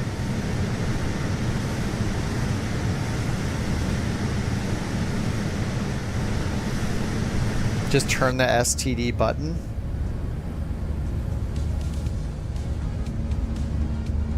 Oh, the preset. Sorry. I was thinking top of descent. Oh, it has a pre-selector for the altimeter. Oh, it does. No way. I see what you're saying. Yeah, sorry. I was hearing what I wanted to hear, which is you could change the selected altitude, but it has a pre-selector for the altimeter. That's awesome. Nice. I love it. That's something I always make fun of the Airbuses for, is like in the Boeing, you have the pre-selector, and the A320, A319, A321, all the Phoenixes, and I think even the FlyByWire A380. I mean, they're mimicking reality, right? They don't have a pre-selector. Always weirds me out. Do we need anti-ice on?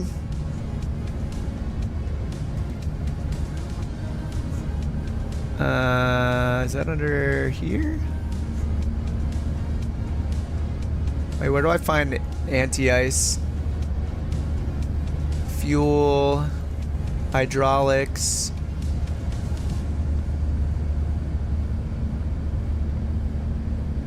I mean, we don't have any anti-ice warnings or anything.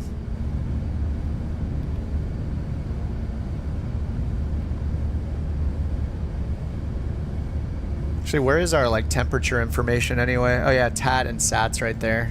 All right, we're -20 and -50, so I don't even think we need it because we're under -40 Celsius. Man, it is just, we see absolutely nothing. I guess we picked the right weather. Your A380 is going in circles with the AI autopilot turned on. Yeah, the AI stuff, like the assistant options, are very unreliable. The only planes that they might work okay for are probably like the stock Asobo planes, like the ones that came in the standard edition of the sim. The more complex the plane, the less likely I would say that it's the less likely it probably is to work, you know. But yeah, just learn the actual autopilot, you know. It's fun to learn the autopilots. Every plane, certain planes have different autopilots, and it's kind of fun to just see the differences between them. Some of them are way more limited, but you don't have to worry about a tutorial for the 380 because it just came out. There's going to be tons of them probably, but this, like, flying this is pretty much the same as flying the A320. It's just way bigger. There's some differences, like down with the flight computer and stuff, but if you know what you're looking for from the 320, like, I just picked it up. I'm not even a super huge airliner person. You know, I have much less time in airliners than a lot of people here. So if I can learn it, you can learn it, you know. Just do the A320 first if you want, or use the A320 checklist flying this for now. It's pretty much the same. You're just going to find, you know, obviously there are 4 engines to start instead of 2. The computer's a little bit different. It's got like this touch screen. But if you just look down here and hit the buttons down here for performance and all these things, like it feels kind of like you're using the A320 anyway. And then the other thing to remember is just there's going to be more buttons to press up here during the startup. So when we're up here, like the fuel pumps, you know, you're going to have, instead of having like 6 of them, you're going to have like 12 or however many there are. Or 16, 18 fuel pump buttons to press up here. You just hit them when they're all white. You just turn them all on until there's no more white light. Anyway, you can do the A320, and the transition to this, as far as the systems and stuff, is not that big of a difference. Spring 6313, contact Ningbo, approach 125.45. Contact Ningbo, approach 125. Are we already at top of descent? I've just been talking the whole time. All right, I gotta try to pay attention this time for top of descent. 5:20. All right, so 25 minutes until top of descent. 25 minutes. And yeah, I don't know. It doesn't show us how many miles that is. I wish we could see. We can change it to show estimated fuel on board, and then the distance is not cumulative, so we'd have to add all of these up. So if I click on I wonder if I click on it, it'll give me more info about it. No. Hold, overfly, constraints, step altitude. I don't know if there's an easy way to see distance until top of descent.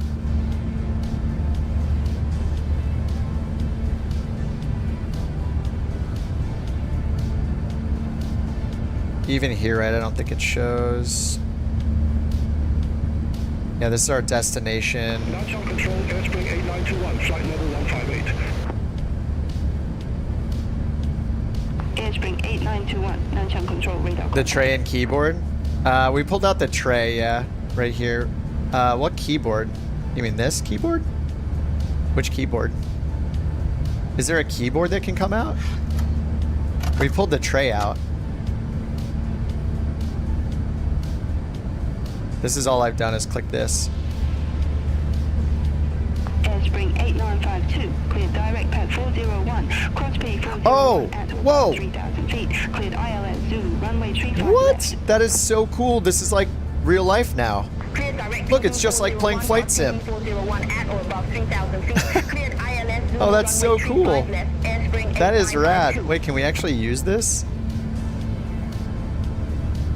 Airspring 8921, you were assigned flight level 160. I show you at flight level 177. Hi. Descend to flight level 160. I wonder if you can use this to actually type in waypoints. Airspeed 8921. Let's try this. Insert next waypoint.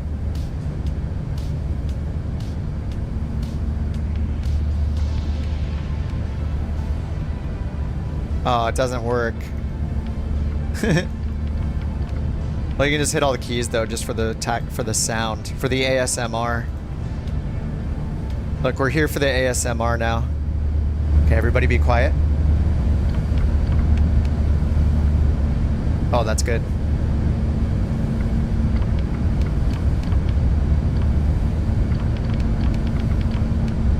Oh, we love it.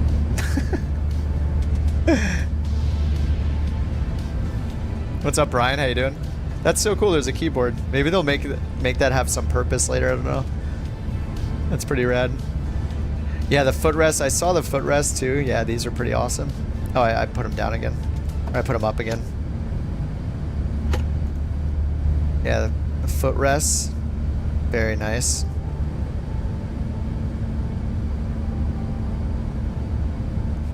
$430 finally out of the clouds. Oh yeah, we're finally out too. We're at 39,000 still.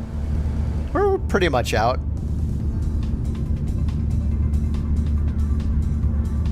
Thanks for the sub, Enigma. I'm not sure if I'm on the right frequency or not. It says call ready for descent. I guess we'll just, let me go hit switch and see. I probably missed a frequency change.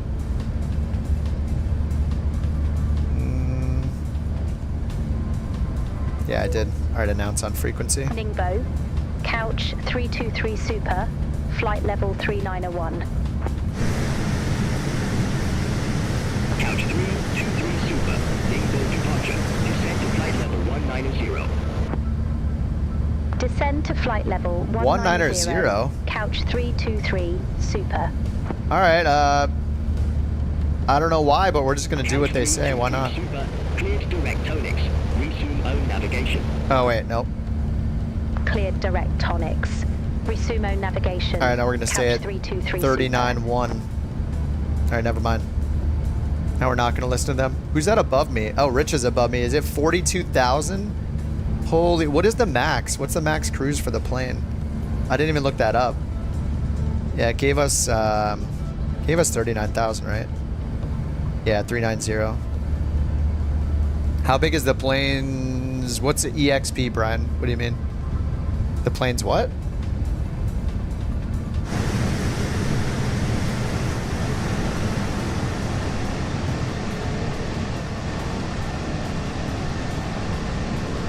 Oh yeah, I haven't tried the blinds yet. Is this one? Oh, nice. Whoa.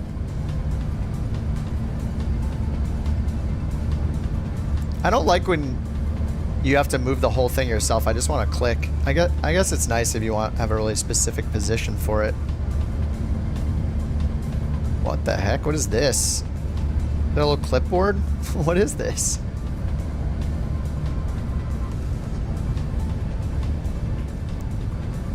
Do I have to pull it from the bottom? Oh, from the side. There we go. That one's nice. Oh, like stretches. That's cool. Oh, is that supposed to just go over the top to block a little more? I see. Nice. Performance page has optimum and max cruise. I think I saw optimum is 40,000. Max 430. Nice. 430, 410.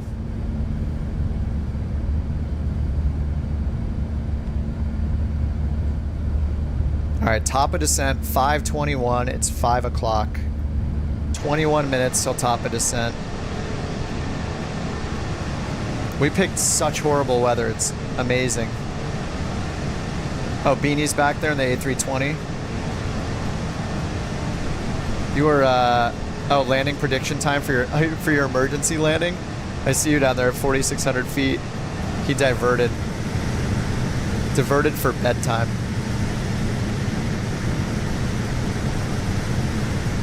Is this just the wind sound? I think I turned the wind off in here because there's already wind sound from the sim itself. And I have the interior volume turned up enough to hear.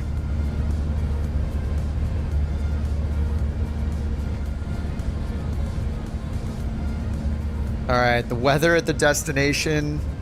Rain, mist, scattered at 700, broken 2,500, overcast 6,000. Or sorry, yeah, that's right. And then high humidity. I don't think.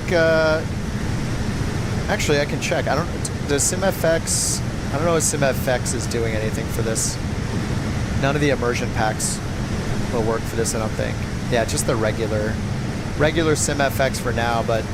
I mean, they made a SimFX for the 777. I feel like this is going to be so much more popular than the 777. The hype for this plane, so I'm sure we'll see a SimFX immersion pack for this thing. They're probably already working on it.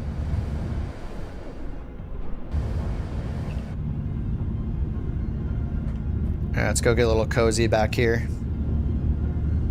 Does anybody know how to dim? Isn't there a dim for the cabin lights somewhere?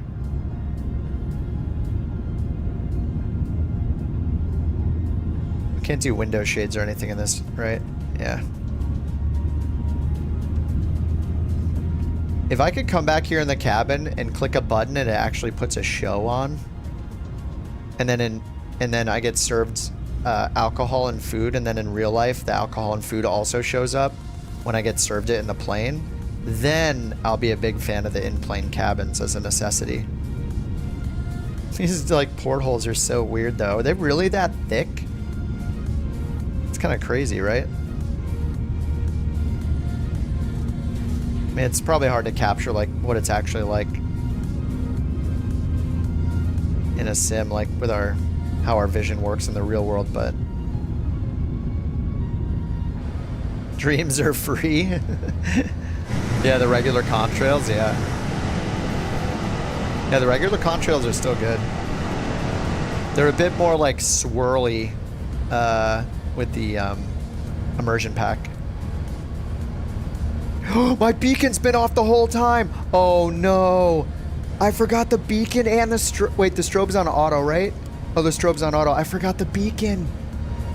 I didn't turn the beacon on this whole time. There goes my score. I'm gonna lose like 2 full points. Oh my god. I'm so stupid. I forgot the beacon. Crap. There goes my amazing 8.5 average. Oh no. That's the worst. Yeah. Mayday. Mayday's right. Feels bad. This thing is so dirty.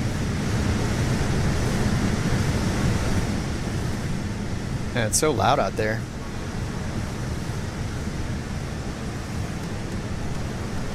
The heat blur here looks hilarious.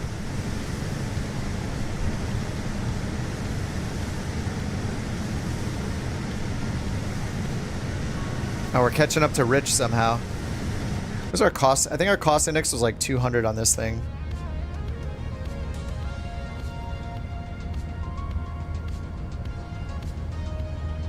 Cost index 200.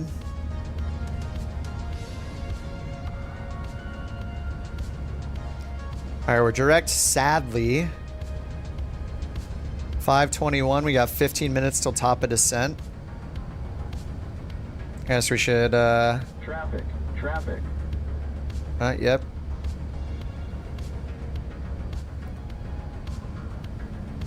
So we'll just change it to below, just to avoid the traffic stuff. Traffic. Traffic. I said to avoid the traffic stuff.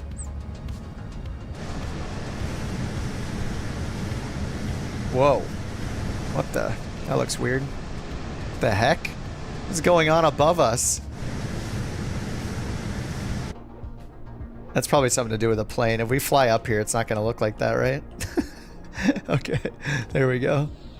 Oh, Rick's catching up in the Strike Eagle. Or the F-15 Eagle.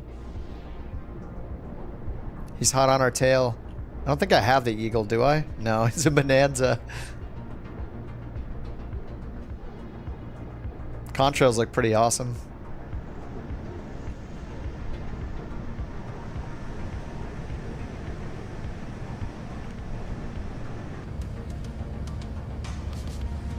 All right, so top of descent, let's pull up that star.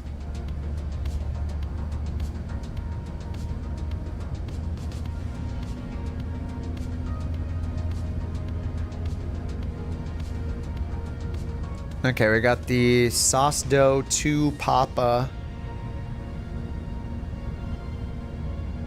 And via sauce dough. All right. Wow. His turn here. Okay, Sosto 2P. Yeah, we're interesting. I didn't even look at where we're landing. We just kind of picked this randomly. I guess we're landing on an island.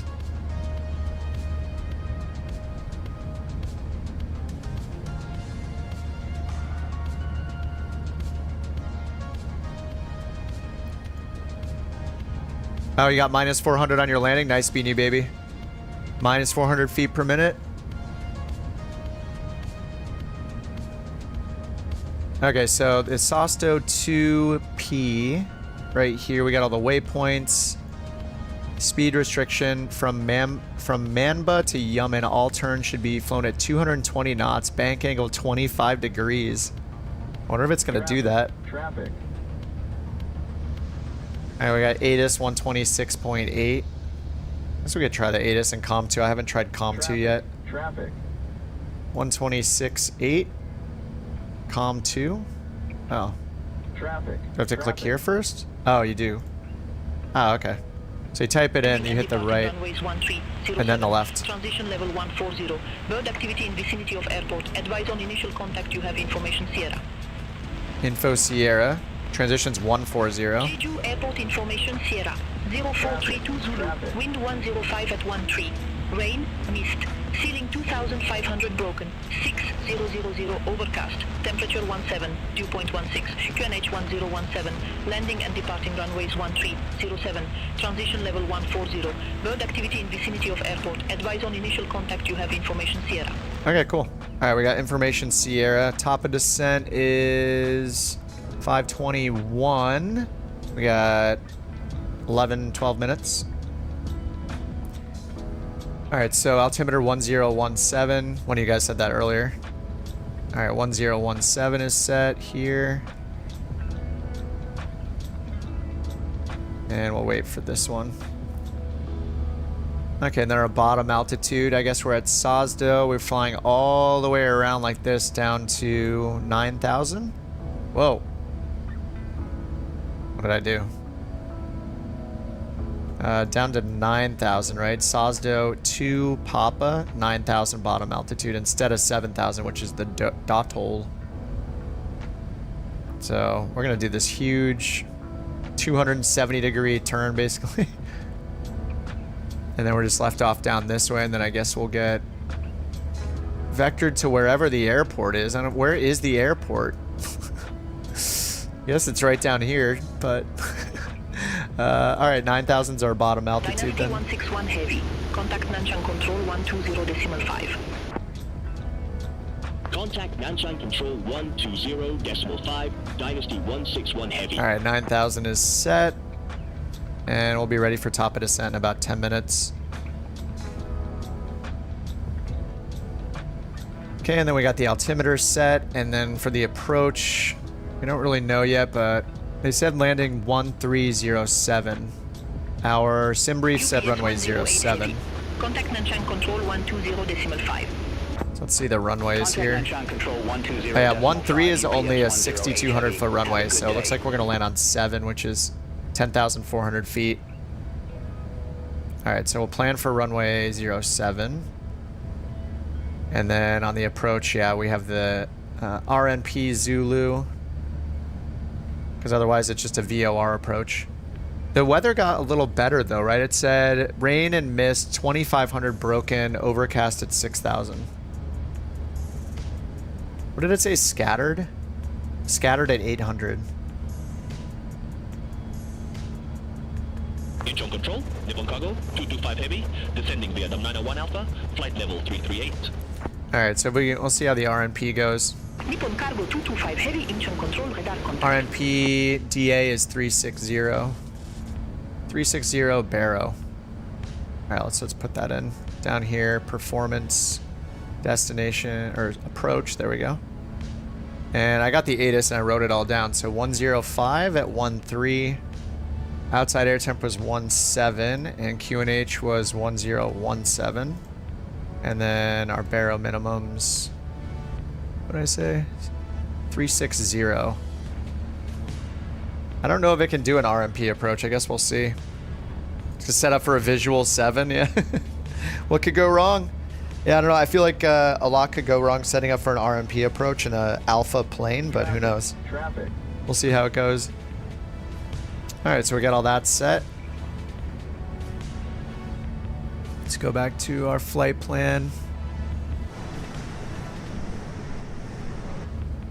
Rick is right off our... Oh, he's right behind us. Oh, he's flying right next to the tail. Yeah, sorry, Rick. I don't have the... Whatever you're flying, the Eagle. Is it F-15?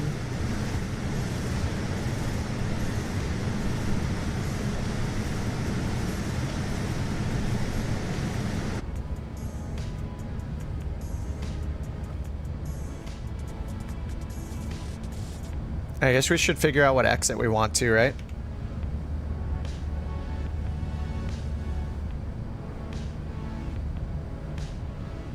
I think we should try a shorter one if we can. Like, looks like the first high-speed turnoff is 6. Papa 6 right here. So we're landing here. It's pretty much the first turnoff. So we got Papa 6, 5, 4, and 3 is way down there. I don't know, let's see what it says for Papa 6. I'm gonna have to look up what all these abbreviations mean, but let's see if it'll even let us, actually. Oh, I'm not sure. Oh no, airport not an active flight plan. Do I have to wait until I'm closer? How do I change the selected airport? Oh, airport selection. Oh, and it's got it right here. Oh, nice. I didn't do it. Did it automatically last time. Nice. Runway 7. Display airport. Oh, cool. Nice. That's pretty intuitive. I don't know if we'll get anything though. Display airport. Not sure. Maybe it doesn't have anything for it.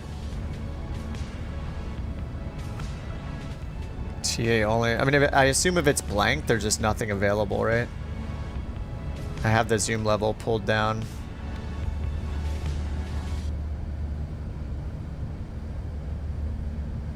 Map data.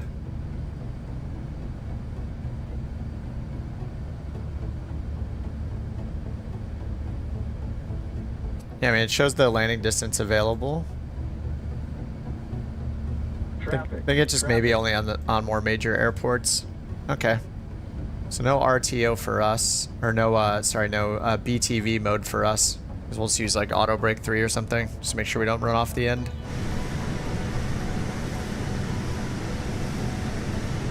Oh, Fierce said I uninstalled Flight Sim 2020. I'm waiting on 2024 to play again. Already got a flight cockpit and some WinWing stuff. Oh, nice, dude. People seem to love the WinWing stuff. I haven't used any of it myself, but... Oh, it worked for you? Oh, you have to be in plan mode. Okay, let me try again. Plan mode. Oh, there we go. Nice. Awesome. Thanks, Luke. Alright, there we go. Alright, so we got runway... Whoops. Oh, it's control 1. Why am I hitting control 2? Runway 7. And then I don't know what any of this means here though. So we have exit P6. I assume this is how many meters we need to stop by, right? Yeah, as I choose, it's showing how many meters down the runway it is. So does anybody know what ROT means? And then there's turnaround 182. So that's in what, feet? 168 to 193 feet.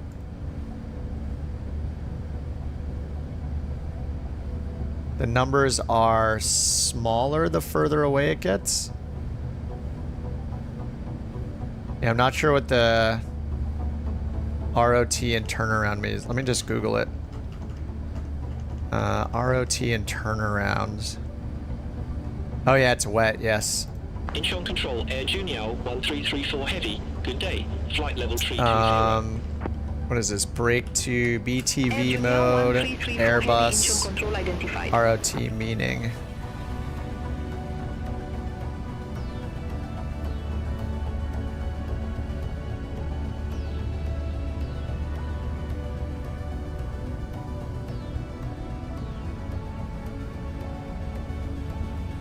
Not sure that I see it anywhere on the internets. ROT, runway occupancy time. Oh, okay, that's how long we'll be on the runway. That's cool. Runway occupancy time. So the sooner we exit, obviously, the lower the number will be because we'll exit the runway faster. And that's in seconds, right? Yeah, that would be 53 seconds. So if we choose a really far one, P2 will be on the runway for 85 seconds. So we choose Papa 6, only 36 seconds. Okay, runway occupancy time. And then what does the turnaround mean?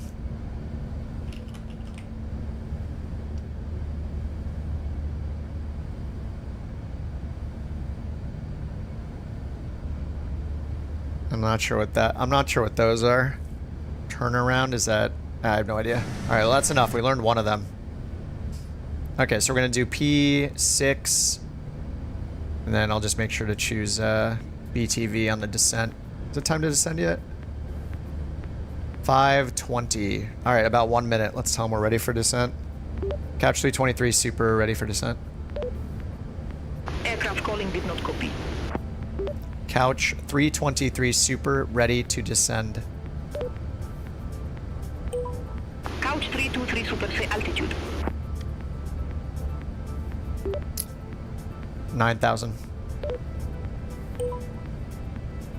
Couch 323 Super, inch on control, expect SOS 2 Papa, runway 07. Expect SOS 2 Papa, runway 07, Couch 323 Super. Nice. Nippon Cargo 225 Heavy, contact Nanshan Control 120. Oh, that's somebody else. ROT, runway occupancy time. Yeah, what else could it possibly mean? I mean, it makes sense once you know it. It's like, oh, right, this is all about braking efficiently to exit at a specific exit on the runway. It'll automatically brake so we can make that exit. Yeah, runway occupancy. It makes a lot of sense once you know it.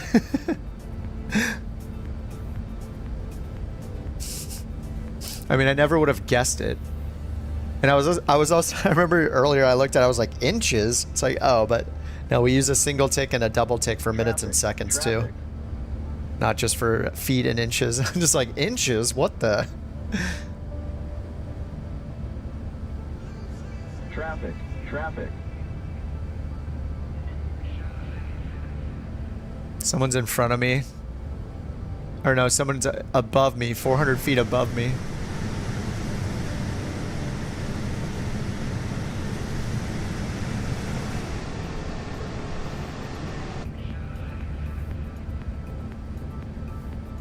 Oh my god, look at the arrival. That is pretty awesome.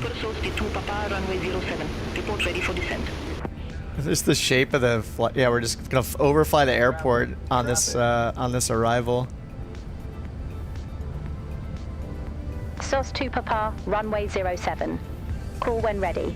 Couch 323. Oh, we're ready. Super. We're already ready. We already hit top of descent.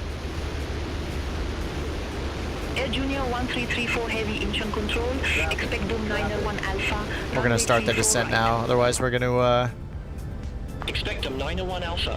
we're gonna have to chase it again. Air Junior 1334 Heavy. China Eastern 520, flight level 300. Air Junior 1334 Heavy. Too much traffic. Flight level 240. Descend to flight level 240, Air Junior 1334 Heavy. Her voice changed. China Eastern 520, inch on control, radar contact. Couch 323 ready for descent. Couch 323 Super, descend to flight level 250. Descend flight level. Oh. Descend to flight level 250, Couch 323 Super. Alright, we'll see open descent down to 250. Where'd they get 250 from? Got at or above 150 at Sosdo. We overfly the field and then we can do this big outbound turn. We're just adding 1,000,000 miles. This is so interesting.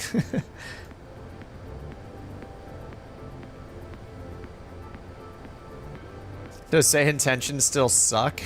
I have no idea. I don't care anymore. I did see their pretty embarrassing post on Reddit.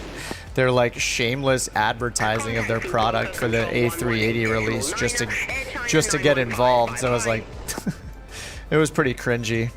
They got downvoted a lot in their comments. It looked like so. Yeah, That's a weird decision. Doesn't really surprise me. But I don't know. I don't really care. I don't miss it. The only thing I miss about it is just hearing your guys' voices. That was always fun. But besides that, man, BeyondATC is they're doing a really good job.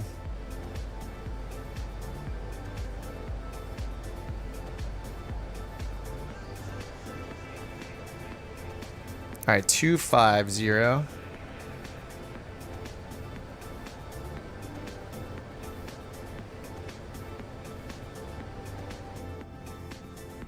This has not been the most scenic flight, but I didn't expect us to be in this like total like whiteout the entire time. Yeah, the story of Janet and Toby, yeah. Now they're tied into a long-term sponsorship with On Air. I mean, one of you guys pointed out that On Air's price is like almost, it was like more than, was it almost 50% more since we last paid for it? Like my last 2-year subscription, it's gone up by like 50%, which I don't know if that's a good sign or a bad sign.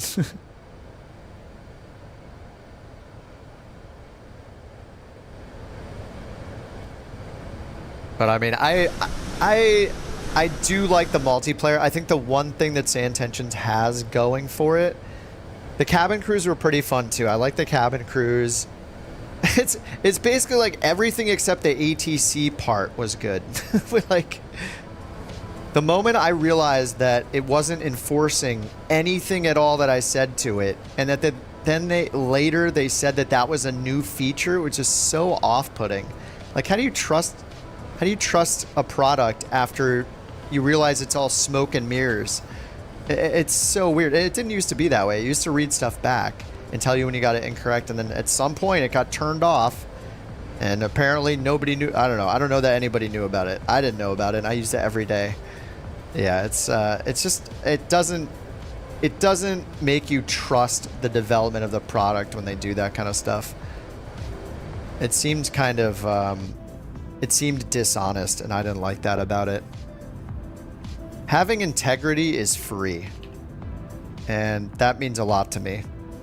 Which is why, like, I don't know, I personally refuse to take any sponsorship money or take anything for free.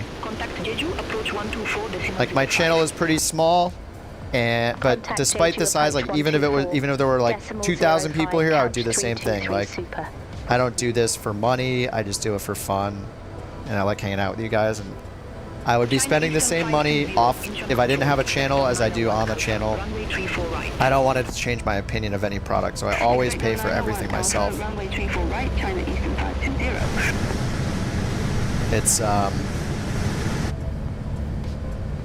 yeah, and so I don't and wouldn't pay for it again right now. maybe they'll have a redemption arc like No Man's Sky, Hello Games and No Man's Sky. Maybe there'll be a Say Intentions redemption arc, where they just like slow down and make things like really robust. And it just felt very chaotic, the updates. There was just so much so fast, and when one bug exists for like 6 months, like, I mean, my push to talk button never consistently worked with the software. It would always break. So having something break for 9 straight months when it's supposedly been fixed a million times, it gets really frustrating. I don't like feeling like I've been lied to in what a product does, and that's what I felt like using that after realizing that it wasn't enforcing anything. Like, there's no point in using it. And then only afterwards is it like, oh, now it does readbacks. It's like, okay, well, we expected it to be doing that the whole time. Like, that is the fundamental part of using ATC. Oh, did they tell us to descend again? I've just been sitting here ranting. Approach frequency. Oh, here we go again. We need to be at 12,000 or above. All right, I'm just going to bring it all the way down. What was it? 9,000, I think. Let's do descent 9,000. See if I can catch back up. Above 12, above. These are all aboves. We have all this distance until we need to get down to 9,000, so we'll do that. Hopefully we'll make it. All right, engines are idle. And this has been the The most visually boring flight. I thought we'd like be out of the clouds at some point. I know you guys went a little bit higher, but I mean now we're just gonna be in the soup the entire flight. All right, we'll set BTV for our auto brake. Arm the spoilers. What else do we got to do for descent? Barrel ref I already set. Minimums. I didn't set the minimums, did I? Wait. No, I don't think I did. Performance. Approach. Oh, I did, yeah. Okay, we did do the barrel minimums. It's cool that it knows it's a GPS approach too, and it doesn't ask us for any radio minimums here. Any builds released a B1 Lancer. Descend to flight level 240. Descend to flight level 240, China. What's the B1 Lancer? B1 Lancer.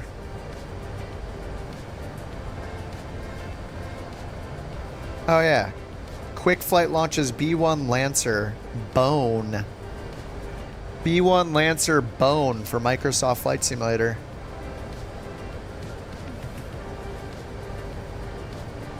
B1 Lancer known as the Bone.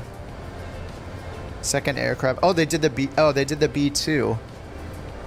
Oh, wait, which B2? Oh, okay, we didn't use the Kiwi the quick flight B2, right? The B-O-N-E Bone. Got it. The B1 Bone. Engine control Hong Kong shuttle 675. Good day. Flight level. I'm kind of slow, sorry. Holy. All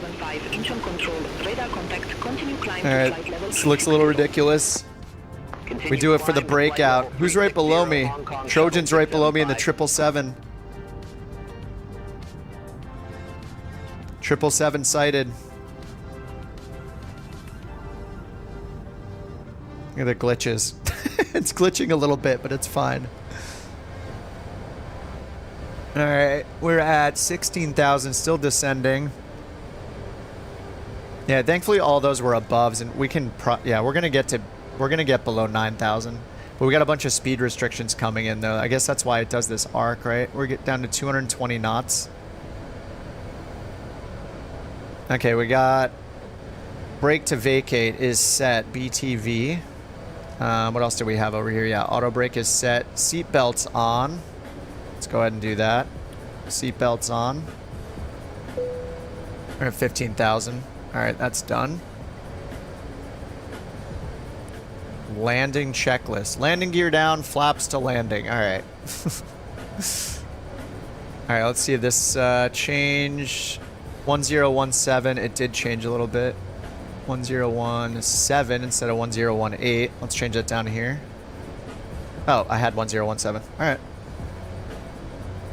Cool. And overcast. All right, broken 800. Scattered 800. Broken 2000. Overcast 6000. Rain, mist.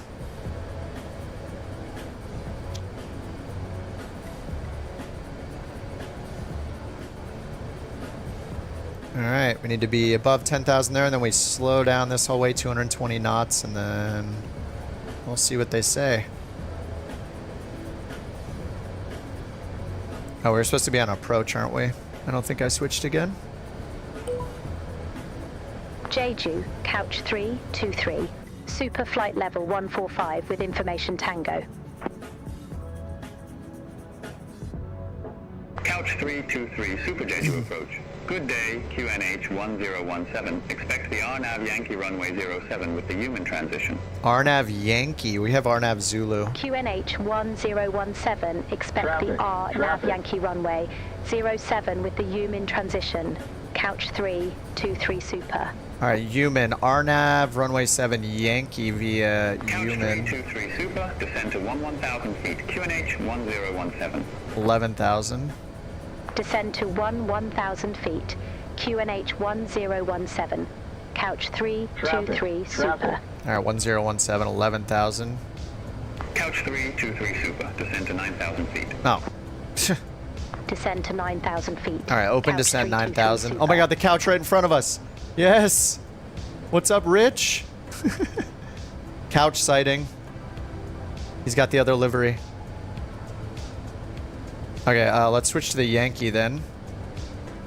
Okay, so we got human, RNAV, runway 7, Yankee via human. Okay, and our current waypoint is what? Manba. Insert. Flight plan. Direct to Manba. Oh no, we're on the other ones for SOD, so yeah, direct to Manba. Okay, Manba. Great. Alright, so we're doing the RNAV Yankee instead, so we're gonna have new minimums. Let's go over to approach. Get the Yankee instead of the Zulu. Okay, minimums are now... Oh, it's an LP. It's a GPS. Oh my god. My girlfriend just held the dog. She's wearing her Halloween outfit. The dog's wearing an alligator costume, and my girlfriend just put... I didn't even hear her come in the room. She's trying to kill me with a heart... I'm gonna have a heart attack. She had the dog just comes right next to my face mid-air with an alligator outfit on. I mean, she's an 8-pound... Oh my god, you're so cute. You are so cute. I'll have to post a picture on Discord. Sorry. Okay, Yankee runway. Yeah, just in time for landing. Exactly. All right, 4:30 for it's an LPV approach. Probably should have just done the Zulu, but whatever. We're changing it on the fly. Okay, let's go performance approach, LPV approach.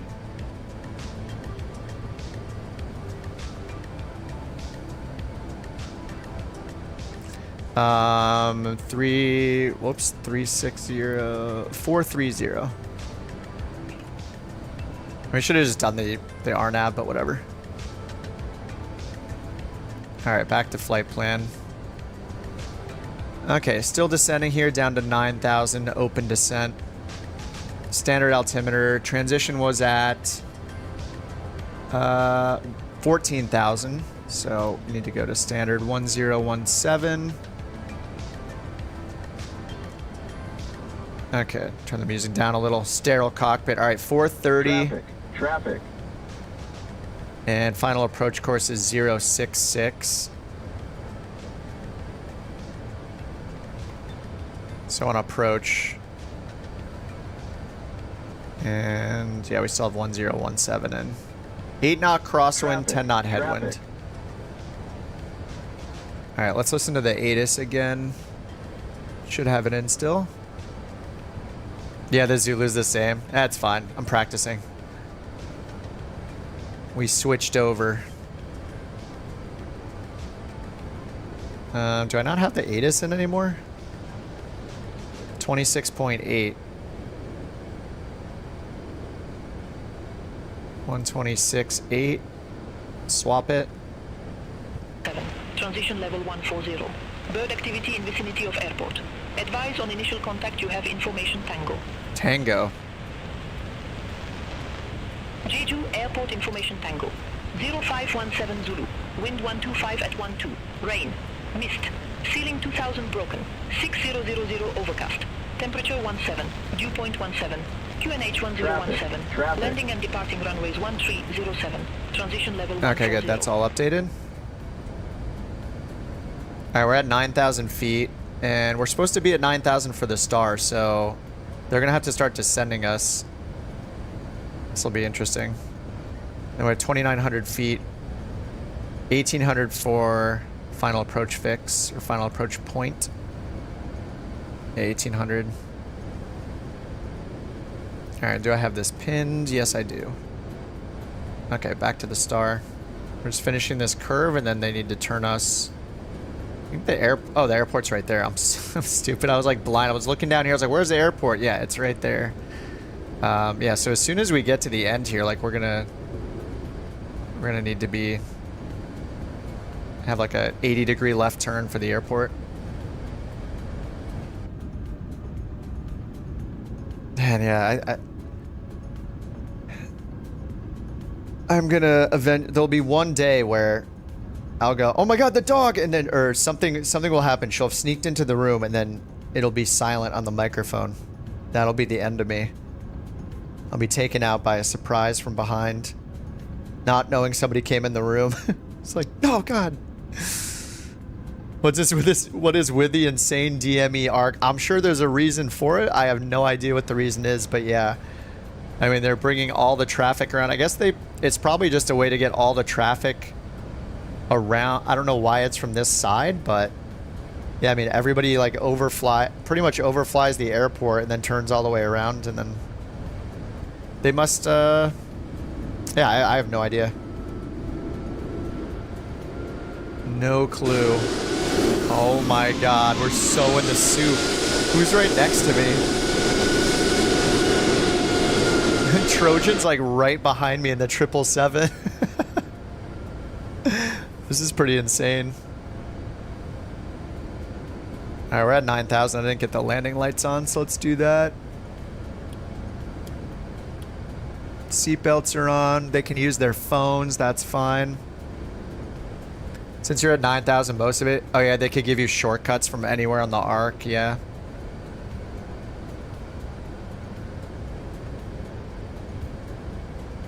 Yeah, we just have 9,000 and a 220 restriction, right? 220 knots and bank angle of 25. Alright, let's just bring up the approach.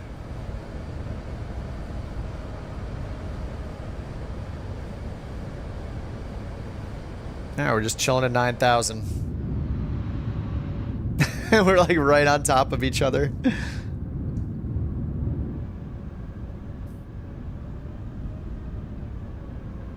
And I guess we'll want to look off the left side.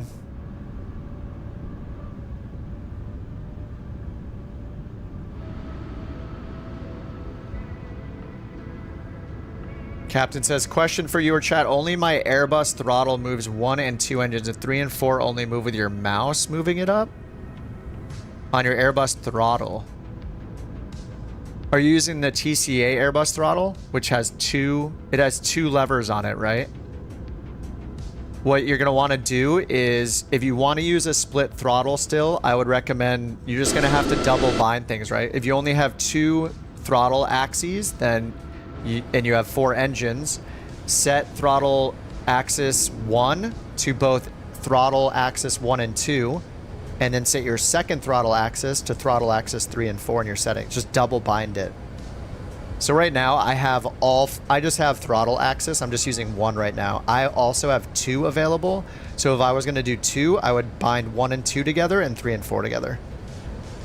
So just go into your control settings and set throttle axis 1 and throttle axis 2 to your first lever, and then do the same for 3 and 4 on your second lever.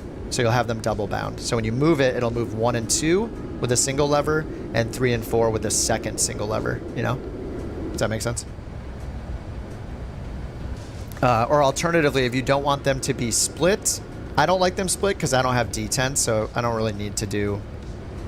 I don't know. It's more realistic to have them split when you can, but yeah. I just have them all on throttle axis 1 right now, or just called throttle axis without a number. That'll control all throttles in the plane.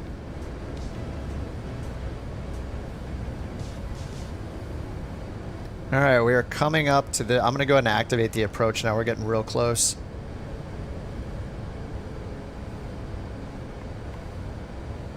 And we're not going to have the airport in sight, so this will be interesting. All right, they just gave us descend to 9,000. It's the last instruction they gave us. But we need to get down to, what is it, 2,900 and then 1,800.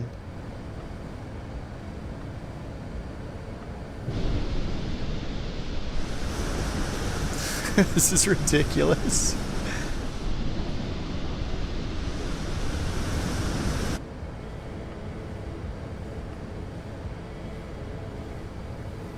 Are they trying to give me a visual? No, they gave me the RNP Yankee for runway 7.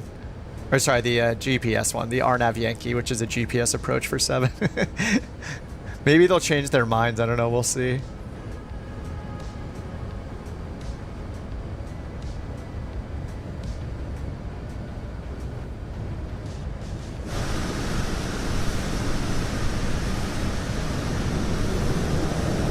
And when we finally break out, it's going to feel like we're in a whole new world. Windows are so dirty. Need to clean this thing.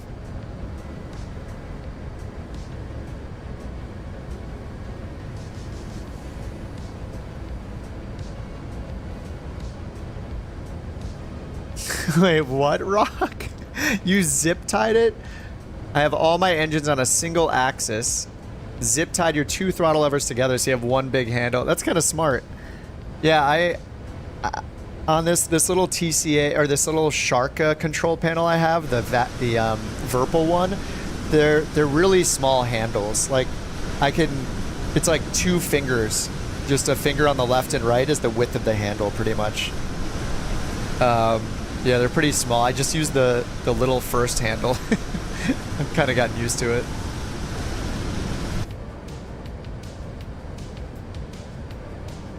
All right, how many miles do we have once we make these turns? 16. Okay, so we're coming up on Pimmick. We have a decel, then Pimmick, and we're going to make a hard left turn here, about a 90-degree turn. And then Pimmick, is that 16 miles until Pimmick or after Pimmick? And then 5 miles and then 4 miles. Anyway, we're 35 miles out from the airport total.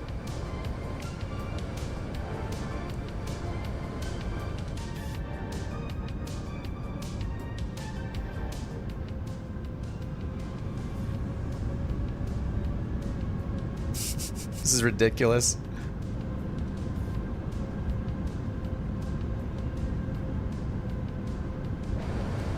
A380 into crap weather. Is that the official wind wing in the chat? There's no way. Celebrities in the chat. Rock says, I love the TCA side stick. Smooth as butter. Yeah. I use that stick for, well, I think there's like a newer version out. The last screenshot I saw of the TCA one was, it looks like, maybe it was an Xbox compatible one. It looks better than the one that I have in my closet now. But the TCA did me well for a while. I used that thing a couple years. All right, here's the left turn. I guess we'll get flaps 1 down, right? Whoops, that's gear. Oh my god. All right, I guess we'll get flaps 1 down for now just because our speed's getting lower and lower. Couch 323 Super, descend to 4,000 feet. All right, 4,000. Descend to 4,000 feet. Couch 3. All right, open descent 4,000. And we got flaps 1 down. Couch 323 Super, cleared direct human, cross human at or above 4,000 feet, cleared on at Yankee runway 07. Direct human 4,000. Cleared all right, direct human, direct cross to. human at or above 4,000 feet, cleared on at Yankee cleared. runway 07. All right, so we're going to do manage descent now because we're cleared and it's already got 4,000 in.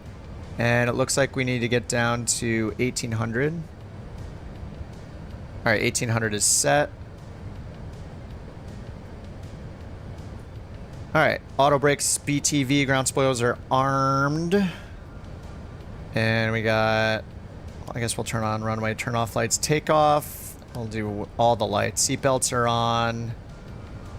Ding. Bing. Okay. Traffic. Traffic. Whoa, what is this right? There's a right and then a left turn? I didn't even look at the map here, did I? Yeah, we're coming in here and then we... Okay.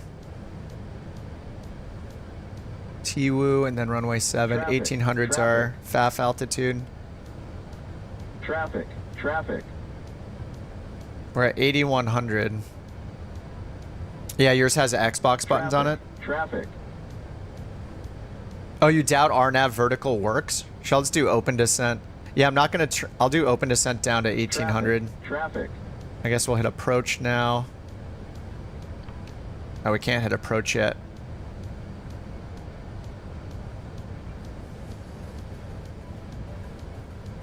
We're still 24 miles out. Yes, we have traffic. We have traffic. Oh, man. Yes. This is the best. Oh, look at the lights. Dude, the landing lights look awesome right now. Oh, dude, that looks so cool.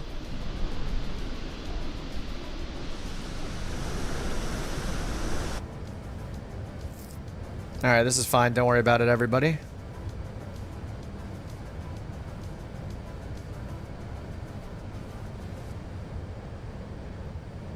So we're going to open descent, idle. 21 miles out.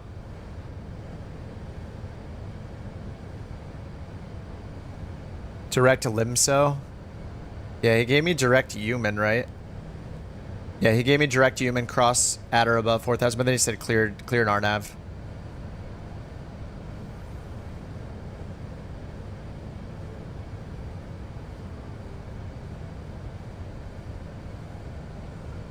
All right, descending at 1,000 feet per minute now.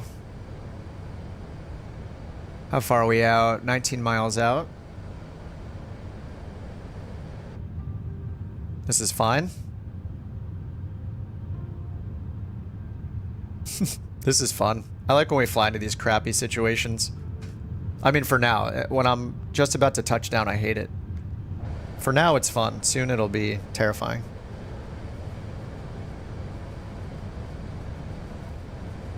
Alright, so we're going to make a right and then a left. I'm going to get flaps 2 down now before we make these 2 turns. 17 miles out. And then once we make the second turn, we'll get our gear down.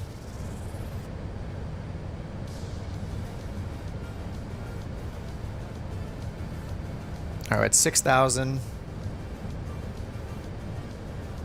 Here's human at or above 4,000. Tiwu is 1,800. So if we need to do this manually, what's our ground speed on final going to be? Like 140-ish, maybe 700 feet per minute? Traffic. Traffic. Actually, down here, if we go to performance, we have... Yeah, our approach speed is 138. 138, and... we have a nasty crosswind right now.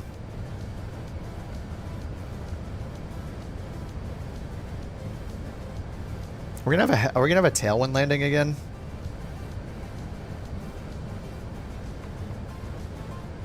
Six knot headwind, 10 knot crosswind is what's estimated from the ATIS.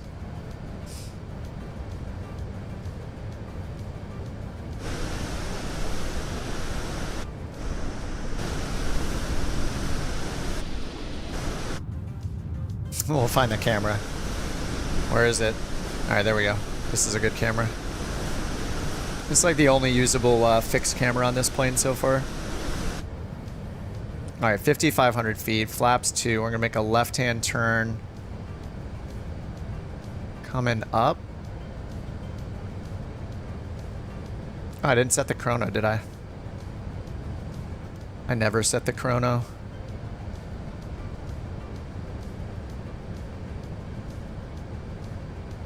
Traffic. Traffic. Oh, nighttime charts don't work yet. Alright, left-hand turn. And then our minimums are 430. Our go-around is climbing 8,000 on a 066 track, so 8,000. Traffic. Traffic. Can't even see the runway. Well, luckily we got a good 4,000 feet to go until minimums. Minimum is 430, so we got 4,200 feet more to descend.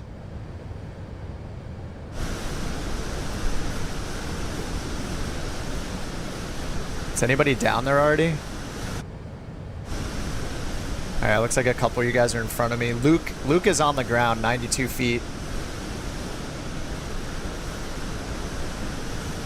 It's like Rich is at 2,000 feet right now. Alright, turning to final. Can we hit approach now? No, maybe it's not going to work. Couch 323 Super. Contact Jeju Tower 118.55. Probably no approach mode for the... Contact Tower 118.55, Couch 323 for the RNAV Super. stuff yet? Have a good day. Alright, we're still descending down to 1,800. Open descent, 1,800. We got 8 miles. Let's go ahead and get gear, flaps 3. Switch the frequency. Jeju Tower, Couch 323 Super, RNAV Yankee Runway 07. Alright, we're at 3,500 feet. There we go. Couch 323 Super, Jeju Tower, wind 125 at 12, runway 07 cleared to land. All right, 07 clear to Runway land. 07 clear to land. Couch 323 All right, gears down. super. Many greens. All right, let's get flaps full. 7 miles. Flaps full. All right, we're at 2,700 feet.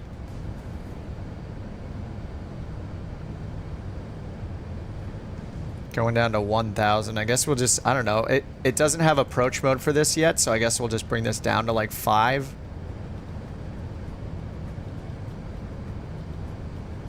Down to 500 feet, right before our minimums. I don't know what else I can do. Too early to be fully configured. 6 miles out with like no visibility. I'm gonna fully configure. Pull up. What? Pull up. Pull up. Pull up. Wait, why? We still got 400 feet to go. What is it doing? Why? What is happening? It's freaking out. Okay, okay, chill, chill.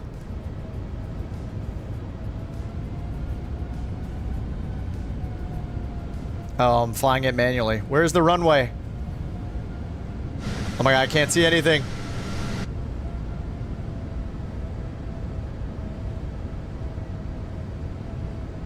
How did you guys land? What? 400. Where's the runway? I see nothing. 400.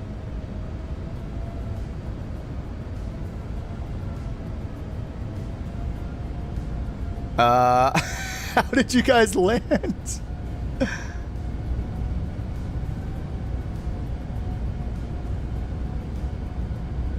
Oh my god, is that the runway? I don't see anything. I see a light. Oh, I see a light. Oh my god. Almost didn't. It all went wrong. Trying to make my way over to the right, but look, when I pull it right, it levels off. There's something about the fly-by-wire system in this. It's just not like their other one. Oh my god, it's buffeting. Yeah, it like doesn't react very well to any of my manual inputs.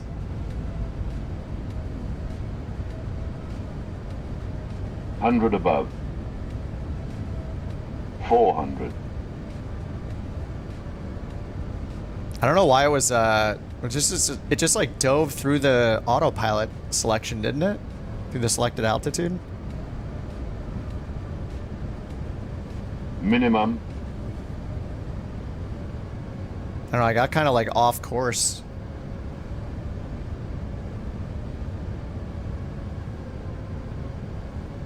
I am fighting it pretty hard with a lot of left ailerons right now.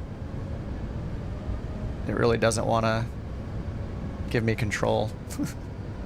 What is it doing? 50, it's pitching left. 40. 30. What is it doing? 20. Retard. Why is it doing that? Retard. It's pulling me to the left. I have no idea why. I don't understand this. This thing has a lot of bugs on final. I'm sure they'll fix them, but man, it's very noticeable when you're trying to hand land this thing. Oh, Phoenix sensitivity. I probably do have like minus 30% or something like that. Because pretty much every plane I ever fly is way too sensitive. I probably do. I don't know if I have minus 70 or anything crazy. It's probably like minus 30. But either way, like it's not like a sensitivity thing. It's like pulling me. It's like it's banking my plane automatically for me. Like the opposite of what I'm trying to do. It's very sketchy. I don't. There's something wrong. There's got to be something wrong with it. Like it doesn't feel like any of the other Airbuses. Like in a bad way. Like I don't think it's just because it's a super, you know.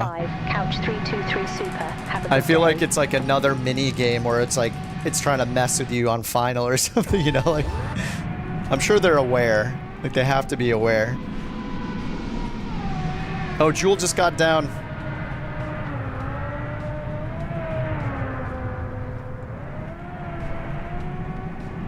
Jewel is on the ground.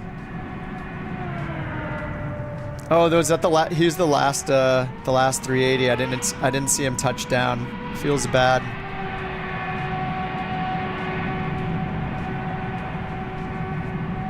Couch Intercontinental. All right, Rock is coming in at his longitude though. Good luck, Rock. Man, yeah, there's something really weird about it. I don't know what it is. Both flights felt like it was just like doing whatever it wanted to do, even though it was in manual. Like something with the fly-by-wire logic. It was very strange. All right, well, I had my beacon light off for almost the entire flight. Oh my God, 7.4. I got a 7.4. I'm never getting an A380 type rating. Oh yeah, look at that windsock.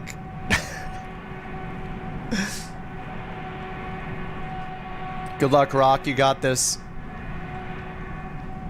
Does he have wind turned off? Is he even crabbed?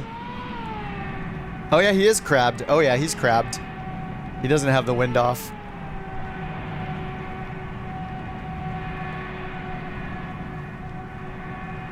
I don't know, maybe it's just how big the plane is and oh, stick it, you got it, you got it.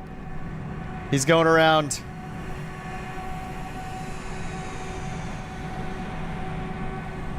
Takes discipline to do a go around.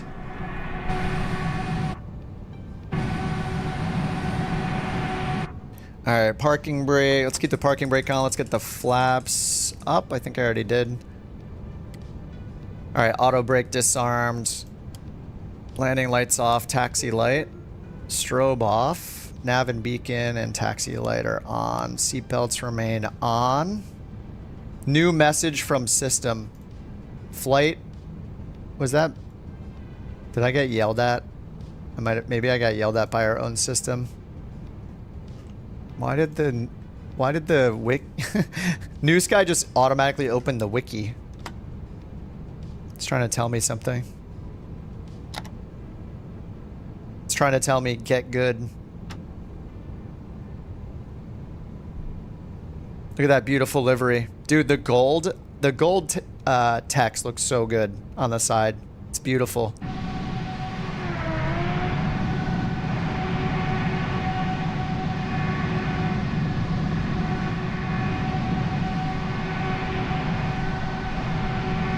I mean, we always have to do flights that'll ruin our ratings, right? That's the fun. I'll just park at the end over here. Oh, he yelled at you.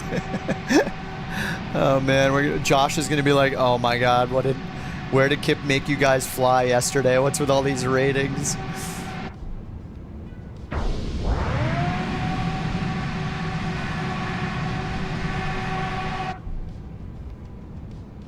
Oh, the bad takeoff? I do that a lot. I feel like I lose a lot of points on not being on center line on the takeoff. Oh, that's some AI traffic that just landed, I think.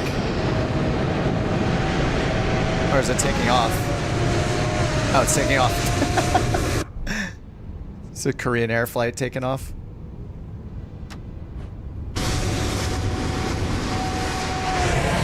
But did I say we were landing in Japan earlier? Are we in South Korea? Where are we? I don't even know where we are. I don't even know. I don't know anything anymore.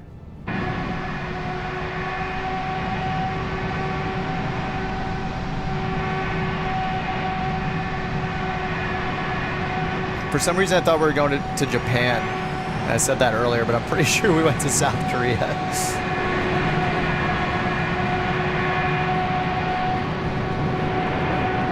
This is where having the split throttle would be a little helpful. Trying to do these tight turns. Pulled left on you again too. Very uncomfortable to land. Yeah, okay. Glad it's not just me.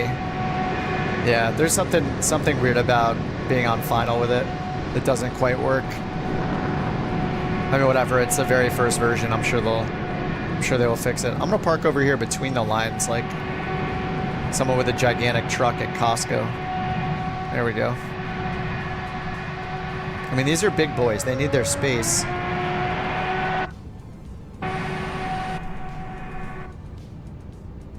All right, let's get all these engines shut off. Engines, oops, control 8.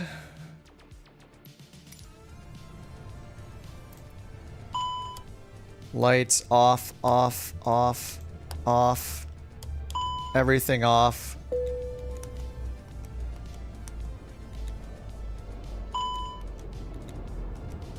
All right, that's how you shut down an Airbus A380. Bam, professionally shut down. You haven't had any issues? Try adjusting the sensitivity. I don't think it's a sensitivity thing though. It's I will try that for the next time, but I was like having to go left and then right and then left and then right and then really hard left. It is. Jewel, do you have oh, yours did that off the rip too. Jewel, do you have lower sensitivity settings? I think I have mine probably at like -40 or 30 or something like that on my stick. I usually have it pretty low. Yeah, -29. I'll just reset them to 0 now so I don't forget for the next flight. I mean, that is pretty fun. I haven't been flying the 777, but I feel like I mean, there's just something fun about Airbus, right? Like, I don't know. I think I want to fly it more. I just think that I would do really short flights, like ridiculously short flights with it. So it would be kind of silly. Jewel has the TCA stick with the Phoenix settings. Doesn't feel like sensitivity. Yeah, I'm not sure it's sensitivity there's either, but I'm willing to give it a try, you know. With the default sensitivity settings, but it's just having fun. Yeah, it feels like it kind of has a mind of its own on final when I'm hand flying it. As soon as I turn the autopilot off, like it just felt like yeah, it felt like it was doing its own thing. Dude, this looks so good. Look at all the couch captains lined up. Oh, with a flyby. Beautiful. You know what I gotta do is change it to good weather real quick. There's cinematic preset. Ooh. Beautiful. Look at us.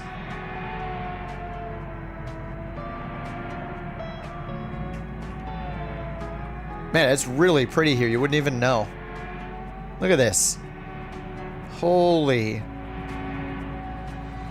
I feel bad for this location that we flew in with such bad weather because it's really pretty. This is awesome. What a cool spot. Just use a linear setting. Yeah, I'll try that for next time. Hey, Melanie, what's up? We're about to finish. Yeah, the party livery. Hey, Rex, what's going on? Yeah, Av made 2 liveries today on the release date of the A380. So we got 2 couch liveries. Yeah, we got the party livery, and then we got the non-party livery. Av, thanks again so much, dude. I really appreciate it. Incredible cranking these out so fast, and we all got to fly them tonight. Absolutely insane, dude. You're a hero. All right, that was pretty fun. Yeah, I don't think it's the last time I'll fly them, but yeah, it's pretty incredible. We got a 380 now. People have been waiting for this forever, so yeah, the party and the business. Yeah, this one definitely looks more business. That's for sure. All right, guys, it's 11 p.m. I'm gonna go eat a super late dinner. And oh, you got 10 flights in, JJ, already? Oh my God, nice, dude. Yeah, my ratings are horrible. I got like an 8 and then a 7. I got a 7.14. This is a bad way to start November and start my A380 type rating. 8.39 average. Ugh, it's bad. Oh yes, like a mullet. Yeah, business. Business in the front, party in the back. Mullet livery. Okay, guys, thanks for flying along. Man, that was a long stream. 5.5 hours on a school night. Couch Intercontinental.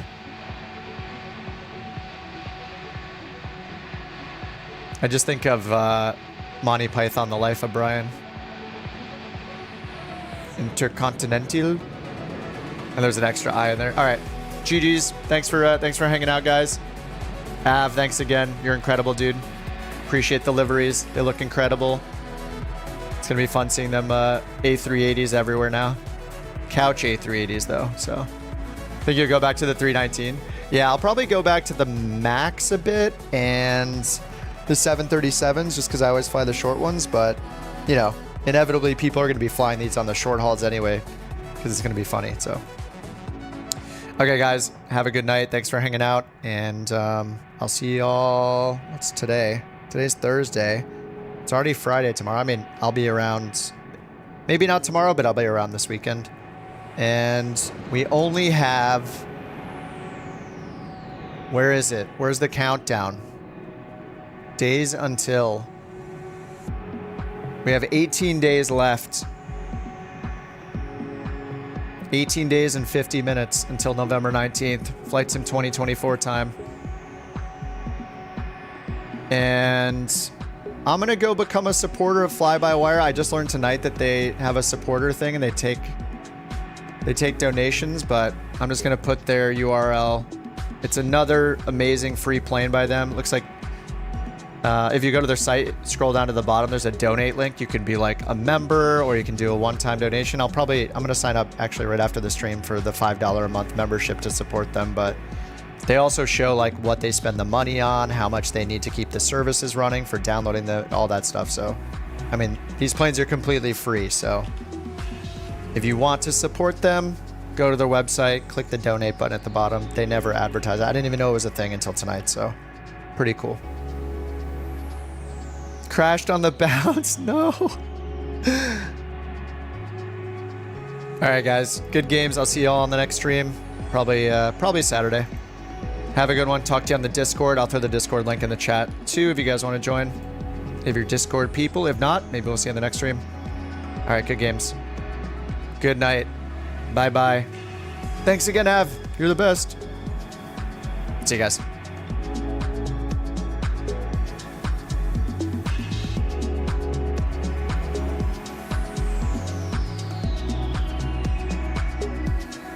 I don't know what's better, New Sky or a pilot's life. Oh, I just saw the question. If you, a pilot's life is good if you're doing airliners as a single person. New Sky is good if you want to make a virtual airline or fly for a virtual airline. A pilot's life is really good, yeah, if you want to feel like you're building a career as an airline pilot and going from one airline to another and flying pretty much all airliners. It's very focused on airliners. And it's cool because you move up from like a budget airline to like a bigger and bigger airline, and you also move your base from one spot in the world to another spot, and you fly real world routes. So it's very cool for that. It's kind of unmatched in the like airline career kind of progression. It's really nice. It gets you flying all over the world. And what's fun is when you go from one airline to another, matching your liveries and stuff is great. So like, you know, if you're with United or with Lufthansa or whatever, get the liveries from flightsim.to because you're going to do real world routes from those airlines. So it's pretty cool. New Sky is free, and New Sky is really good if you want to do a virtual airline. So like tonight, the flights we did, it tracks our performance, kind of like the other programs do. And we have like a rating as a virtual airline. And we can see like each other's scores and, you know, how many flights we did within every day. You know, it's just good for flying as a group. But all right, I hope that helped. All right, guys, have a good night. Out for real now. See ya.